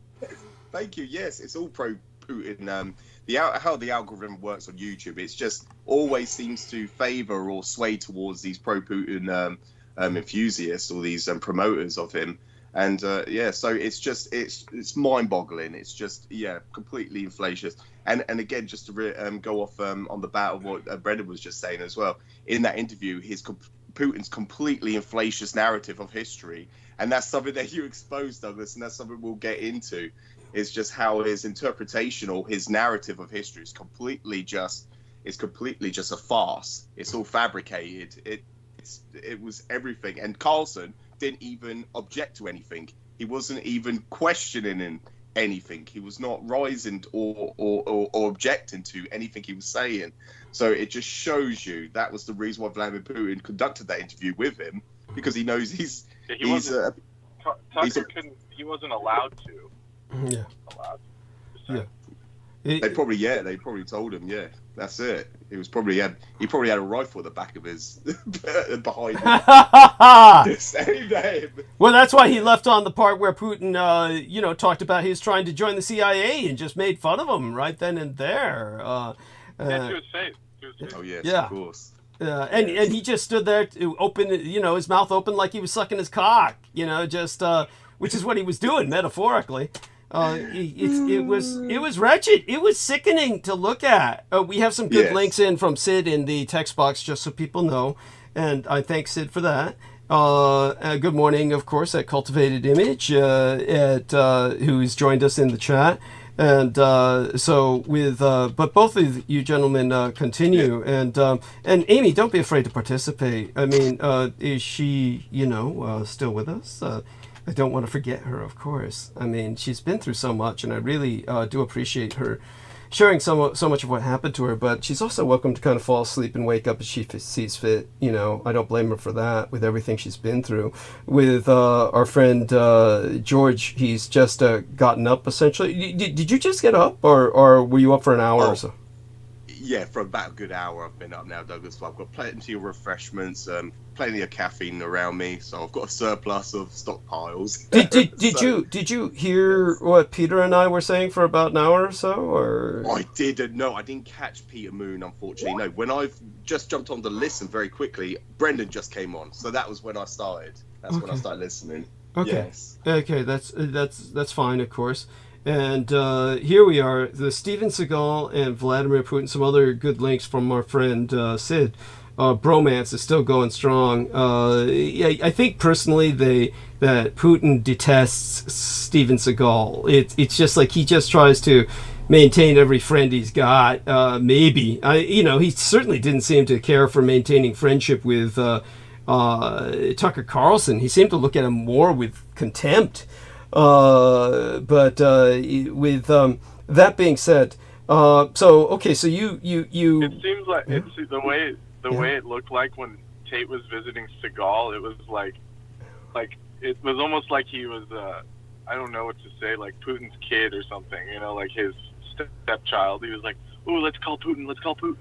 No, yeah, I get it. Like somehow he tolerates him enough to take phone calls directly to the Kremlin, like that's bizarre. It's almost like it is like he's so stupid he feels sorry for him or something, which is rare for someone that's that crazy. No, I get it. In other words, rare for someone who's that ruthless. In other words, you see the ruthlessness in Putin, and yet Putin sees Steven Seagal as like a big fat baby Huey, like a baby Huey idiot, and just kind of like tolerates phone calls from him like he would from a retarded nephew. Exactly. Like it was almost like that, like he has Down syndrome or something. Yeah. That's what it comes down to, and that I think is why that's why Daniel Orola is so jealous. Daniel Orola is so fucking jealous. I mean, it's true. I mean, that makes sense, right? It's like Daniel Orola kept shitting all over Steven Seagal, and it's yes, he did. Yeah, it was because like they're remarkably similar, but at least Steven Seagal has like money and fame. Yeah. At least Steven Seagal managed to make a international ass of himself, where at least he's doing it on the public world stage, whereas Daniel's just stuck with what he could do here. And Andrew Tate, here's one. Andrew Tate takes over Dubai. That's his way of saying it. Yeah, but we thank Sid for the link, of course. But yeah, that's Andrew Tate is trying to tell us he's taking over Dubai. Right. Yeah, it's more like Dubai is tolerating him because they're holding all his cars hostage. And they get to use him as maybe some kind of propaganda spokesman next time that they're trying to do something. Though it cannot be overlooked that here's the problem is that the level of misogyny from Andrew Tate is becoming so common. Yeah. Amy, you unmuted there for a second. I saw it. Amy, don't be afraid to talk. Come on, tell us about the misogyny that's overtaking so much of the Western world. Yes. I mean, I don't know. I'm no expert on any of this. And you're right. Like, I've completely disconnected from all of that. None of that stuff has touched me. I have not seen any of it. I don't look at it. I don't have much to add to it, but I am awake, which is weird. You've been. This is because you've got enough toxicity in your own life, no matter where you hang out, unless it's a place like this yoga retreat. I mean, I'm hoping at this yoga retreat you don't run into a new type of Dalai Lama toxicity where the guy says, "Suck my tongue, Amy, suck my tongue." So long as you're not encountering that, I guess things are going okay. But everywhere else you've been, it's, here comes the motherfucker waving the gun. Yeah, I'm sorry, go on, Bren. What is that? Oh, I just said they stopped wheeling him out after that shit because it was just so bad. Yeah, yeah. There was this black guy named James Kimbrough who really helped Amanda Ute during her time of need. He helped lead the charge to get her surgery finally conducted. But he was a weird black guy in the sense that he was really uptight, kind of like these stiff guys who stand at attention all the time. It's what he was paid to do as a security guard. And he was a security guard. Somehow he managed to swing this shit where he was a security guard in Germany and Japan. And he would just stand at museums in Berlin or Tokyo, stand still as a black bald guy looking genteel enough where he's not frightening and intimidating, light-skinned enough where he's, like I said, you know, genteel presence, but, you know, just, see, we hired a black guy. And so James Kimbrough had this life that was pretty unique. And he kept telling me, they're all child molesters. And by that he meant the Pope, the Dalai Lama. And I said, oh man, this guy's just looking through QAnon and too much of this internet shit. And I was just saying, dude, you can't dwell on this shit. It's like you're seeing it everywhere. And then the Dalai Lama had to go and, you know, suck my tongue. Suck my tongue. And I'm like, holy shit. Yeah, it's like... Oh, you can't win. It's so there you go with that. It just goes to show how sick this world's become as far as infiltration from like the, you know, the negative entities and stuff. It's true. It's true. I mean, you take a look at Daria, the cartoon. Daria on Adult Swim Network. She used to have.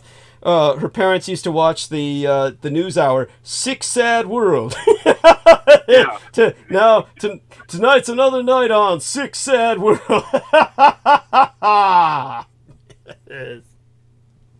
It's so. It is where we're at, and we're moving out of it. We're coming into spring. It's happening whether we want it to or not. So. It's your year. It's the year of the dragon. It's your year. You were born in the year of the dragon, right? Yeah. You send me the calendar so I don't forget. Yes. Yes. I got it.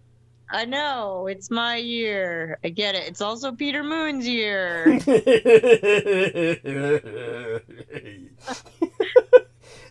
should talk about that later. Anyway, I was telling the boys when you were gone that we're going to have a little game show. Every episode you put up one of your images with you and somebody else. And then we have to guess which one is Douglas. And you know, this is my suggestion to all of you players out there listening in. Look at the hands. That's the only way you'll know. Because I got it wrong tonight, and when I was looking it over, I was like, man, I should have checked out the hands. His hands are masculine. Oh, I love you, Amy. Oh, God. So, at any rate, thank you for that, and I appreciate that. And that's it. I'm going to bed. It's like, okay. It's ridiculous. I can't be up all night. well, I mean, you know, if you do happen to wake up, don't be afraid to join us. You know, or if you can't fall asleep, don't be afraid to interject. You know how we can get. We're gonna suck all the oxygen out of the room. Yeah. And I know Rich is on. He's always got stuff to tell us. Yes.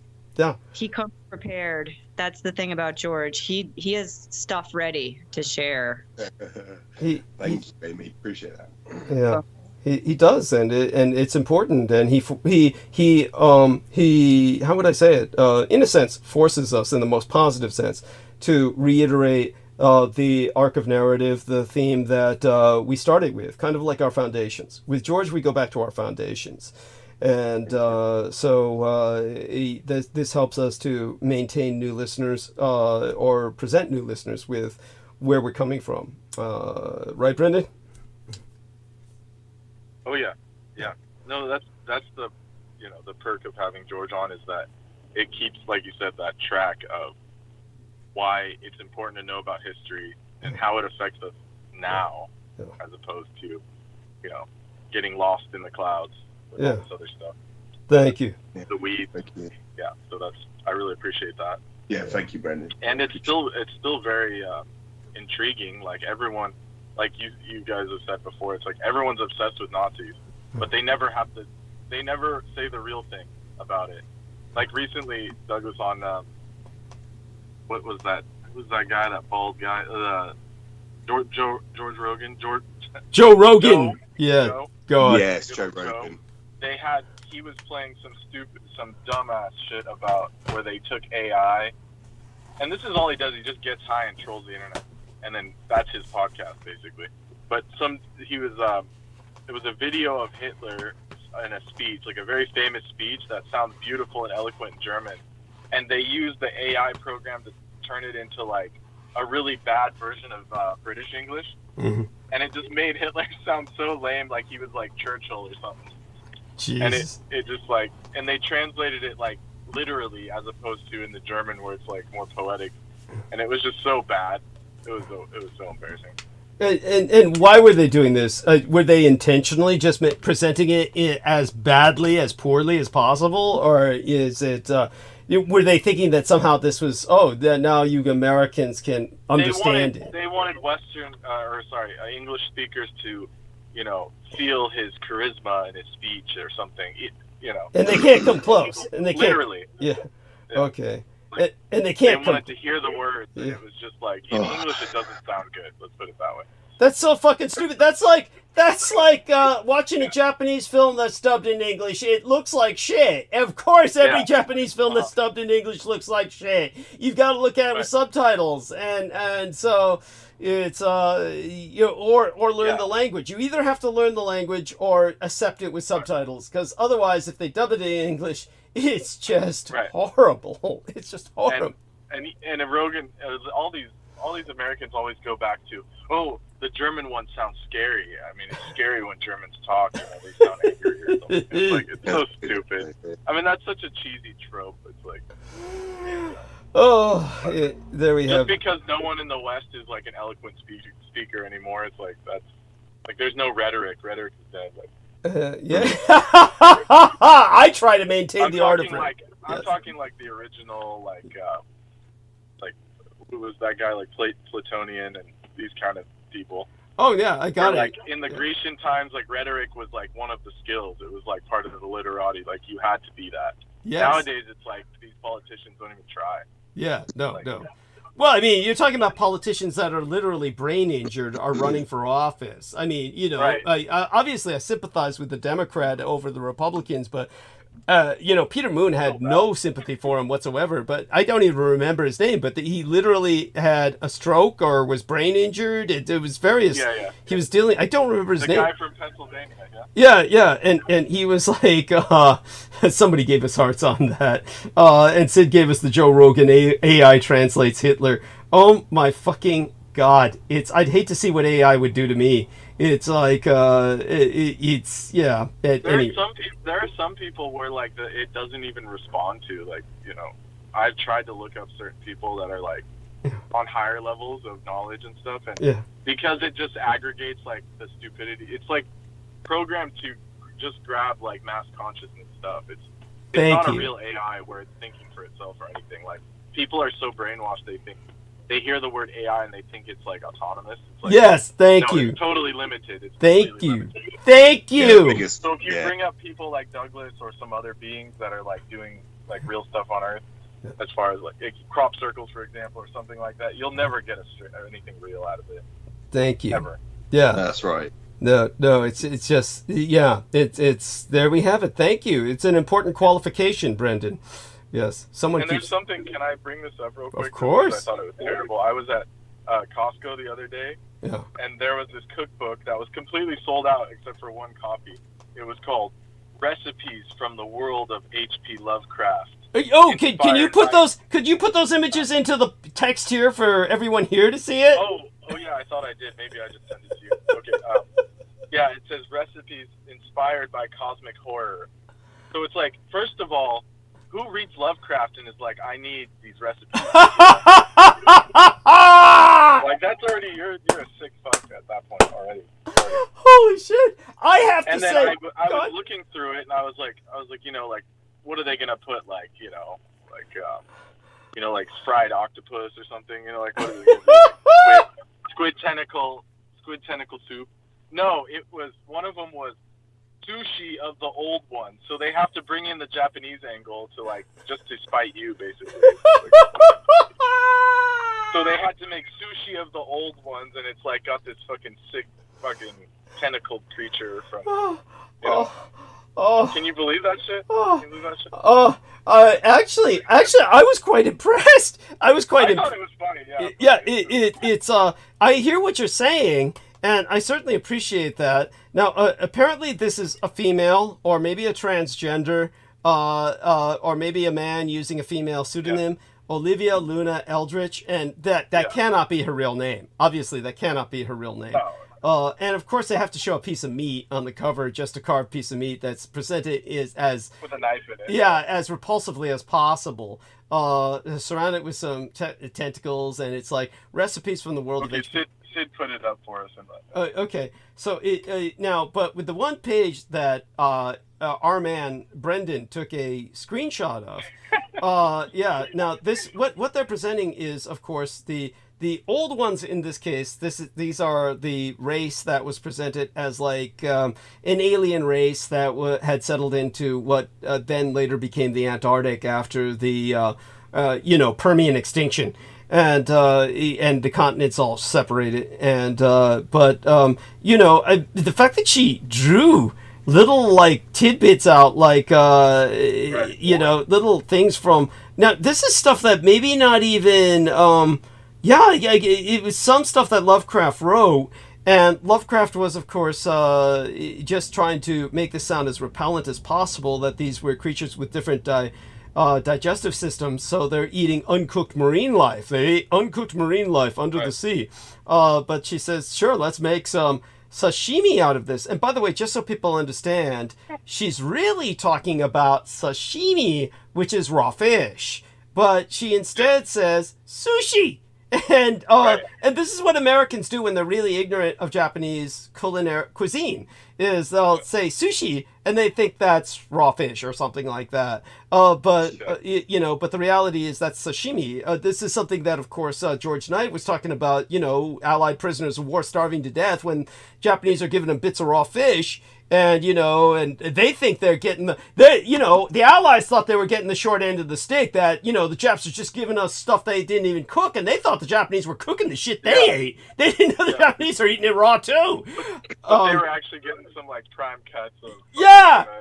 No, granted, the Japanese probably gave them the reject parts, would be the fatty shit. But here's the funny part. Here's the punchline. When Americans and Westerners go to Japan and they order sashimi, the Japanese serve them, not because the Japanese are malevolent, but the Japanese serve them the reject parts of the fish, because that's what the Westerners want. They want all the part that has the fat and shit, because that tastes more like meat to them. But the Japanese save the parts that have no fat in it for themselves, and that's the prime cut. So, yeah, they probably gave the guys all this fatty tissue shit, and probably some cultivated a taste for it, and then came back to Japan years later and said, hey, give me that sashimi. No, not that shit. The one with the fat. Yeah, and the Japanese are probably looking at him shocked and shit, like, are you kidding me? Are you serious? And then give them the fat shit. But anyhow, it's still, I'm rather impressed by... Otoro. Yeah, thank you. Yeah, and but I'm rather impressed that this woman went to this level of detail. I'd almost like a copy just for the fun of it, But it's obviously But the one of the alarming aspects of this is, of course, it is becoming so pervasive now. This would be like, imagine if you and I, Hitler was a vegetarian. Imagine if you and I try to come out with the Adolf Hitler diet plan. And try to put a billions. Maybe we should. Yeah, maybe we should. Yeah, you guys, George Knight and Brendan, get to work on it. Yeah, that'll make us some money right away. We need you to sign off on it as the son of Adolf Hitler. I like it. That'll really spice up the what would be like the press off. The press. I like it. We can even get some time on Joe Rogan with that idiot. That would actually be pretty funny. Actually. Yeah, that would be hysterical. Yeah, and so there you go, the Adolf Hitler diet plan. They put out a bunch of weird vegetarian recipes or health foods or something, and then they'll go for it. Then all those those fuckers that complain about vegans can finally have something to complain about. Like, yeah. Yes. Instead of just hating vegans just for fun. Yes. Thank you. Thank you. Yeah. Most fuckers don't even know Hitler was vegetarian. It blows my mind. But you know, all that being said, saw Amy come off mute again. You there, honey? Everything okay? Are you talking about Toro? Are you talking about the fatty tuna belly? Is just like a joke, like they just give it to white people and are like, here, this is delicacy. No, it's not like the lowest. No. It's the lowest grade, but it's like in Western sushi, it's considered the best. Yes, like that's what it's like. Just it's not like the Japanese. Yeah, it's not like the Japanese are malevolent about it. It's simply that the Westerners demand it. They still eat it at you know, sushi, like the what is it called in English?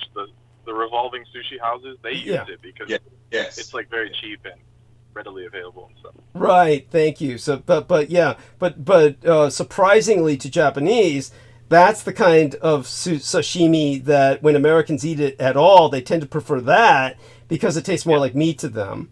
And but the Japanese prefer it just pure, you know, blood red without the fat. So Akami. Thank you. Aka means red, so like the prime. Yes, thank you. But thank you for asking, Amy. Yes, just so people know, it's not a malevolent joke. No, but it makes me feel like a dumb Westerner when I was totally sold on Toro is like only in like 2% of all the tuna that's caught, and therefore it's like this wonderful delicacy, and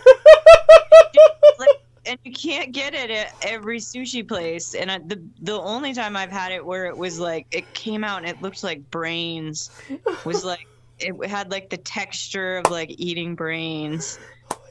But it was pretty delicious because it is all fat. Oh my God. It's just fatty. But that makes me feel like a dumb Westerner for falling for that garbage. Well, like that it's so special, but really it's only special if you're white. I love you, Amy. Mwah. You're so cute. You're so cute. Oh God, we got to talk privately. I got to find out how things are going with her. Oh, she had so many things happen to her. You're too busy. When are you gonna have your interview with Jennifer? Jennifer has a sick puppy, meaning I think all her dogs are really big, so they're probably older. And I think she's got a lot of. She told me that she said she used the term "sick puppy." So I'll tell you what she wrote. Here's what she wrote.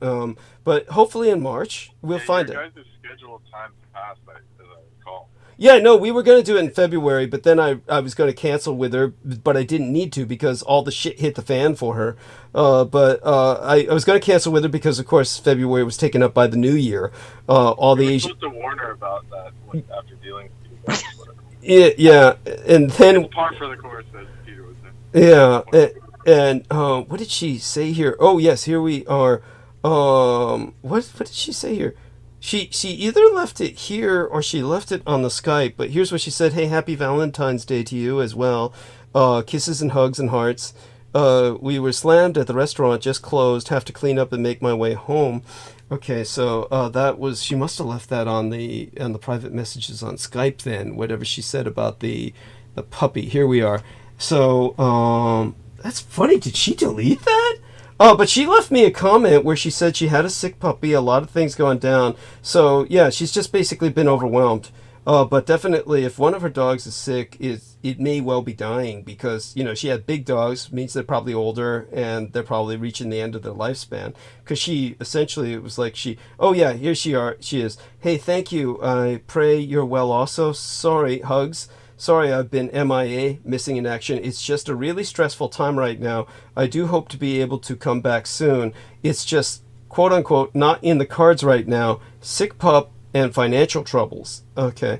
But I hope you're well and everyone else. Hugs, hearts, X's and O's. So, yeah, she's got probably veterinary bills. I imagine because these people, they love their animals. And when their animals get sick, they put everything. It's like, you know, their baby. It's like their babies. And yeah, so she's going The way veterinarians are in America, it's like they're ruthless. These fuckers. Oh yeah, no, they'll jack you for everything. Like they knew my cat was dying, and they were like trying to guilt trip me into paying $10,000, and I was like, I'm not doing that. Are you guys fucking kidding? Thank you. Guys are joking, right? No, thank you. And people do that. Go on. And it was like a bait and switch. They were like, oh, it could cost more, even more. You know, I was like, fuck you. Yeah, thank you. Yeah, no, it's thank you. You have to be psychologically healthy about this. And so Amy, was that a mystery? Whatever happened to your cat that got to the loving only wet food? He only took wet food after wet food was introduced, and then where is he now? Someone's taking care of him, aren't they?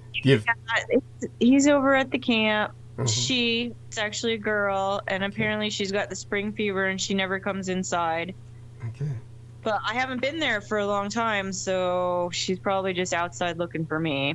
She's probably just wandering around, wondering when I'm going to show up again, give her more wet food. Yeah. Yes.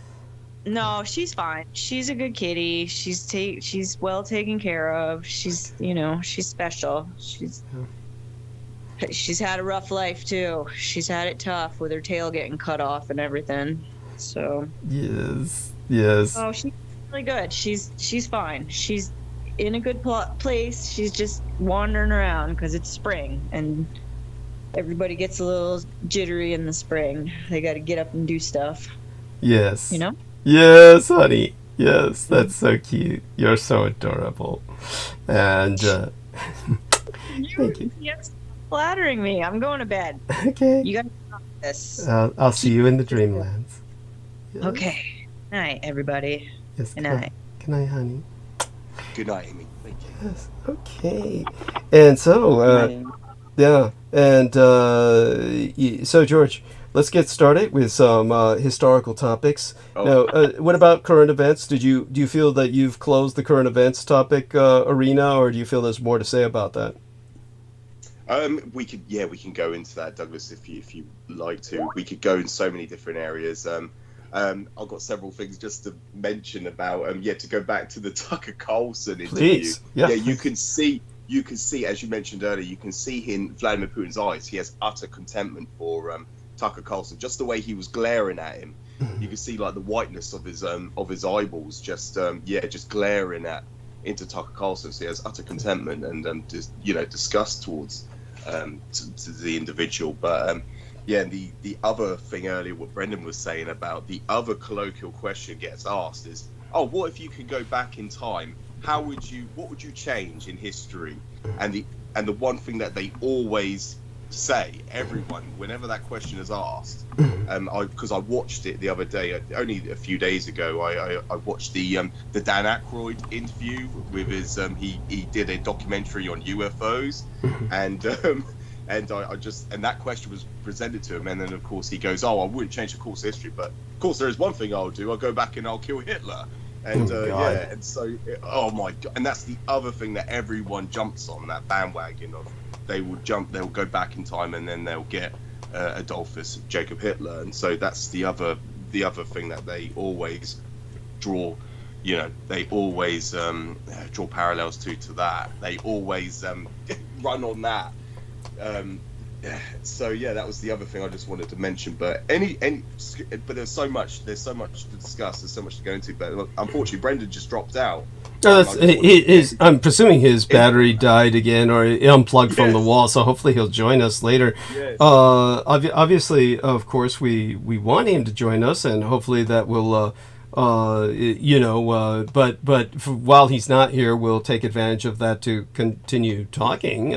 Thank you. And so when it comes, of course, to what you're saying, it's obviously the fact that everybody jumps on that bandwagon shows how indoctrinated they are. You have generations of people who are simply indoctrinated into what you would call unconditional hatred.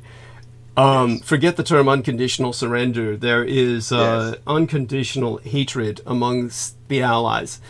and their insanity is mass cultural now. It is a mass insanity. Yes. The mass insanity is, if you ask why would you kill Hitler, Yes. they would come up with something incredibly stupid. To mostly it would be to save the Jews, quote unquote. It's Yes. and this of course is like, what's your reasoning behind that? Why are the Jews so important to you? And no answer. yeah, their answer is simply because we're taught to worship the Jew. They wouldn't phrase it that way, but that's what it comes down to. And this is something, of course, which is declining now. You're going to see a lot of that disappear. That what you see is the last gasp. It's the desperate last gasp of this insanity. The new generation that is growing up with this incredible atrocity committed by Israel, just nonstop Yes. before our eyes. This generation is going to be the turning point of that insanity. So that insanity is going to disappear. So I definitely want to. Now, the one thing I do want to say is that obviously I see things on YouTube when I get on YouTube, and it is like. How do I say it? Just nonstop World War II propaganda, of course. Yes. That goes without saying. I see that all the time. One of the things that really stands out to me is the fact that all I see all over YouTube. Now, of course, there's a reason I get this coming up on my screen because of what I talk about. So obviously, I have spoken at great length about World War II. I've spoken at great length about the Russian Empire. And of course, Russia is the enemy right now. I've even concluded, you might have, oh yeah, you didn't hear the latest interview yet, as of yet, but you'll get to it. But I've been telling people about Russia as a civilizational enemy in the sense of Samuel Huntington and his book, The Clash of Civilizations. Now, one of these things that I've been going on to, obviously with all these things, I'm going to get a lot of crap coming at me about Russia. But I am still overwhelmed, considering the situation that we're in, which is effectively a state of war with Russia. It astounds me that all I see on YouTube is nonstop Russian propaganda. I also see a lot of communist Chinese propaganda, and it just keeps coming. It's just that they just keep it. These are like World War II propaganda films that they are showing again and again all over YouTube, and everybody watches this propagandistic shit, and they're brainwashed. They're completely brainwashed into this communist perspective. It's offensive to me that this is even readily available on YouTube for people to be brainwashed like this to watch it. And but that being said, we can go deeper into this later.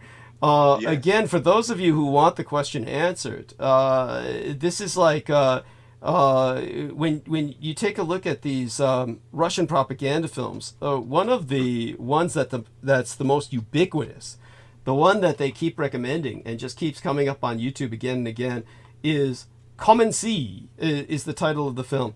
And it's all about atrocities committed by the Germans invading Russia. And of course, there's nothing about all of the atrocities committed by the Russians, not only against themselves and other people, and all the everything they did in the Ukraine that resulted in the Nazi invasion, with the Ukrainians begging for liberation from the Russians, of course, and joining, of course, the German cause. None of this is going to be exposed in these films. All you're going to get is this straight Allied propaganda. And it's not even a question of who committed the most atrocities. The Allies win that hand down, for those of you who do not know. And the Allies pretty much deserved everything they fucking got. And anybody comes at me with this bullshit about, women, children, all the rest of this stuff. This was a war of races that the Allies started. And they were fighting it as a racial war. So do understand that when it comes down to the way the war was waged, it was waged in a way that it was basically the way the Allies demanded. And they went into a total war mode where they said populations were the battleground, and that's exactly what it was. The Allies are pissed off for the reasons that I've charted before, literally shown in graphs, is that the Allies lost. The Allies lost far more population than the Axis did. And this is what really pisses the Allies off, was simply they started a war that they could not wage as effectively. Yeah. And when the Axis forces stood between the Allies and their civilian populations, the Axis forces historically performed much better at defending their populations. It's a simple fact. Otherwise, their populations would not have survived at all. But the end result now that they still keep programming you towards this this anti-Axis perspective with a passion, they do this passionately, is because, of course, the Allies have really lost the war. They've lost the war, or they're still fighting it in a manner where they're certainly at a disadvantage. They lost the war with Japan, which ultimately ended in 1952. They're still at war with the Third Reich in exile, which is why you're still programmed to hate Hitler and hate Nazis and indeed Germans reflexively without thought. And as George Knight can attest, when Joe Rogan was interviewing this guy who was tracing Germans who had relocated to South America, and these are people who had nothing to do with the war. They're descendants of Nazis, but they're maintaining their heritage in South America. And they're saying, how do we kill them? They're just trying to commit to an open conspiracy to murder of a population base that is, for all intents and purposes, doing nothing to them or anyone else. So they're truly on a murderous bent. And when you take a look at the whole, how would I say it, the whole propaganda point of films like Come and See, what they'll tell you, essentially, to anyone who's reviewing the film, or the way that they'll promote it, they will say that, people talk about whether or not it's moral to go back and kill the baby Hitler. This film answers that question. In other words, this is to indoctrinate you to do just that, as if we had the power to do that. And yet there was an entire series of video games that were answering that question as well, which had Einstein gain access through physics to a time machine, which he uses to go back in time and kill Hitler. And it results in, of course, a Soviet domination of the world. This was the whole Red Alert game series, which went on for years. The Red Alert game series went through several editions. So you can tell them a bit about that. The Red Alert game series was something that was all about if somebody, Einstein, had gone back in time and killed Adolf Hitler, nobody could have stopped the Soviets. I don't know if you remember that game, but you used to be a gamer. Yes, Douglas, I'm aware of Red Alert. I never played it, but I'm certainly aware of it. I think that's the Command and Conquer series. That's correct. Yes, that's Command. No, it's Command and Conquer. You've got it right. Go on. Yeah, so thank you. That's all I'm aware of. But yeah, I remember the series when that. Well, I don't know when the first release of the very first one was, but certainly the one that I was more aware of. I think it was just Command and Conquer, the very first one. It wasn't. I think Red Alert was like a one of the successors of it. But my impressions of it was. I think it was just like this. It's a fiction fantasy. Series of like orchestrated like I think it's just conflicts with the Soviet Union. This is going back when I was a child. I can't remember it vaguely or vividly now as an adult, but I'm talking about 20 years ago, trying to remember what it was all based on. But I think it was the West versus the Soviet Union. If I could be completely wrong with that, but I'm not sure. I'm not acquainted with the actual narrative of the series, what the storyline tells. But no, thank you. I'm really appreciate you bringing that up, Douglas, because I wasn't aware of that. Okay. With the Red Alert, with Command & Conquer Red Alert. Okay, so I definitely am glad that you're aware now, and you can look it up. Yes, yes, So, that's another one to add to. Yes, when you look it up, the whole thing, the entire series of games in Red Alert went through multiple editions, multiple iterations, and the entire foundation is Einstein gets a time machine, goes back in time, kills Hitler, and the end result is the Soviets take over the world. That's what would have happened had there been no Adolf Hitler to stop the Soviet Union. So this is the kind of insanity that people want to bring about, and this is what the Allies want them to bring about. And so that being said, back to what else comes to your mind. You brought that aspect up, and whatever else comes to mind, by all means, share it with us. Yes, thank you, Douglas. Yeah, I can't remember everything I wanted to bring up, every point that I wanted to bring up earlier. Oh, and Brendan has rejoined us, so we can find out what happened to him. Brendan, while you're here, you could answer us exactly what happened to you. Oh, did I unmute? Oh, shit. No, what had happened was you had, you disconnected, you dropped from the call. Right. But I've been doing all kinds of stuff. I'm surprised you guys didn't interject. Was there anything in the background going on? No, we couldn't hear you. You were off the call completely. Yeah. So Okay, yeah. By all means, it just like something happened to the software and it just shut off. Okay. But it's back now. Okay, good. So you can continue joining us. Were you familiar with the Red Alert game, the video game? Oh yeah. Okay, so tell us what you remember about it. You do remember the plot line was Einstein goes back in time and kills Hitler, and that's why the Soviets become an unstoppable force. Yeah. Yes. Yeah, but they only mentioned that briefly, and then the rest of the time you have to like deal with these like quote unquote superpowered Soviets that are like, they just have like a lot more resources, and it would be like the pinnacle of if they were to be successful, which is a joke in and of itself.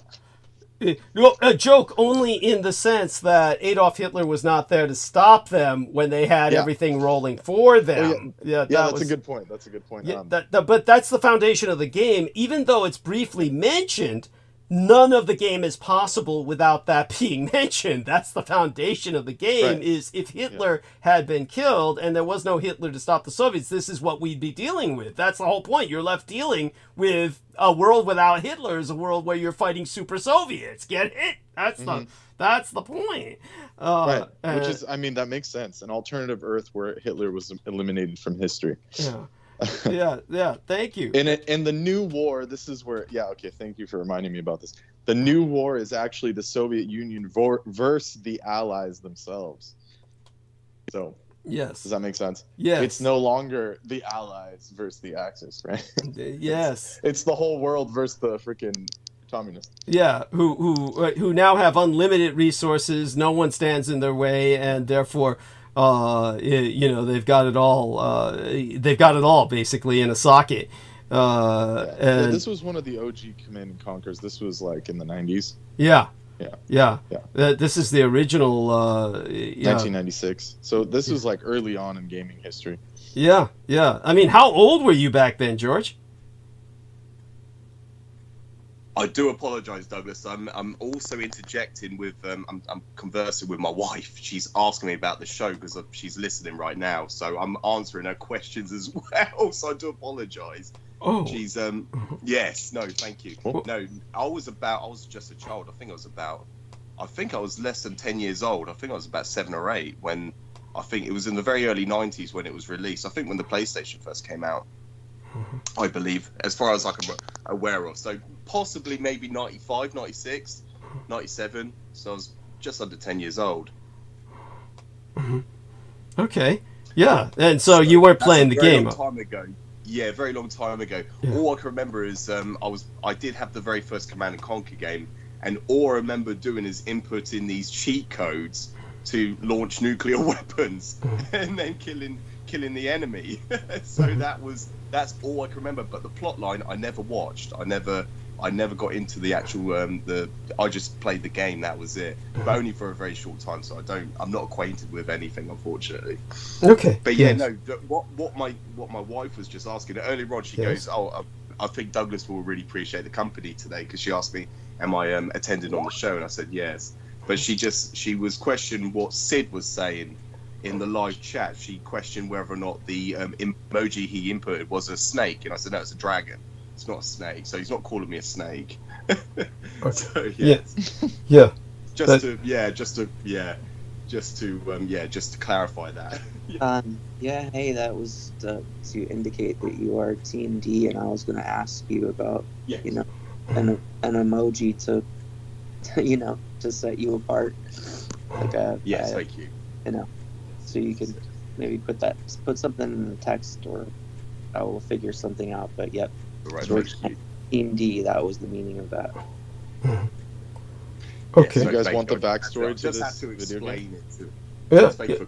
Yeah, please, the backstory will be appreciated, yes.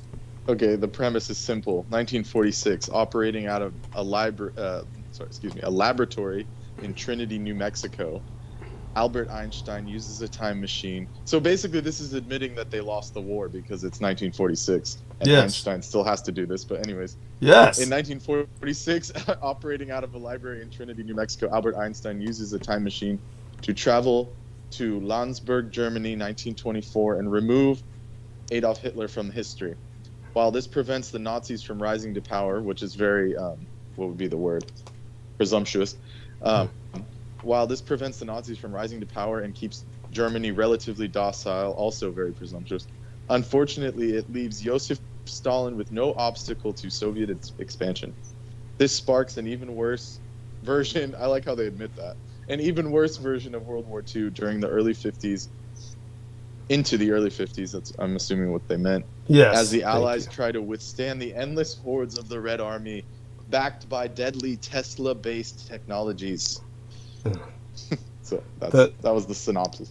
Thank you. And by the way, so basically, when Hitler is gone, Tesla's shit gets swooped even worse. Well, yeah, actually, there's actually an unspoken subplot that was not printed, but it was one in which Tesla defected to the Soviet Union, was part of that game system. Was that because Einstein? What happened was when Tesla saw Einstein going back in time to kill Hitler, Tesla said, "Fuck it, I'm defecting," and that's when he defects to the Soviet Union, and that's how they get his technology. So that's what. Which is why I remember it in that game where the Russians have like these like super nuclear missiles and like different laser weapons. Like they have certain things that are like, way beyond other tech. Yes. In other words, then they become a superpower. Yes, with actual super technology, as opposed to just their shit. Some Soviet shit. Which that's a funny thing. I saw one of those travel bloggers, like he is married to some Russian chick, and he goes and he's like, today we're trying this Soviet diner with like. It's like a 1950s diner out here where they have all the nostalgia and all the shit. Yeah. But in Russia. Yeah. And then it like shows all this like really cool looking shit, propaganda posters, like cool history, like, all the architecture, like the whole place is kitted out 1950s diner shit from the Soviet Union. And then it shows the food and it's just like so disappointing. It's like pierogies with like sour cream splatted on top and a little cheese. And you're just like, wow, that was really like lackluster. I was expecting like some borscht or something good, but no, it was like straight up just like, yep, this is what we ate. This is what I remember eating. It was like dumplings with like potato dumplings with sour cream and like no greens. There was nothing good about it at all. No, this is that was the pinnacle of the Soviets. Yeah, no, absolutely. It's just it was all veneer. It's all shit. It's all just shit. It's just there. the life was shit. You know, it just life sucked. It sucked then. It sucks now for them. It's like, but this is the real answer here. When it brings us back to, of course, the quote unquote question that was answered by this stupid film, Come and See. Now, the reason I bring this up is because, again, this is all over YouTube. Now, because I speak about World War II and Russia all the time, they keep throwing this back up at me. And they keep throwing this, you know, like, Come and See, just scenes from it, reviews of it, you know, and it just keeps coming up. And this is a film made, like, a long time ago by now. It's like the 80s or the 90s that this film was released. 1985, as a matter of fact. So it's old as dirt. It's older than many people listening. And it was directed by a son of a bitch named Klimov, who, like, his family was forced to flee Stalingrad or some shit. It's like, who fucking cares? Everybody's family was forced to flee in World War II at one point or another, if you're in Europe or in Asia. So it's not like his experience meant a goddamn thing. But he, of course, has that background and wanted to propagandize for the Soviet Union. Remember, 1985, the Soviet Union still stood. So he's propagandizing for the Soviet Union when he produces this film, which is now ubiquitous all over the internet, and they just keep pushing it. And, of course, the whole thing is meant to ask the baby Hitler question and answer it, quote unquote. His original title for the film, for those of you who don't know, when it came out in Russia, was Kill Hitler. That's the original title of the film in the Russian. It only came out as Come and See when they put the English subtitles, you know, and sent it into Western distribution. Because Kill Hitler didn't make sense to the average Western viewer who watched it. They couldn't understand the connection. It wasn't like Red Alert where there's an actual plot line. Instead, all you see is a series of atrocities. And yet, there's a memorable moment that is thrown in there, because the Russians always do this, where they show an SS woman eating a crayfish. And it stands out in the film because the young boy, of course, winds up all over Eastern Europe and he's just tossed all over the place. What it reminds me of most is The Painted Bird by Jerzy Kosinski. And for those of you who don't know how twisted that is, how twisted the whole story is behind Jerzy Kosinski and The Painted Bird, Jerzy Kosinski came out as a Holocaust survivor. And Jerzy Kosinski wrote a book called The Painted Bird, which I actually recommend people read. I actually recommend people read that book. It's translated into the English, and it's a reading experience that you'll never forget. It is something that Brendan actually did not believe what the title was based on. He had a hard time believing that this actually happens. But The Painted Bird is based on the scapegoating. You've all heard the term scapegoat, and you all know what that means, I presume, where the village will pin all of the sins on a goat and render that the scapegoat, and then turn that loose to be essentially eaten in the wild, rather than protected by the shepherds. And this is the scapegoat who dies for their sins, kind of like a Christ figure made of an animal. When it comes to The Painted Bird, this was like an Eastern European tradition where they took a bird and they painted it in all of these glittery colors, added all of these baubles, like little speckles to it that were like fake gems, you know, like faux glass fragments and the like, and made it look like a bird of paradise. And then they would unleash it in the wild, and all the other birds would emerge out of the forest in a flock and rip it to shreds, just tear it apart in midair. That's their jealousy over this splendid, spectacular bird, the painted bird. Now, in terms of what that means with the boy's experience in the quote-unquote novel, which was supposed to be based on Jerzy Kosinski's personal experience, is he that, shall we say, indulgent? Is he that, shall we say, narcissistic, where he feels he is that splendid? You don't really see him being put up in the book as some kind of splendid creature. He is, what you see throughout the book is repulsive scene after repulsive scene. One of the scenes that stands out, just like that SS woman, which I'm sure is completely ripped off from the Jerzy Kosinski book. All that Cum-INT is in many ways a ripoff of Jerzy Kosinski's Painted Bird. But the SS woman in that presents such a stunning example of someone who looks clean and healthy in the midst of this apocalyptic environment. You have this scene in the book Jerzy Kosinski, who's supposed to be Jewish. He's a Holocaust survivor. He is thrown before an SS officer and basically sees his reflection in the SS officer's highly polished boot. And the SS officer uses that boot to lift his chin. Literally uses the toe of his boot to lift the boy's chin up so he can look at him. And just says, let this one go. And just kicks him away. Let this one go. Like in a moment of casual mercy.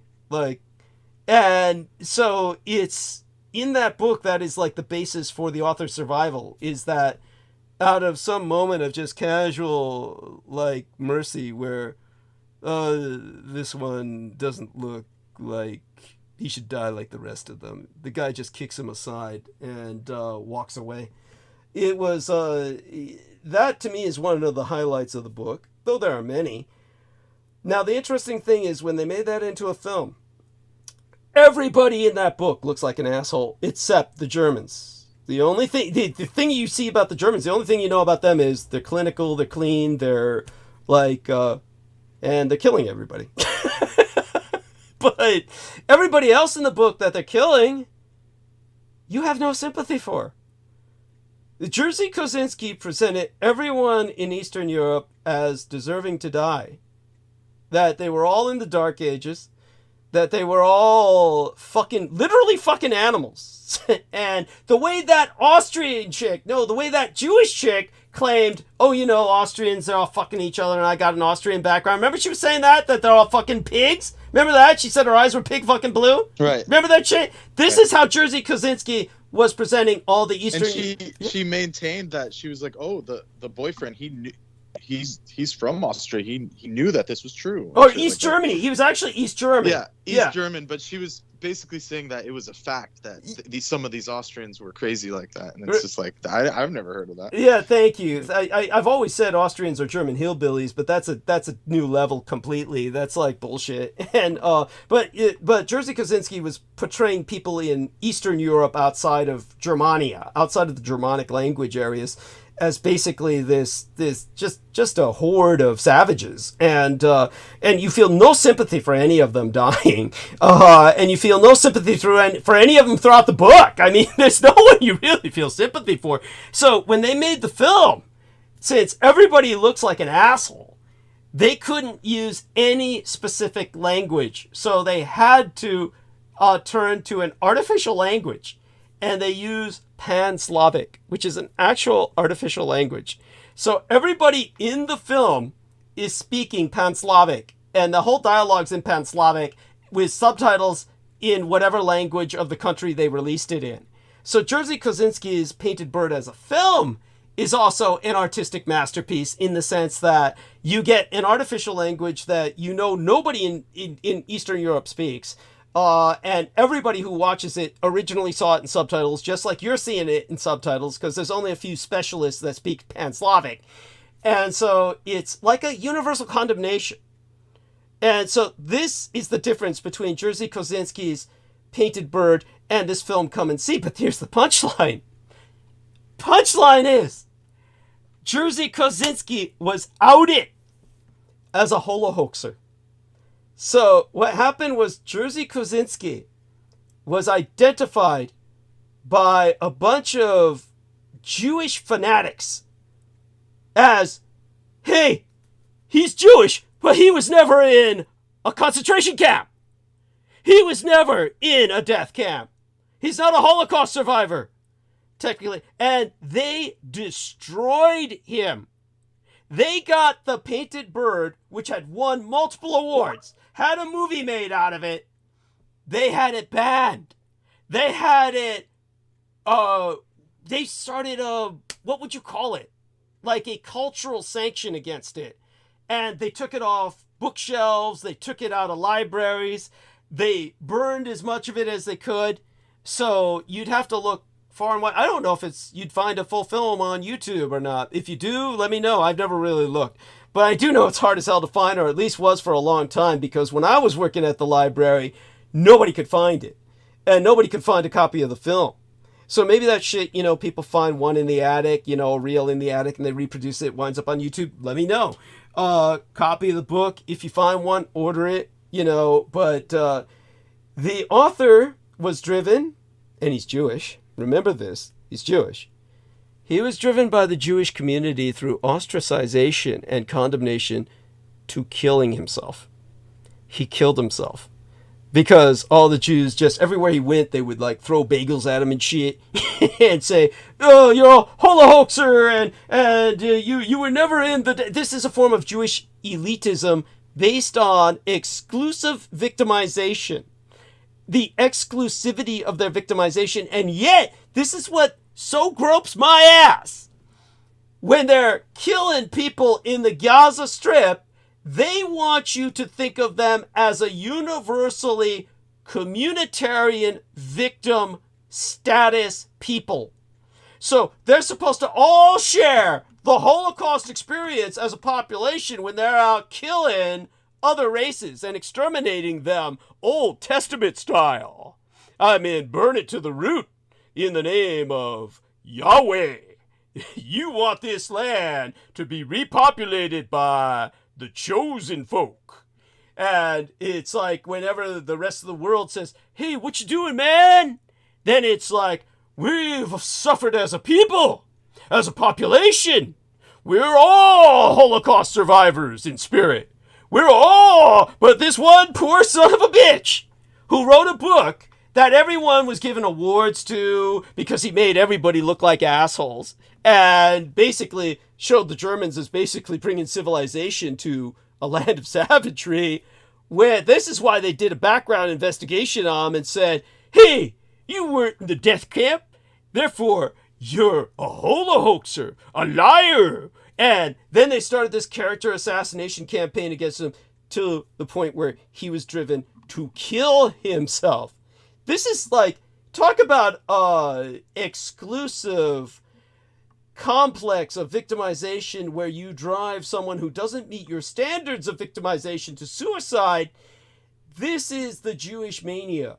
This is the mania of Judaism that all the West kowtows to. First, we're supposed to take it individually that, oh God, there's only a few Holocaust survivors. It's like, Magneto from Marvel Comics. He was in a death camp. And yet he's a supervillain. But, now I'm being facetious here. But it's like, Hulk can't hit him because Hulk's going to say, "Oh, I can't hit a Holocaust survivor." Now I'm being extremely sarcastic and satirical here, but the character Magneto is portrayed as having survived a death camp. Such being said, when it comes to this kind of status that is supposed to be individual in nature, like individual Holocaust survivors, it's they used that standard to drive this man to suicide because he presented a cultural picture where all the victims are really unsympathetic. There was no sympathy for the victims, and their dying really wasn't a loss. If you read the book or watch the movie, believe me, you'll understand what I'm saying. But when it comes to what they're doing now, they say, "We want you to see us all as Holocaust survivors." They even go to the United Nations wearing yellow stars, as if they're all in a death camp. This is, okay, George, respond to this. Brendan, go ahead. Both of you gentlemen, respond to this, please.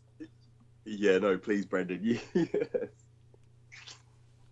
you there, Brent? Oh, sorry, Brendan, yeah. He's muted, but mute. Yes. Sure he'll come back on soon enough. So, I don't know. So, in terms of... I was talking, but I was... Oh, yeah. That's just offensive. Oh. I mean, it's just, yeah. I'm flabbergasted. And we we grew up learning about all that stuff. Yeah, I'm sorry, Sid. What was that, Sid? Sid?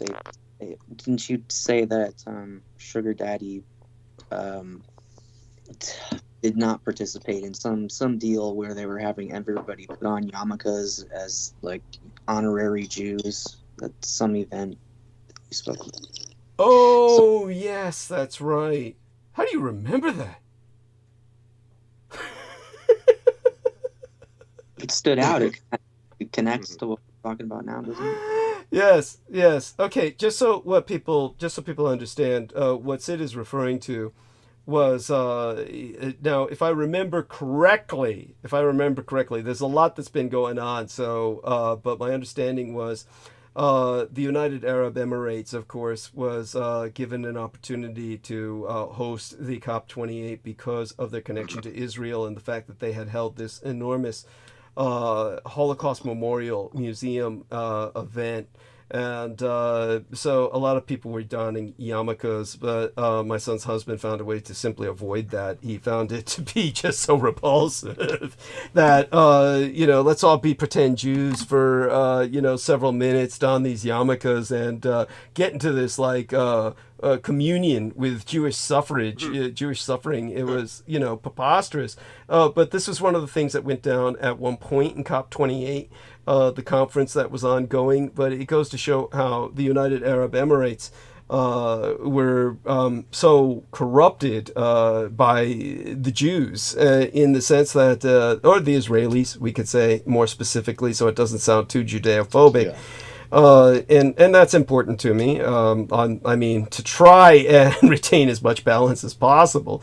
Believe it or not, for those of you out there who think I've gone past that point, and you might, let's put it this way: there's a lot to tempt me to go past the point of reason, but I assure you, I'm not seeking Judeo-genocide, despite what I say.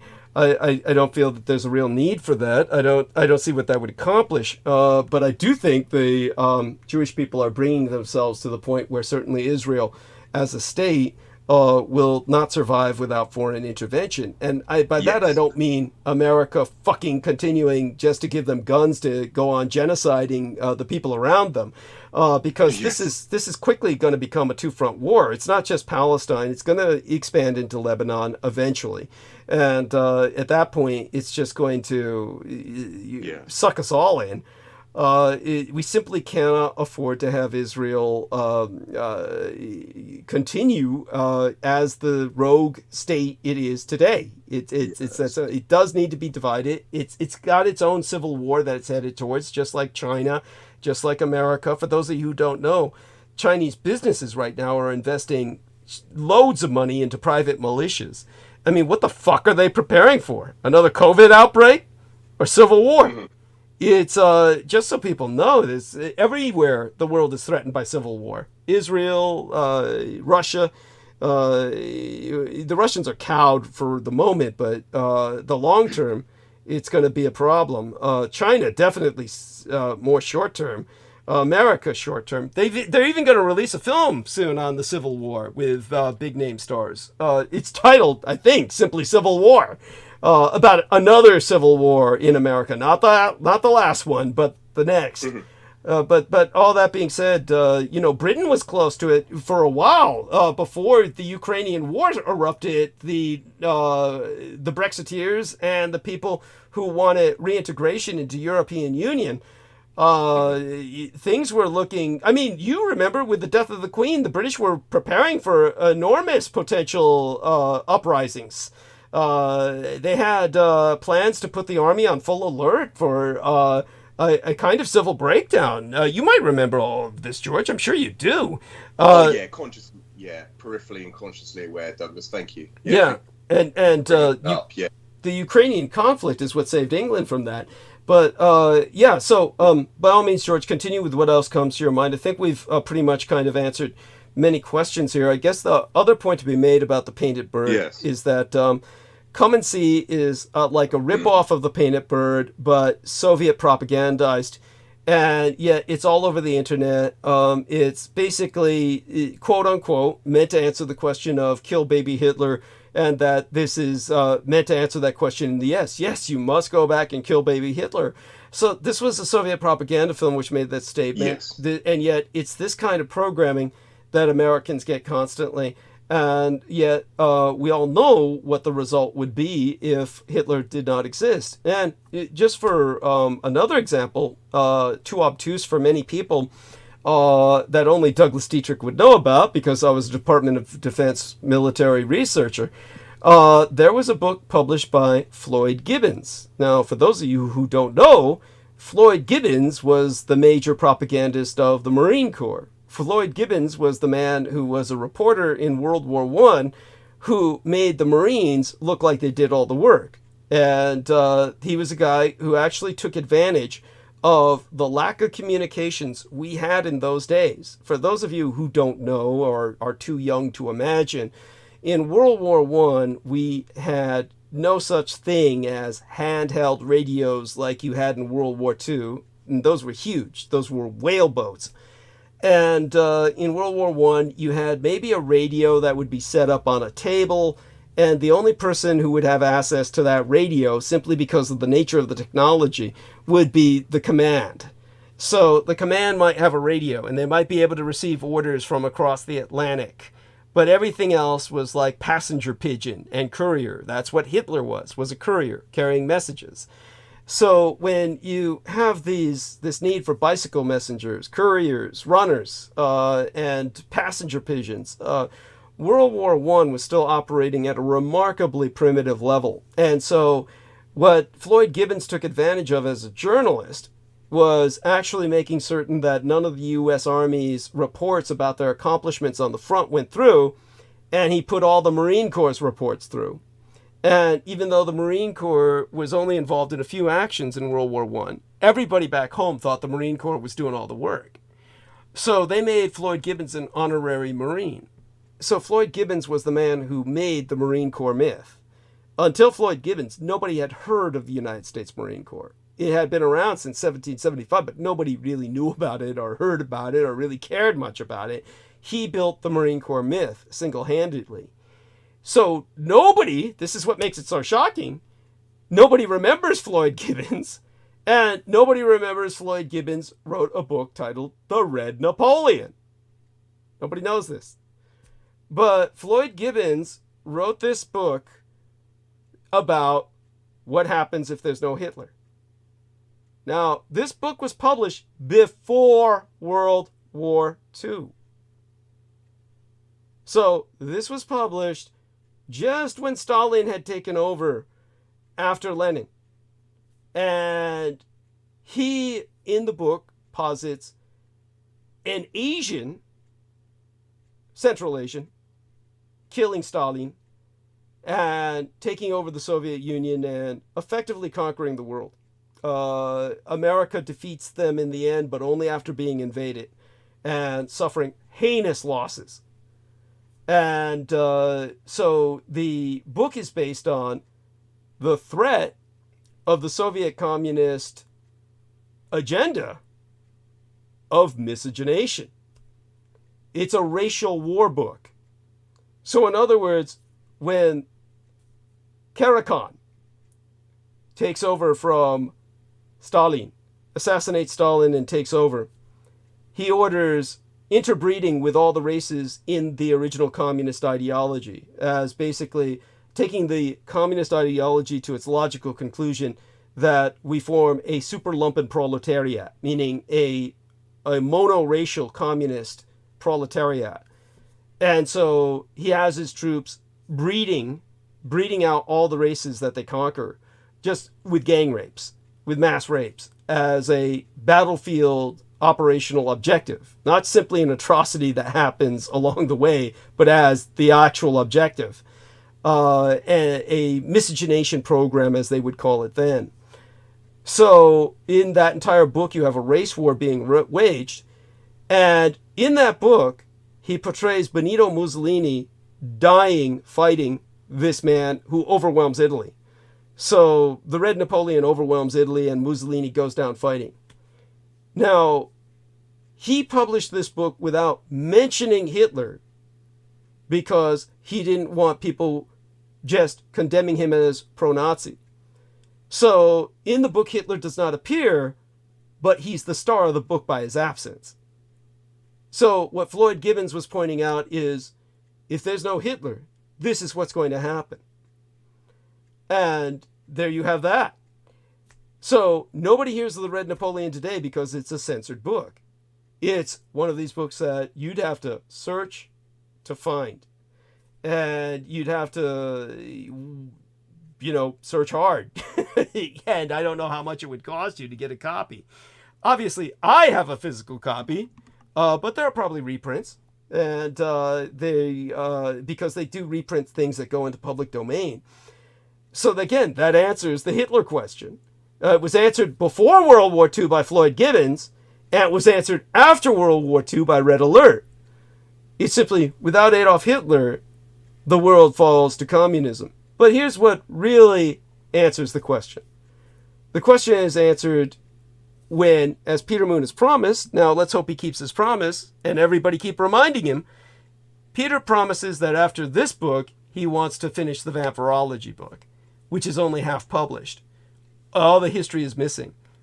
So I want you to know that we describe in that book the reasons for World War II. The reasons were, on this side of the Atlantic, a man named Bobby Yerkes, name spelled Yerkes. Robert Yerkes was trying to downbreed humanity. He had abducted Cuban women.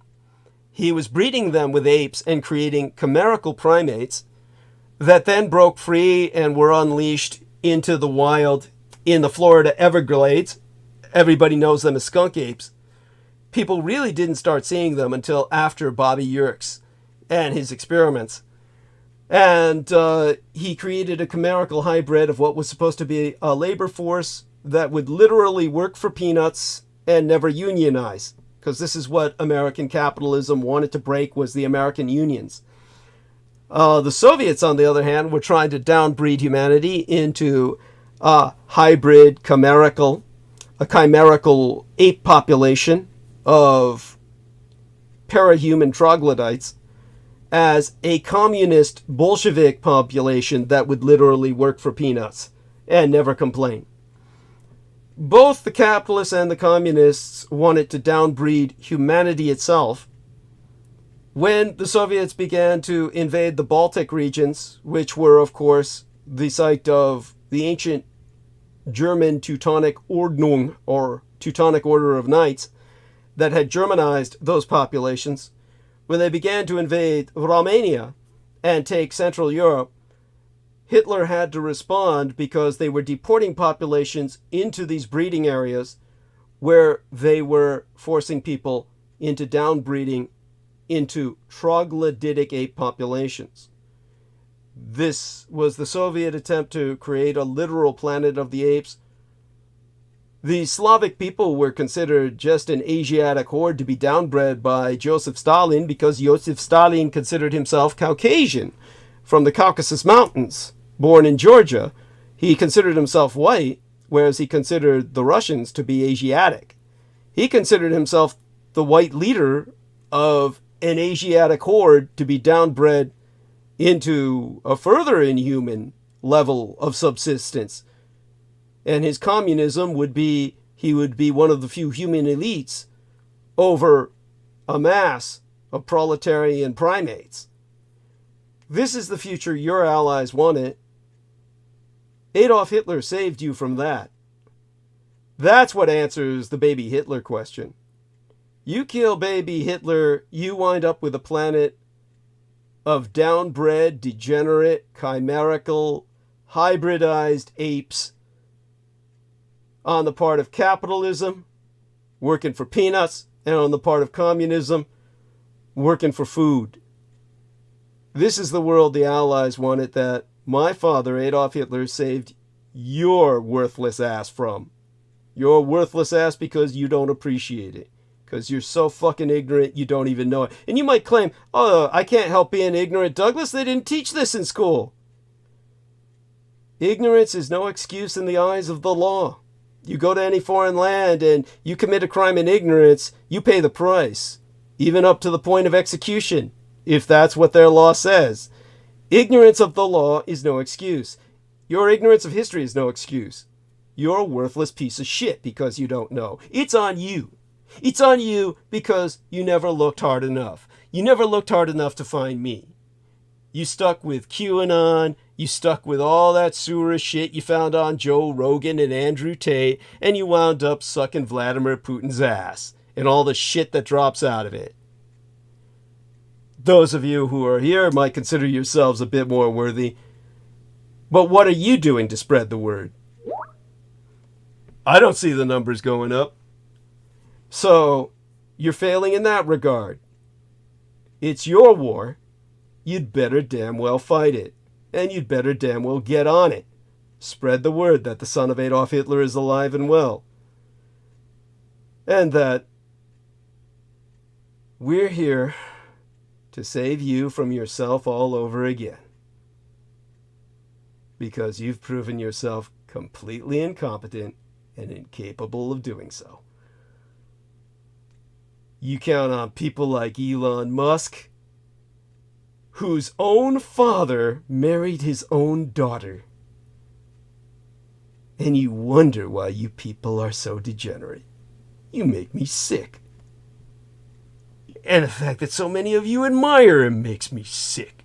Take it from here for a bit, George. Oh, God, yeah, Douglas. I completely agree, 100%. Thank you so much for saying all that. And yes, no, that just shows you the level of insanity that that is portrayed in this world. It's just, yeah, I have utter contentment as well. I'm surrounded by these people that admire Elon Musk. I'm just surrounded by him. But then once I exposed the fact that he's broken in the Forbes, the article, the Forbes, they've recognized and identified him as the one individual that's lost the most amount of money in a single day. No one has been that bankrupt or broke in a single 24-hour period who's lost that an astronomical amount of money in a single day. That just proves to you that he is not successful when they start to propagandize or promote just how like they just to emphasize their admiration for the man. They talk about his success in his entrepreneurial mentality. It's just when you expose the fact that no single individual has lost that amount of money, and if you take a look at it, I can't remember the exact figures, but it shows you, they exposed in Forbes that no man has lost that amount of money in a single day. Thank you. It just shows you how incompetent and inept this man is. Yes. He's an idiot. He's a fucking idiot. Go on. There's no counter argument. There's no refuting that. If I'm just typing in now on Google, Elon Musk, Forbes, money. I think Sid's just entering something now. Forbes, money loss, net worth in a single day. It's just astronomical. What is it? 383 billion. Pete, that's how much he is. 138 billion, largely due to poor performance of Tesla stock. The global records database says, citing figures obtained from Forbes. But yeah, he's broke the world record of losing more amount of money in a single day than anybody else. So yeah, that's just shows you his success. And you're being sarcastic. Yes.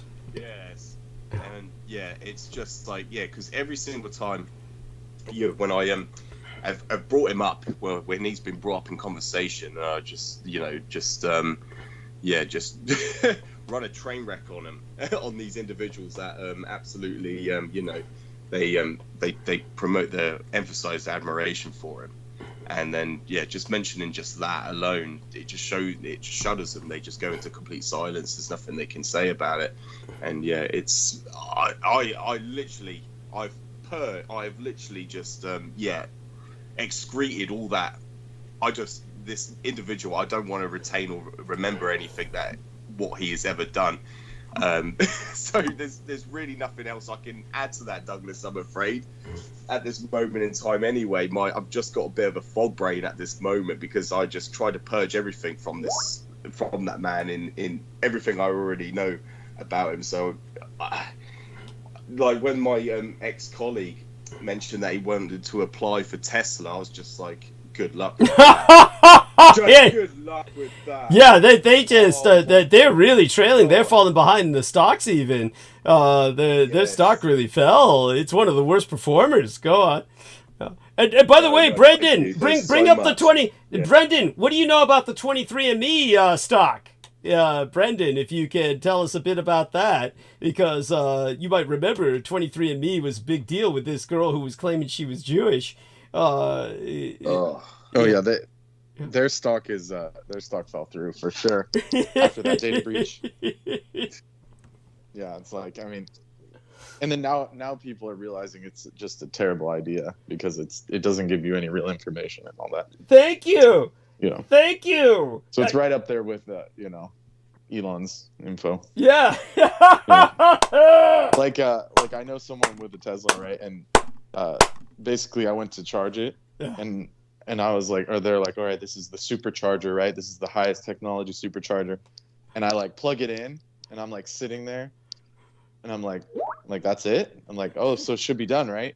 And then we like open the screen, and we're like, and we're like looking for it, and we finally find it, and it says 25 minutes to 40, basically, or more to charge to like 80%. And I'm like, really? I could have had my shit I could have put gas in my car by now, and it's like it's really lackluster. I mean, I don't know, people, I don't know how to put it. It's just like people get so brainwashed by this new shit. It's like there's nothing special about it. It's a waste of time. Doesn't really save you money. Oh, so it's all gimmick. Like basically, what I'm trying to say is, to make it simple, is that Tesla is basically he's just a good at branding. It has nothing to do with any product or anything. So basically, all he is a skilled promoter. He's a skilled promoter. Snake oil salesman. Thank you. He's rebadged shit to just be like Mars and fucking, quote unquote futuristic shit. Yeah. And then they had to steal Tesla's name because otherwise they wouldn't have had any money at all. There would be no. Because if he had real Tesla technology, then he could just like levitate and shit, which like obviously. Well, he can. Yeah, he can get his. Absolutely. Anti-gravity. He can extract the energy from just the surrounding environment, as opposed to plugging your battery or plugging the charger into the national grid, which is using fossil fuels. Yeah. So that's the. Insanity. And George, you know about that, how bad the grid is. So there's no way it could support 10 million cars. I mean, on whether it's England or America, it's like there's no infrastructure. There's no infrastructure, and at this point it's redundant. They're not anticipating so what they're projecting is that they want a certain number of vehicles to be electric in a certain period, in a certain time in the near future, but unfortunately there is no infrastructure in place to compensate for that. And at this moment in time, there is only so many charge points situated or located in certain areas in Britain alone. But the problem is there are far more numbers of electric vehicles on the road that require charging. So at these charging points, you have a backlog. You have to wait in a queue in order to charge your vehicle. So if you're running, I'm glad you brought that up.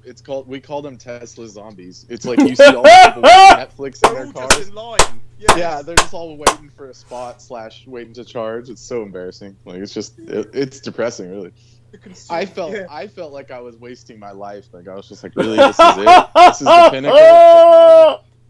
Yeah, you're like, oh my god, I'm not going to queue up in the in the drive-through to get my McDonald's. Oh wait, no, that's the queue for the Tesla charge point, for the Volt, for the V-Volt, whatever they call it. Yes, it's just the Volt charge. It's just the supercharge. Yes. But by the way, for anyone in England, it's so the electricity is much more costly. I don't know whether it's the actual the device or what. But I when I was in London, I asked them, it's $70 to get a full charge. I'm like, I thought they were joking. I was like, you guys got to be kidding. And they said, no, it's about $70 to charge. And because out here in Silicon Valley, it's like maybe $15-20. And a lot of those guys get it for free because their work like buys the supercharger. But in England and stuff, it was like, I was like, you might as well just have a petrol fucking burning. Thank you. You'd save money. my 2-liter engine, my work van, is a 2-liter engine, and yeah, I can fill up with less than £100 English sterling pounds in a week for for about 95 pounds, and that will last me for an entire week. But then to fully charge up a electric vehicle, whether it's a 70 volt for charge and battery in the vehicle, you're looking at about 60-70 pounds per charge. So it's like 5 times, and it gets less range almost. Yes, and it gets less range, and of course when you put on the air conditioning or if you put on the heating and all that takes up charge, and as soon as you turn it on, you're it's drained 20% already. So it's ridiculous. And if there's a cold spell, which happens a lot, it's like if you're in the like up north as well, it's like boom, your like battery percentage is like in half. Your charge capabilities are cut in half because of the temperature. Yes. So how's this a viable solution? So I don't understand how this is a viable solution at all. If there is an outage, what's the solution for when there's a electrical surge or a power cut? What happens then? Everyone just it's like zombie land. Not the generators can't carry it. Like I was looking into like battery packs and stuff. It's like most of them won't even support a 1200 watt hot water, a tea kettle. So it's like there's no way. I mean, people say, "Oh, I have a generator." It's like your generator's like what, 500 watts? It's enough for a couple outlets at your house. Like it couldn't charge a car. There's no way. And there's not enough solar panels to charge a car either, typically. And like what the Japanese actually have the best contingency in place, and it's 90% of their production cars are hybrids or plug-in hybrids. Yes. So it's like they've basically balanced, they used actual math and statistics, and they said, okay, well, this is the best of both worlds, and this is where they landed. Yeah, you need to have hybrids, ideally. Yeah. It's the better solution, more viable. It's the only way, right? Yeah. Like you're saying. At this moment in time, yes, absolutely. Yeah. At this time, yes, thank you. Yeah. It's oh my god, we could just outline the pros and cons. Speaking of that, did you guys hear about the nuclear battery? What do you guys think about that?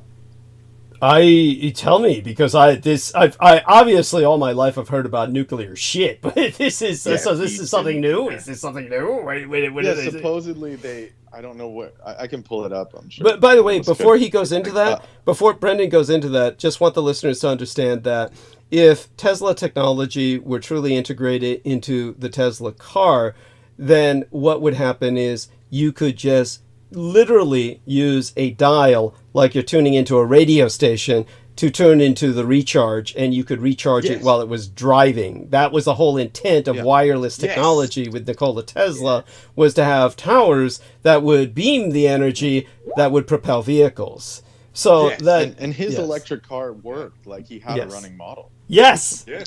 Yeah. And the schematic and blueprints for it. Yeah. It's funny. I asked he that kept that idiot. on his head. That scammer, whatever his name was, Michel. Yeah, Miguel Andahar. Yeah. I was like, how do you feel about Tesla using your past incarnation's name? And this idiot was like, he's a reincarnation. Yeah, he was like, oh, I don't mind it because, that's what he would have wanted or some bullshit. And I'm like, dude, you got to be joking. Yeah. But he wasn't coherent at all, so there was no point. I was just like, wow, that's cool, man. No, you describe these people perfectly, because that's what they are. I mean, for those of you who don't know, nonsensical. Yeah, Miguel Andahar, or Mihail, depending on what mood he was in, he would twist his name around to sound almost Russian. Michael or Miguel, he'd say it with such a lil. But depending on how fucked up he was. But that fucker actually would spend time and money going to the Waldorf Astoria and rent a Tesla's hotel room where Tesla used to live, sit down in there and slop up mushrooms, like do massive amounts of mushrooms. And just trip out thinking I'm Tesla and shit while he was jacking off. It's disgusting. I mean, by the way, we know this because he would describe it. He sent me photos of him just sitting in the room with and it's like a museum basically. Like they just let you rent it out because you're a Tesla nerd or something. Yeah. And it's like, and it just like looks, you know how one of those like state museums is. It's very like tacky looking. It's like I couldn't imagine being in there on shrooms. Yeah. Just totally kill the vibe. Yeah. Yeah. All these like old black and white photos and weird period shit, and it's like definitely haunted. It's like dude was getting like, what is it, like poltergeist up the butt and shit. And he was like, oh, I feel the spirit of Tesla and shit. Oh shit. What was the only time that Jambo the Reese Monkey was coherent? Because every time you would call him on air and say, hey, how you doing? It'd be like, yo, shut up and shit. And then, but you said there was one time he was coherent. What was it? Oh, that was it. He wanted to do the school shooting. He wanted to do the school shooting. Right. He said, I'm going to shoot up the fucking school. I'm going to shoot up the fucking school. And yet, you remember why? Tell people why. Well, this is J-Mo. He's an incel. Because he was tripping on cough syrup during COVID, and he like pissed in front of a school, like literally on their like soccer field, but like facing the soccer field. It wasn't like away from it. Like he walks up to a school and pisses on their soccer field, and so they threatened to call the cops and get him arrested. And he's like, those fuckers, like they, you know, they're just against me, and you know all this shit. And he was like, I'm gonna go back and show them, you know, who's boss. And he had this whole plan schemed up. And I was telling Douglas, like, that's the one time he actually had something put together, like some kind of coherent, like, plot line. And when you pointed out to him, and the funny part is that's the one time he didn't use magic. no, he wanted to use machine guns. Right. Yeah. But when you pointed out to him, what did he say when you said, dude, you're pissing in front of kids? And what was his response? The homeless do it. He said, Yeah. He was like, oh, there was like tons of homeless people doing that all the time. And I'm like, no, those people, like, I'm pretty sure they go to like a wall or like a tree. And he's like, well, you know, and what he was saying is he was just so out of his mind on cough syrup. He thought he was like in an alley or something, but it was like at a school. So of course they're going to like be like, there's a fucking flasher out here pissing on our school. Like, of course they're not going to be happy about that. So, that's just. But when you're on that DXM shit, it's like a total dissociative. So he didn't even know. He probably couldn't even feel his legs. And yeah, like I remember. Go on. Yeah. Back in the day, we would like take that stuff and go skateboarding. And like one of my friends was like, I feel like I'm floating. I can't feel the bottom half of my body, but somehow we were skateboarding. So that was like this dude's normal everyday. Like he would walk out the door like that. Yeah. You feel like you're floating. That's like he's a fucking ghost, like a ghost from like Casper and shit. No, seriously, and that's how he would wind up breaking his heel bones, because you know he's like leaping up and landing on his heel bones. He's not even feeling it, and he's just he's just literally out of his fucking mind.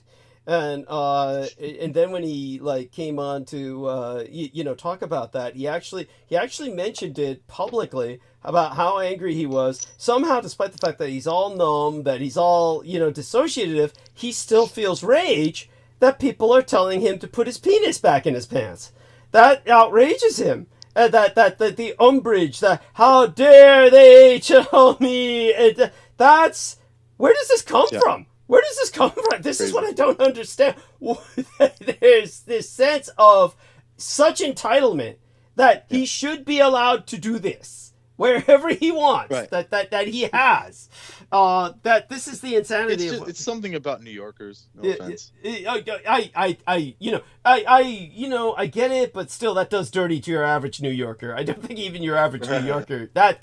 He's like light years beyond. He's like this is this is Cthulhu land. This is Cthulhu land where Oh my God. But like I said, he had offended Crystal River so badly that she never came back on it. She never came back. She does say she's coming back Wednesday, so let's all hope the gods willing and the river don't they reconnected. Okay, so the moment Brendan Zokit started talking about the nuclear battery, the online broadcasting software disconnected. We've reconnected. We need you, our listeners, to tell us whether you can hear us or not. So it says it's streaming still. It's still there. Okay, so we're counting on all of you to let us know. Oh shit. We had a blackout there for a second on the screen. All of you listening, aside from Sid, of course, Sid says we're sounding good, so that's important.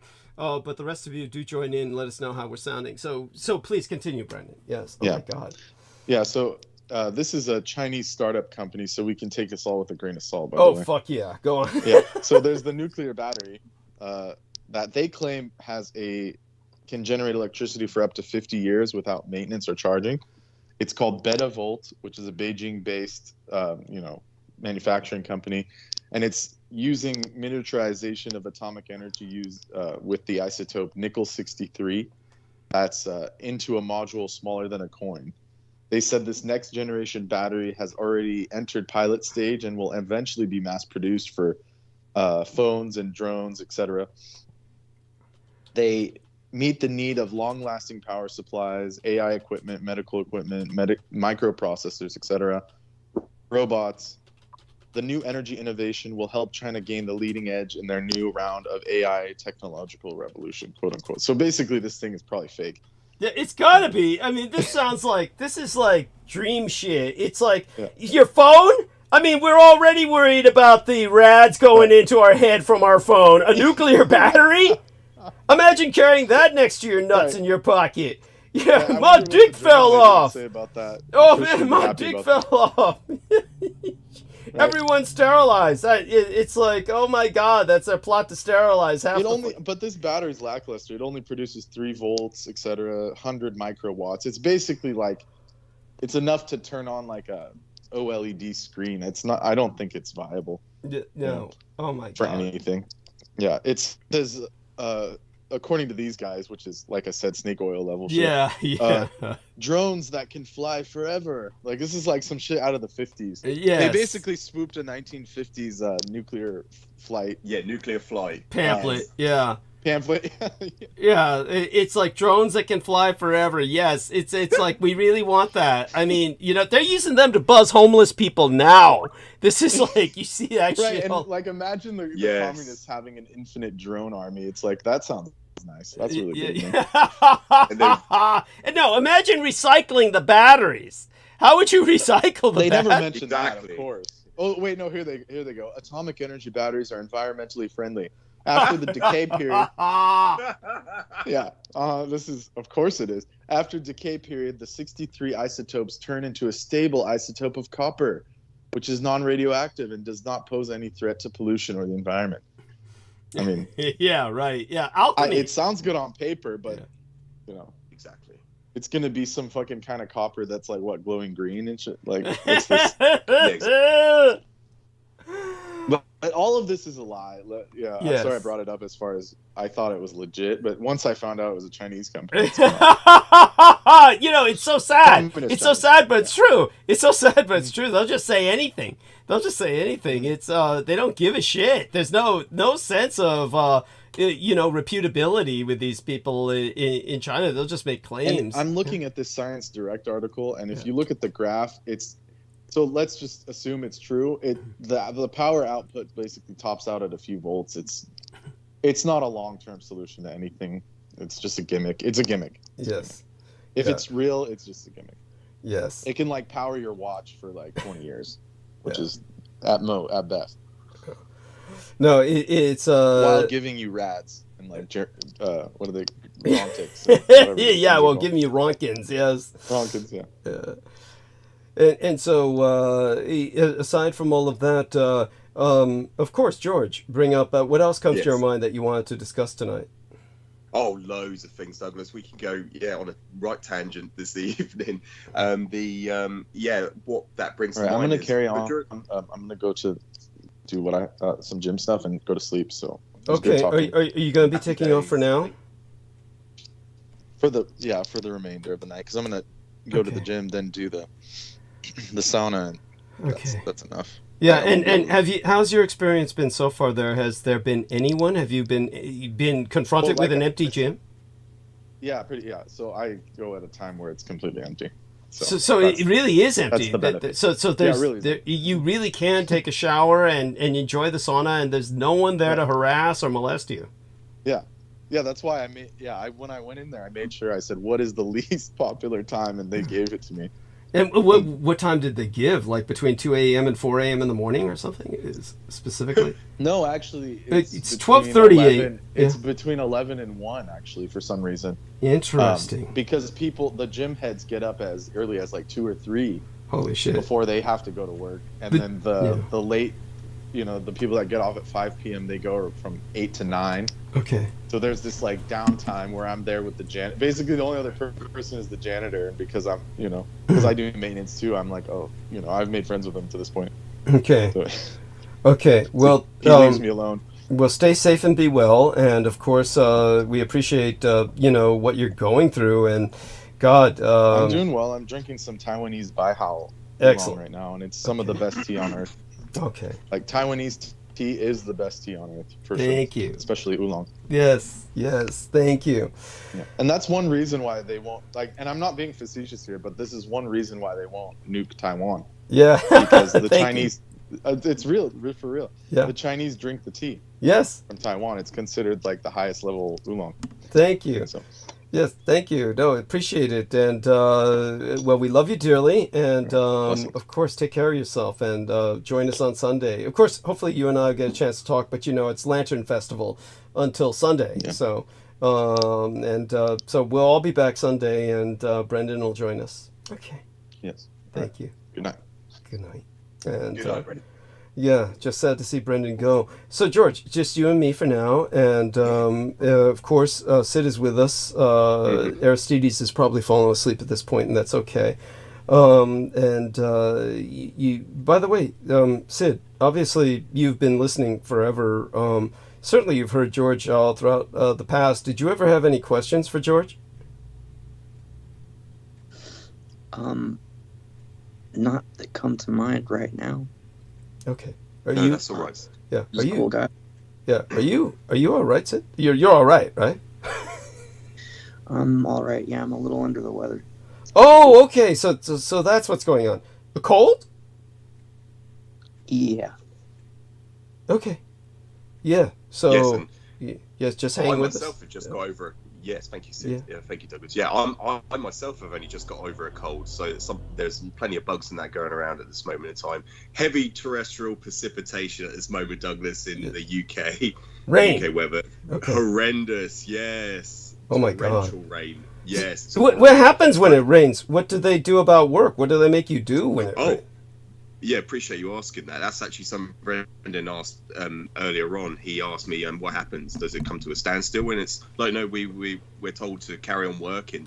The only time that we refrain from working is when it when it thunders. If it's thundering and rain at the same time.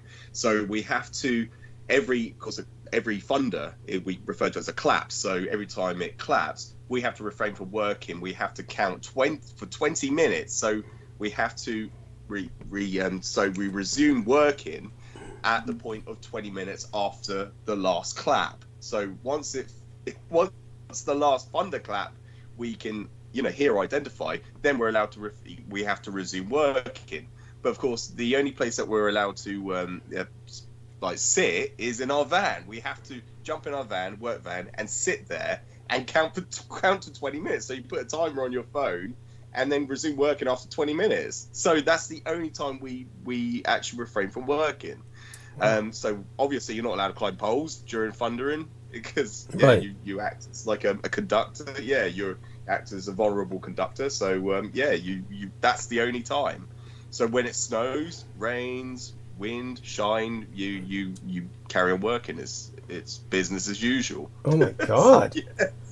Yes, it's horrendous. But I mentioned earlier the current situation, as I mentioned before previously, is the objective of the company is they quote unquote slimline. They want to basically bring the company numbers down. So the employees, they want to hand out packages, give them in America they call that downsizing. In America, yes, go on. That's it. Yeah. That's it. And what's the other term they use is bite sizing. They want to bite size down. Yeah, but the CEO referred to it last year as we want to slimline.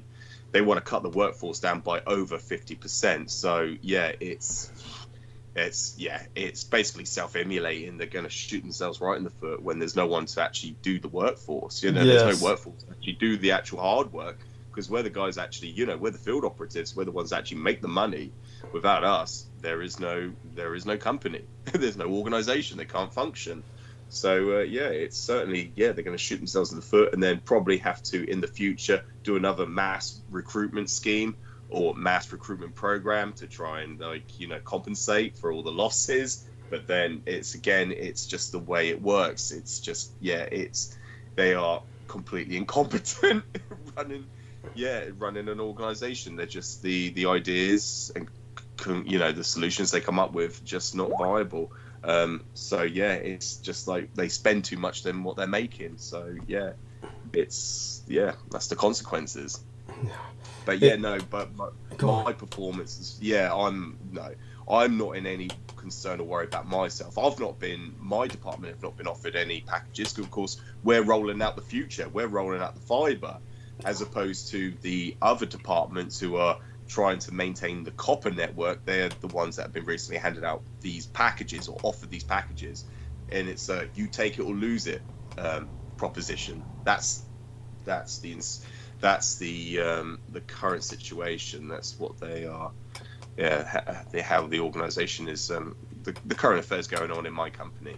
So they're certainly and the one thing that one of my former colleague, what he presented, because of course he's much older than me, far more experienced in different professions in his past, and he told me, going back over a year ago, he goes, you'll notice the signs when they start to what they do is there's a low in stock of what you need to carry out your work, so there'll be shortages. So they'll start to basically they'll try to save money by basically not spending any money, and you'll notice a reduction in stock. So that's one of the first signs. And then there'll be products that are out of their production or out of stock, or they'll just cease ordering it. That's one of the signs. And then the other sign is they'll start to reduce the workforce. They will start to either give out packages, or they'll start to essentially try to save money as any way they can. They look at all aspects. They look at all areas and where they can compensate and where they can save money, and they'll start to do these changes. But then we're starting to notice it massively now. So sorry, no, that's we're definitely fascinated by everything you have to share with us on your work environment. So yes. And without revealing too much, without compromising any form of information. There's nothing I'm not saying that isn't out in the public domain anyway, so I think it's all readily accessible. So it's a massive company, so they can't keep this hidden. So I'm not doing anything to compromise any form of the security or anything like that. It's readily accessible for anyone to look up. They're even selling the tallest building in one point in time in the UK was the BT Tower. It was owned by the post office. They announced yesterday on the news that they're selling it to a hotel chain. So but the problem is because it's such a tall building, there's no fire regulations. There's no that's why it's hard to sell it actually. But they've sold it to a hotel chain company is willing to take it on. But it's the fire security measures. There's nothing implemented for it. So, yes, but that was the tallest building in the 1970s in the UK. It was basically what they call the microwave of the UK. It was where they broadcast transmissions from this tower. That was what it was. The purpose of it was initially, but now it's just a headquarters for the BT. Multi-giant, the corp giant, BT, the telecoms company. So now they've sold it on. So it just shows you they're desperate to try and and this is one of the largest corporation, the largest organization in the UK. Excuse me, Doug. Sorry, you carry on.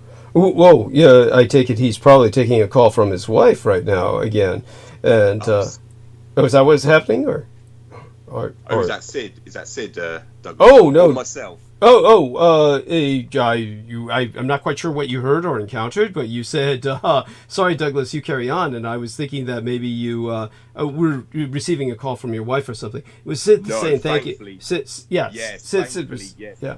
Sid was simply saying thank you. Yeah, but go on. Yeah, no, thank you, Dogs. Yeah, so she's actually, thankfully now, she was listening earlier because she's actually on a training course. She's, okay. I won't reveal any information about where she is or anything like that. Understood. But she's away working at this moment on a training course. So she was actually at breakfast and she just jumped in earlier and she looked at the live feed and she was like, "Who's this Sid?" Well, I'm very glad that she's. Yes. I'm glad that she was interested enough to listen to us again. I mean, I should have said, "Oh, hello, Sarah," when she was there, but I wasn't thinking. I was, always a lot of times I'm multitasking. But let her know that I apologize for not saying hello to her right then. But I was just kind of shocked that she was actually listening at all. I know that her interest kind of comes and goes, waxes and wanes. Yes. Yeah. Yes. Yeah. Well, sometimes she doesn't reveal she's listening, but sometimes she'll say, she'll ask me, "Are you on the show today?" Because she knows I'm off. Yeah. So she goes, "Oh," she knows when the show is on, so she just asked me, and she goes, "Thank you for the honorary mention." She goes, "But I feel like she used the term prick because she conflated the emoji, but of course she's got an iPhone as well. It's distinct that it's a dragon." I was like, no, he's not calling me a snake. He's not calling me a snake. There's no reason to call me a snake. It's a dragon, so it's a prominent figure. Yes. So that's the that was the representation of that. So I had to emphasize that to her just to clarify. Yes. But no, she was like very supportive. She said, "No, I think Douglas will appreciate and profoundly appreciate the company that you're given." So I enjoy coming on just to catch up and then to reminisce. Yes. To cite past. And I'm certainly glad that she appreciates that as well. Thank goodness. And yes, I'm so glad she checked in. So again, let her know I was my head wasn't in the right place at the time. I was multitasking, but I certainly wish I'd said hello to her right then and there. I mean, she's always welcome to come on the show, of course, whenever she wants, and hopefully someday she feels like doing that again. Yes, and, I've encouraged her to. I've certainly encouraged her to come on. And certainly, from her past profession as an NHS practitioner nurse, she's a practice nurse, so she has that background. So that was very, it would be valid to have her on. She makes very good points, and just to bring out the current, and it's still current, the situation in the NHS, and just how it's reclining, how it's decimated into complete, it's just reclining into what it once was. It was certainly one of the most prestigious accomplishments that certainly it was under Margaret Thatcher who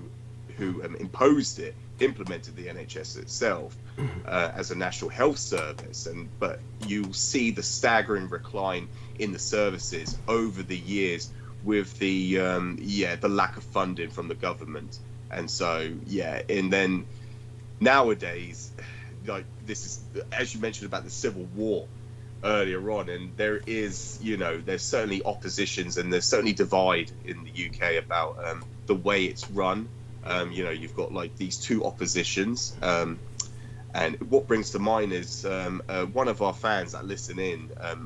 She always she doesn't wish to have her name revealed on air, but she obviously enters comments into our private chat on Facebook, and she just always ask me to ask yourself questions, Douglas. I have a list of questions, but of course I never go into asking the questions. But she was the individual that mentioned about why do myself and yourself detest Elon Musk so much.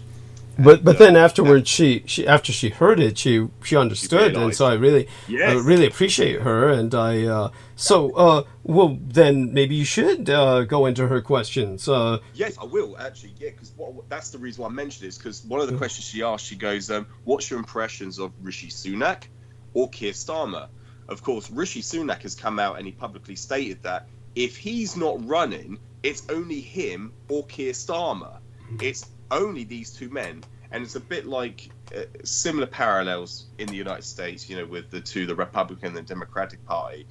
In the UK, it's this Labourite Party versus the Conservative, the Tory Party. And of course, you've only got these two candidates that are running. So it's either one or the other, and which one would you prefer? And neither one of them is I would conclude as a viable, suitable representative of the UK at all, as an ambassador to represent the UK at all. So yeah, they have massive flaws, which we've revealed time and time again about both these individuals. So yeah, one of the questions is what's our impressions of both of them, and yeah, neither one I want to have run for the prime minister position. Thank you. One of these. Yes, neither one of them. They're both, and I've emphasized just what a buffoon or impotent clown that Rishi Sunak is. And the fact is that when he gets presented all these very hard questions, he's there smirking and laughing at the individual. Like whenever he does these public displays of round questions, he is laughing. Yeah, it's pathological. It's pathological. He has a pathological smirk. Yes. Go on. Yeah. Yes, thank you. And people can look this up on YouTube. He was doing like a public service, so he was doing it just for the cameras. That he was in this homeless shelter, and he was giving out food. He was giving out, like rations, like you would in a prison set. He was handing out these rations, metal tray, just a scoop of sludge, just on a platter. And he was handing out to this individual, and this individual was saying that he got into he was into business, and he goes, "Oh yes, you." And Rishi responded, going, "Oh yeah, are you into business?" And he was smirking at it, at this individual, and the man, he goes to him, "No, I'm homeless." He goes, "I'm homeless." And Rishi Sunak's response was he was just laughing, just smirking the entire time, where this guy was trying to gain some empathy from this individual, from Rishi. He was trying to get some sympathetic response, but he just realised that he's not going to get anything, so he just had utter contentment for Rishi. It was just like you could just see that, and so yeah, no, this is who the man is. Running our country. And when he was when he was Chancellor under Boris Johnson, when he was the Chancellor, what do you want to call it, a minister of this country, he was the people really did they favoured him, and this is during 2020, the very early stages of early 2020, when of course I remember it was March when they announced COVID is in the UK. Of course, they were talking about in January. I'm talking about the basically the inception of COVID, which was in 2019. But during the very early stages, before they went into lockdown, they announced lockdown. People were obviously, it was Boris Johnson and Rishi Sunak that was running the country. But once COVID hit, and then he was gonna offer the what was it called, the furlough scheme, which they were copying Denmark. They were copying the basically all these Scandinavian countries that implemented the furlough scheme, which basically the government would fund 8% of everyone's wages that were on furlough, and the 20% goes into taxes. Obviously, it was a 20% cut in the tax, and so people receive 8% of their wages. And so that was something that people really favoured, and they were really promoting, oh yeah, this man should be our prime minister. And now that he's running the show, now that now move on 4 years later now, people now have retracted their views and opinions on this man. They can't wait for him to get out. Yeah. And that's the general impression. That's just the general consensus. That's just from what I've heard from everyone. I've not heard a single person come up with a positive conclusion or view on perspective on Rishi Sunak. But yeah, no, I could go on and on, Douglas. So yeah, if you wanted to. Well, there's been some great links put in by Sid into the text box right here in the Skype about the chilling, soulless cruelty of Rishi. It's like, as they say in The Guardian, another week, another personal nadir for the PM. I mean, he's just, I don't know why learning to smile like Boris, I don't know how this is connected, but it's the other guy you're talking about, perhaps. You know, it just is what it is. This an empty, soulless individual. Just he's a pathological individual who is obviously feels you know. Forget the sympathy or you know. You don't want. It's kind of like what I try to tell people about doctors. It's people have to understand that Yes. I could go on about MDs and the negative aspects of the medical industrial complex for an eternity. I've just had I've had all my life to deal with it, and I have nothing but plenty of negative things to say in general. But obviously, there's some realistic things that a person needs to come to terms with. Is that my complaints are based on, of course, incompetence, corruption, just other aspects of the medical industry, which obviously need rehabilitation. But what people misunderstand about MDs, of course, they watch a lot of drama on TV, and here's something for you that I've had as a social critic or a social observer, something that I noted a long time ago. One of the formula I noted a long time ago for screenwriters was that there's very little. I brought this up back in the days when I was working with Revolution Radio. But screenwriters, generally, because you're trying to write about somebody who has power in life and death situations, to add drama to a television series, so that if people are watching a fictional television series, they want their lives to become wrapped up in the activities of the person they're watching.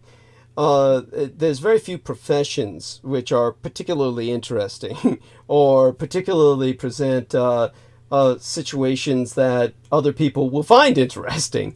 So the screenwriters are left with about 3 occupations that they constantly fall back on. And that is, you're either a doctor, a lawyer, or a cop. That's basically the 3 fallbacks for screenwriters.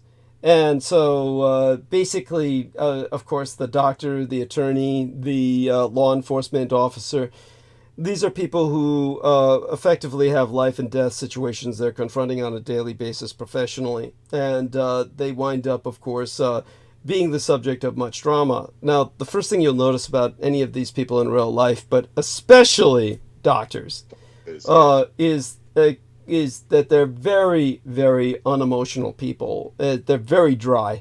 I don't mean dry in humor. I mean, like, there's no juice to them. They are, like, literally... Yeah, the mono. Yeah, Yes. yeah, very mono. Yeah, and of course, it'd be funny to have Sarah speak to this because she worked with them all her life, and she could, of course, verify what we're saying.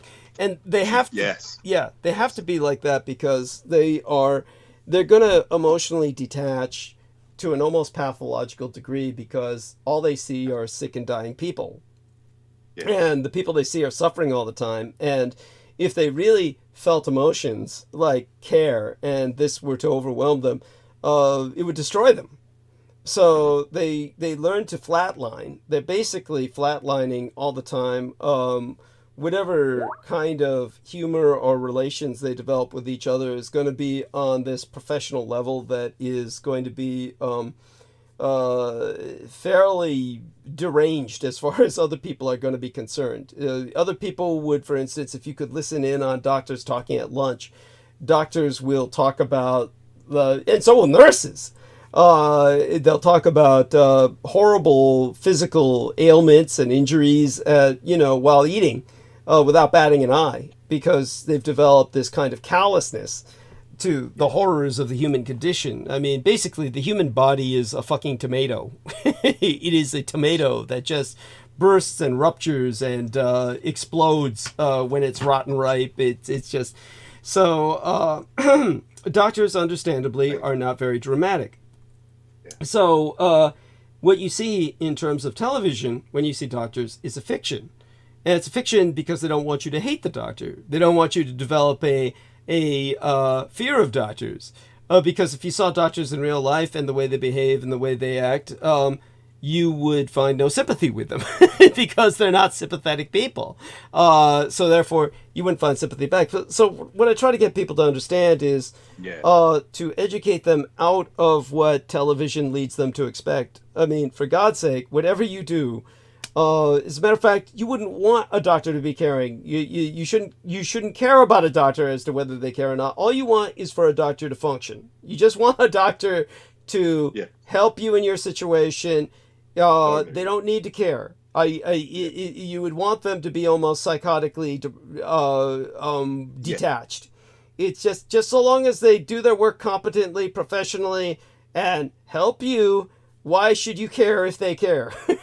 Just don't, you shouldn't worry about whether they care. This is what I try to educate people in, and just get them to come out of the idea that you're there to develop some kind of relationship with your doctor. You're not there for a relationship with your doctor other than in the sense of telling him where you're fucked up, and hopefully he can help you.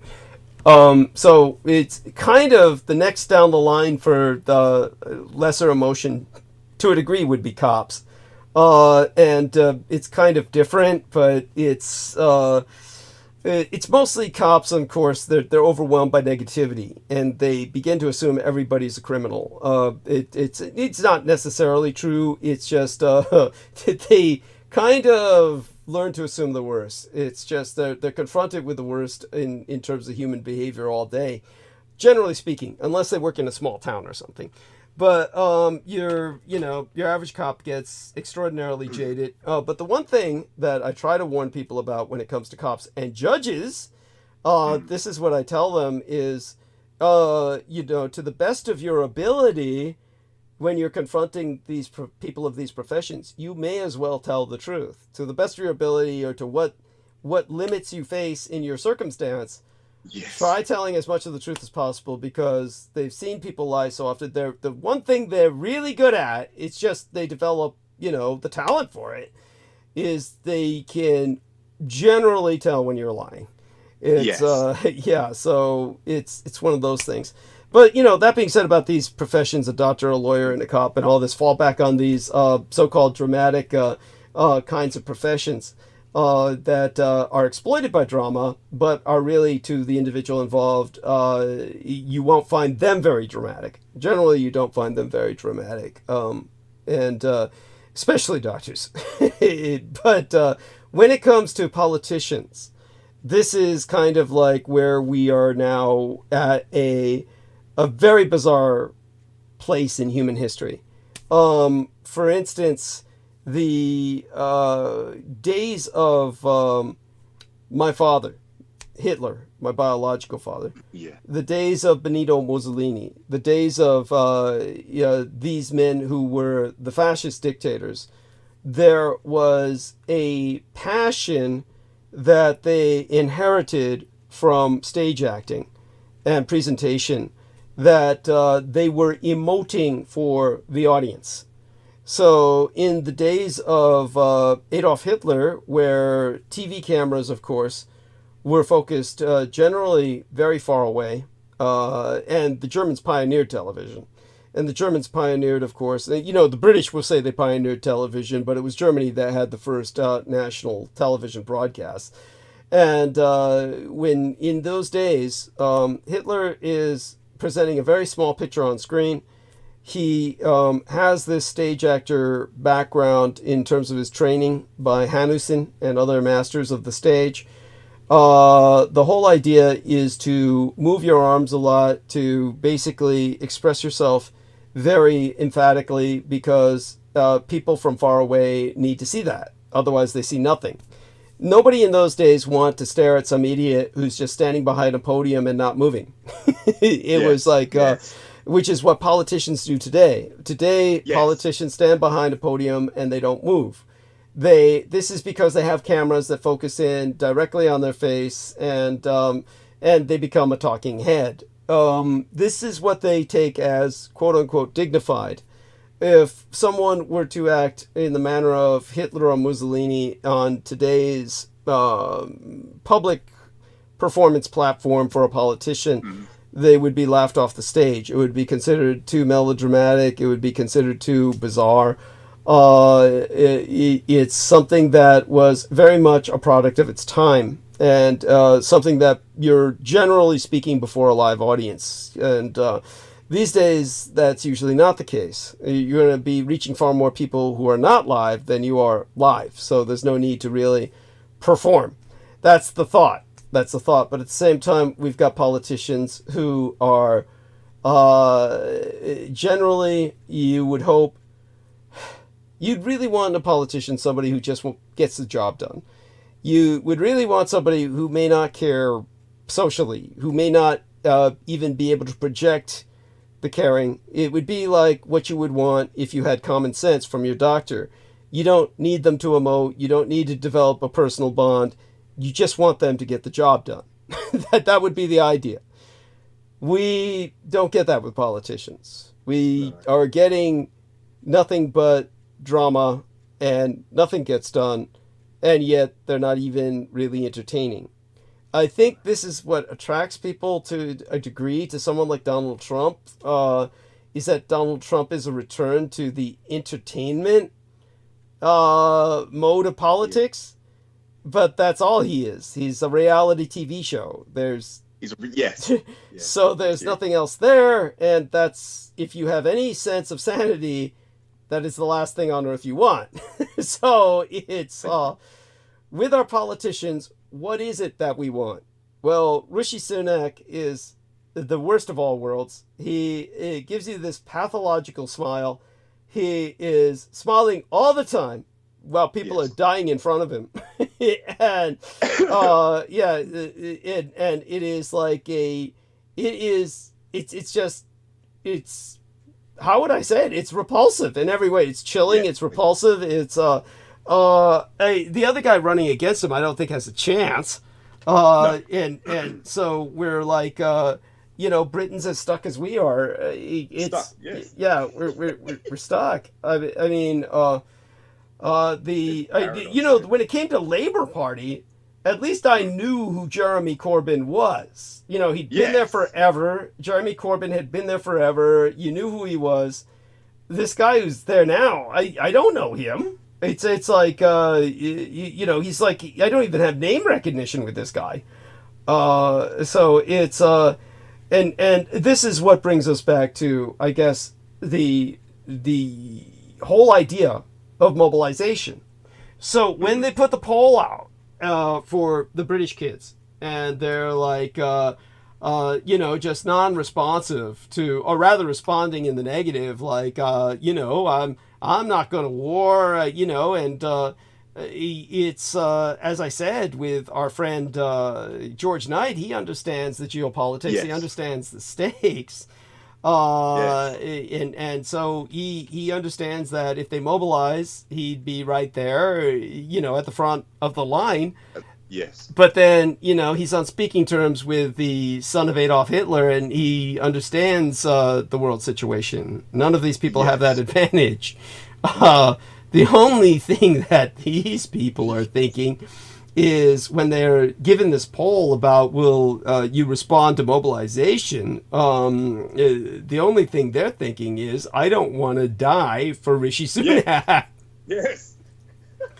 And so, I want to die for king and country. Yes. Anti-monarch. Yes. And so this is like this is really where we're facing the issue. So when it comes to that, obviously there just needs to be massive political reform in Britain, as well as in Russia, as well as in America. But I'm not quite sure how this is going to come about. Britain, of course, has at least some focus now. They've got some focus now, at least a bit. Yes.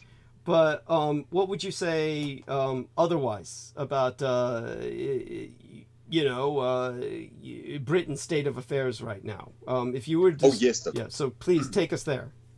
Yes, thank you. And like you mentioned earlier, that what is required in Israel at this moment in time, because it's obvious that neither entity, neither party, whether it's Hamas, the elected officials in Gaza, or occupied Palestine, or the IDF under the regime of Benjamin Netanyahu, neither one is capable of governing a two-state solution. So it requires foreign intervention.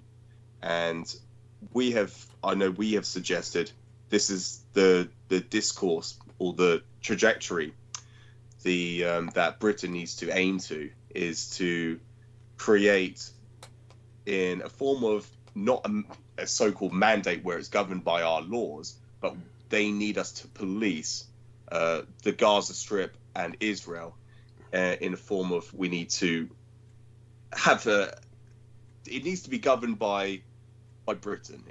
What Britain needs to do is to establish a so-called United Kingdom in Israel, where we create a monarchy system where we coronate the Baron Lord Nathan Rothschild as the King of Judea in Israel.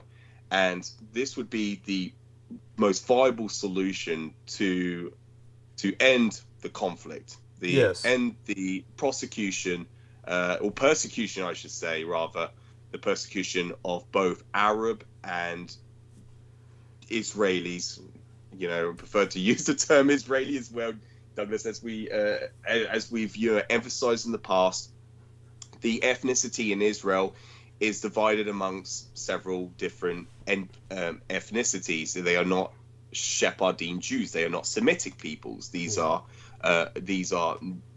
majority or predominantly either Ashkenazi immigrants, or they are Turkic, or they are or Russian immigrants from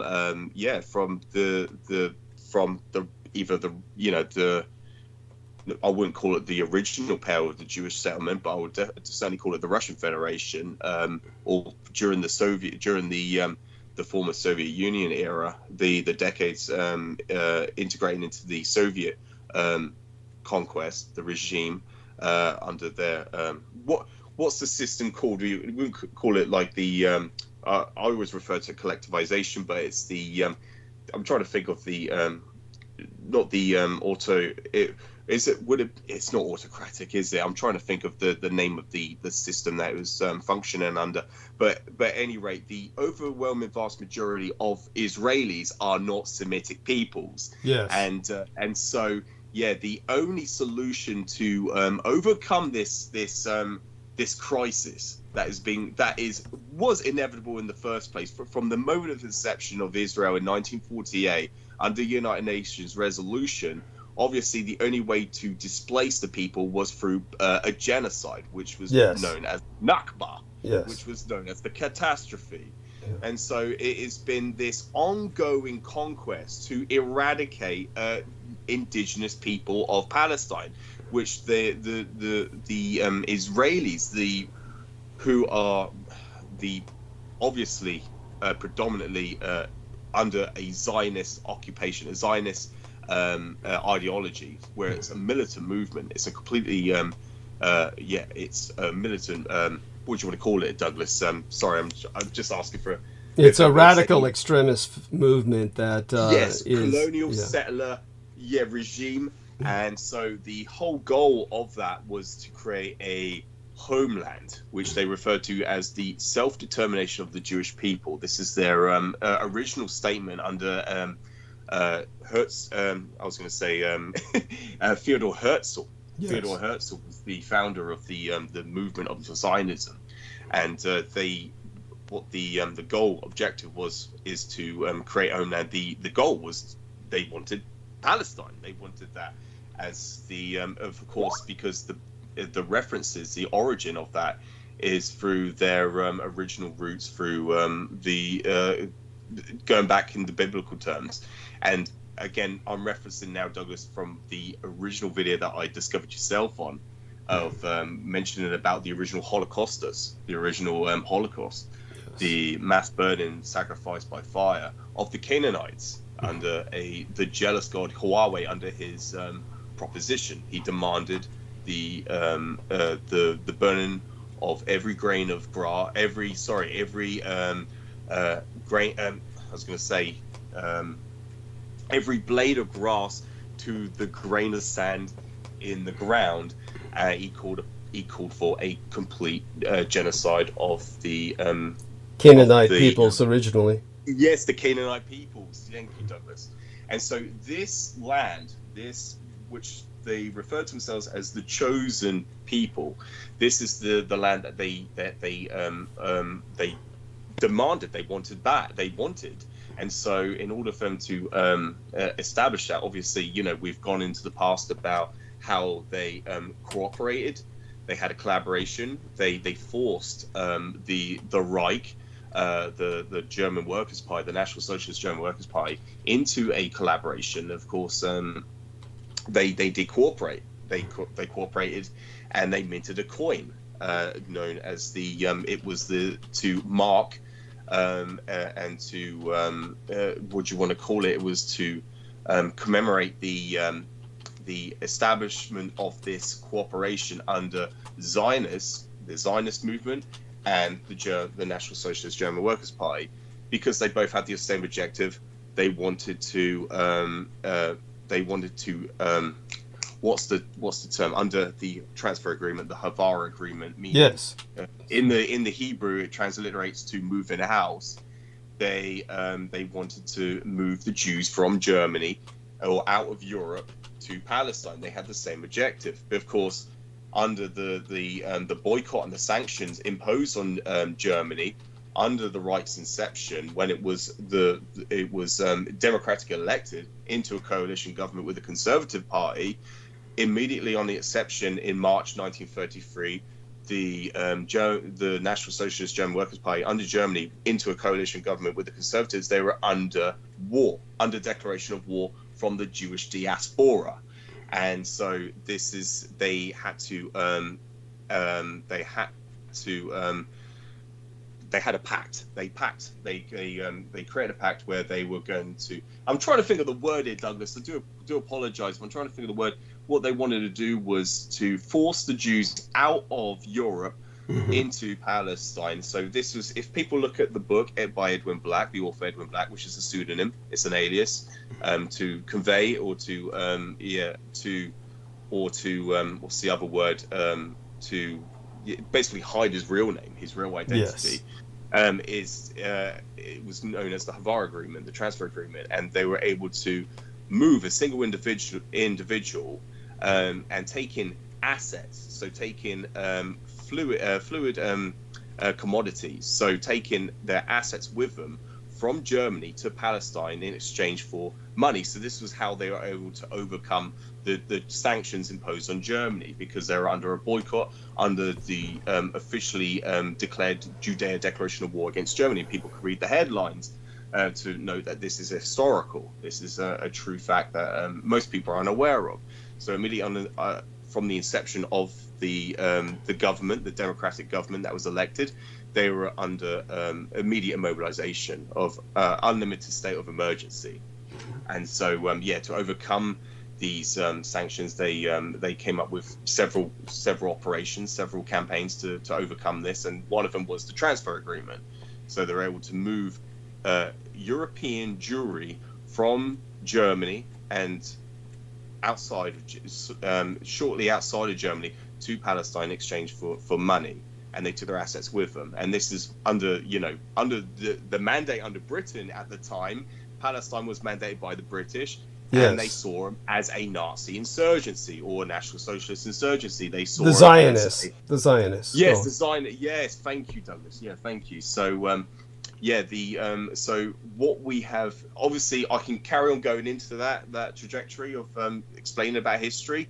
Of course, I may do in a moment, but the overall outcome, the only way that really can solve the solution in the Middle East at this moment is that, yes, it is, and I'm trying to think of the individual's name who I had him on my, I saved his name on my phone, but going back several months ago, he outlined that it needs foreign intervention. It is obvious that the Netanyahu regime under his government, which is the Likud party, by the way, if people are unaware of it, that is a formalized, it is originally a terrorist organization under the Irgun. So it is it is a successor from the precursor of the Irgun, and the Likupai is a successor of that former nationally recognized terrorist organization. So their foundations are all based upon terrorism,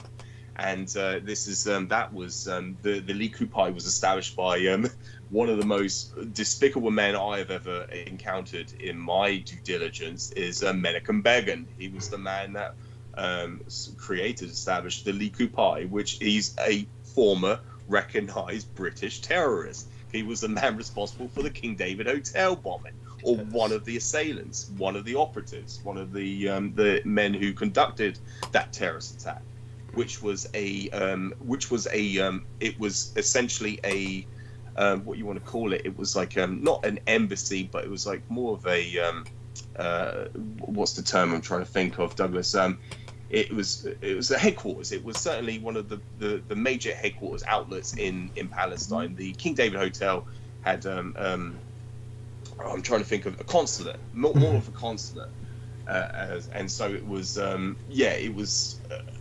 it was this orchestrated attack against the British, and this was conducted by Zionists. This was a Zionist terrorist known as Menachem Begin, and he was one of the echelons of the Irgun, which is the terrorist organization, as well as the Lehi organization, another terrorist group.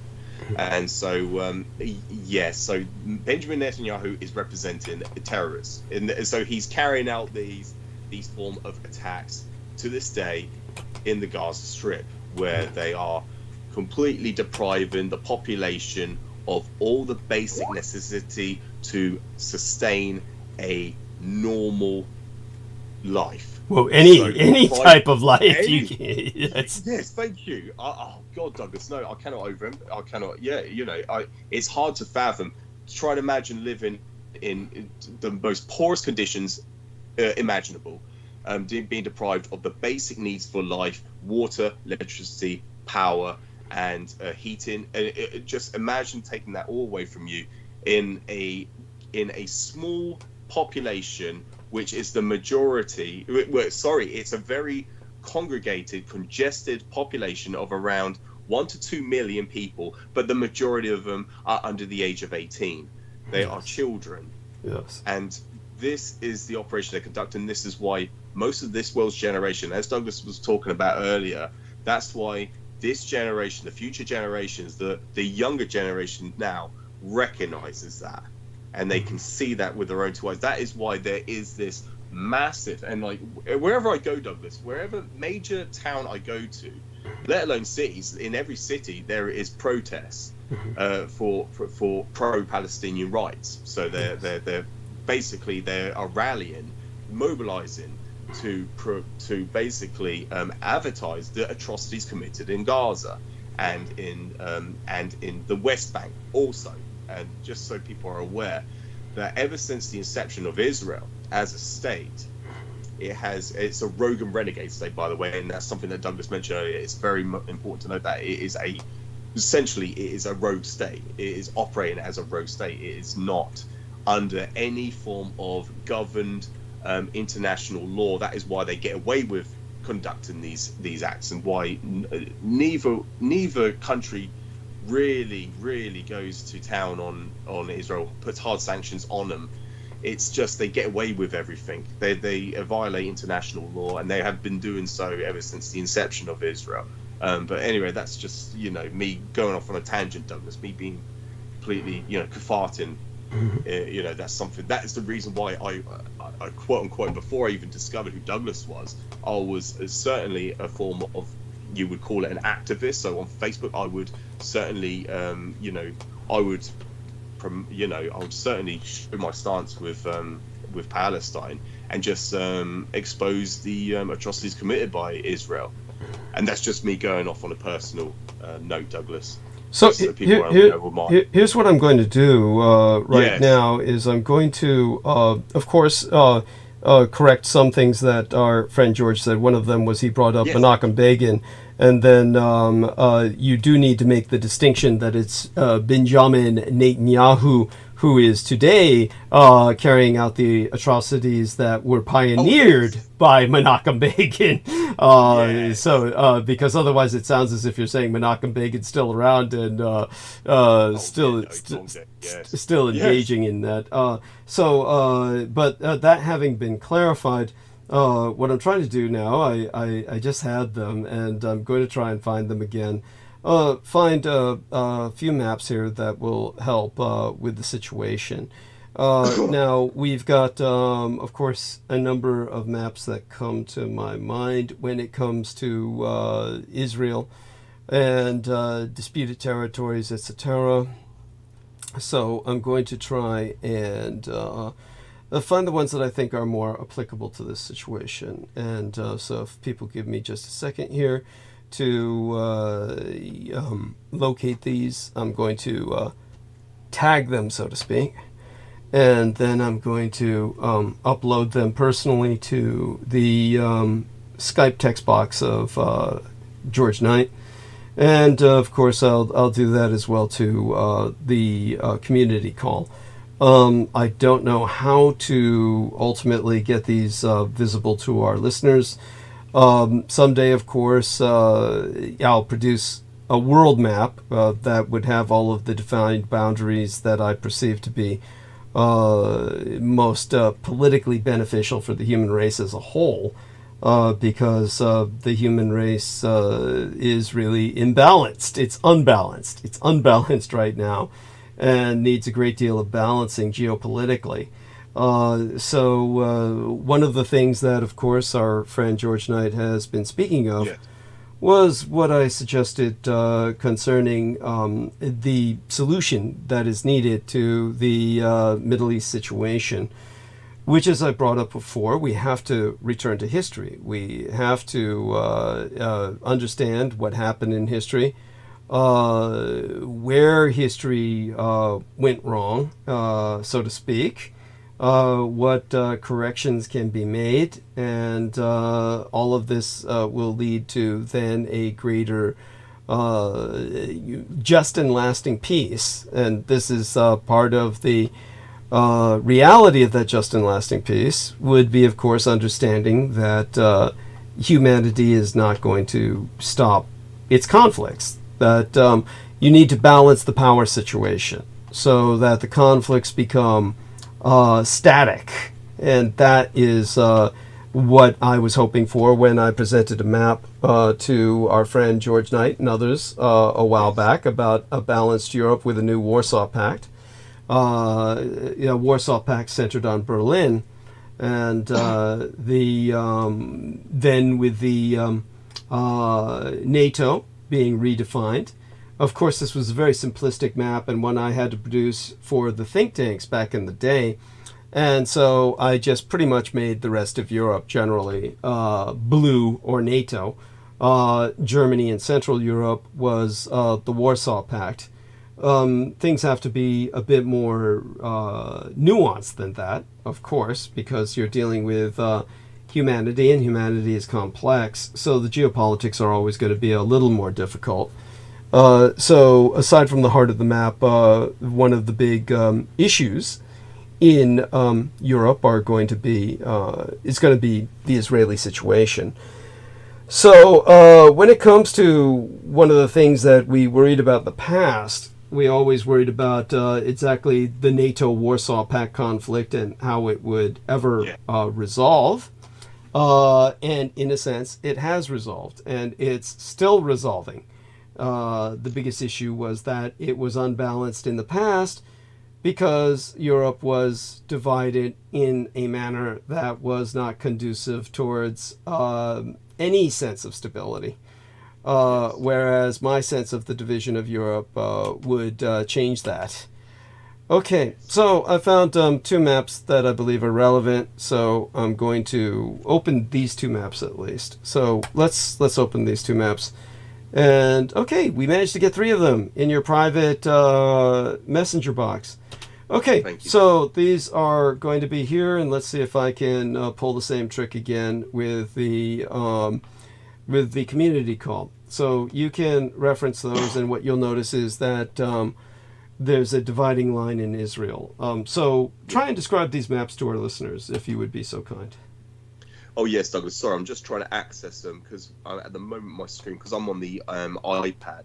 Okay. It's I'm unfortunately I can't navigate away from the current screen where I can see all the participants in the call, so I can't access my private. There is a way, but I'm not familiar with accessing it. Okay, so is it possible you may not be able to access them until later? Oh, I've done it. I've found it, Douglas. It was the free lines. So let me just. Sorry, beg your pardon. It's just loading up. Yes. So I've received the image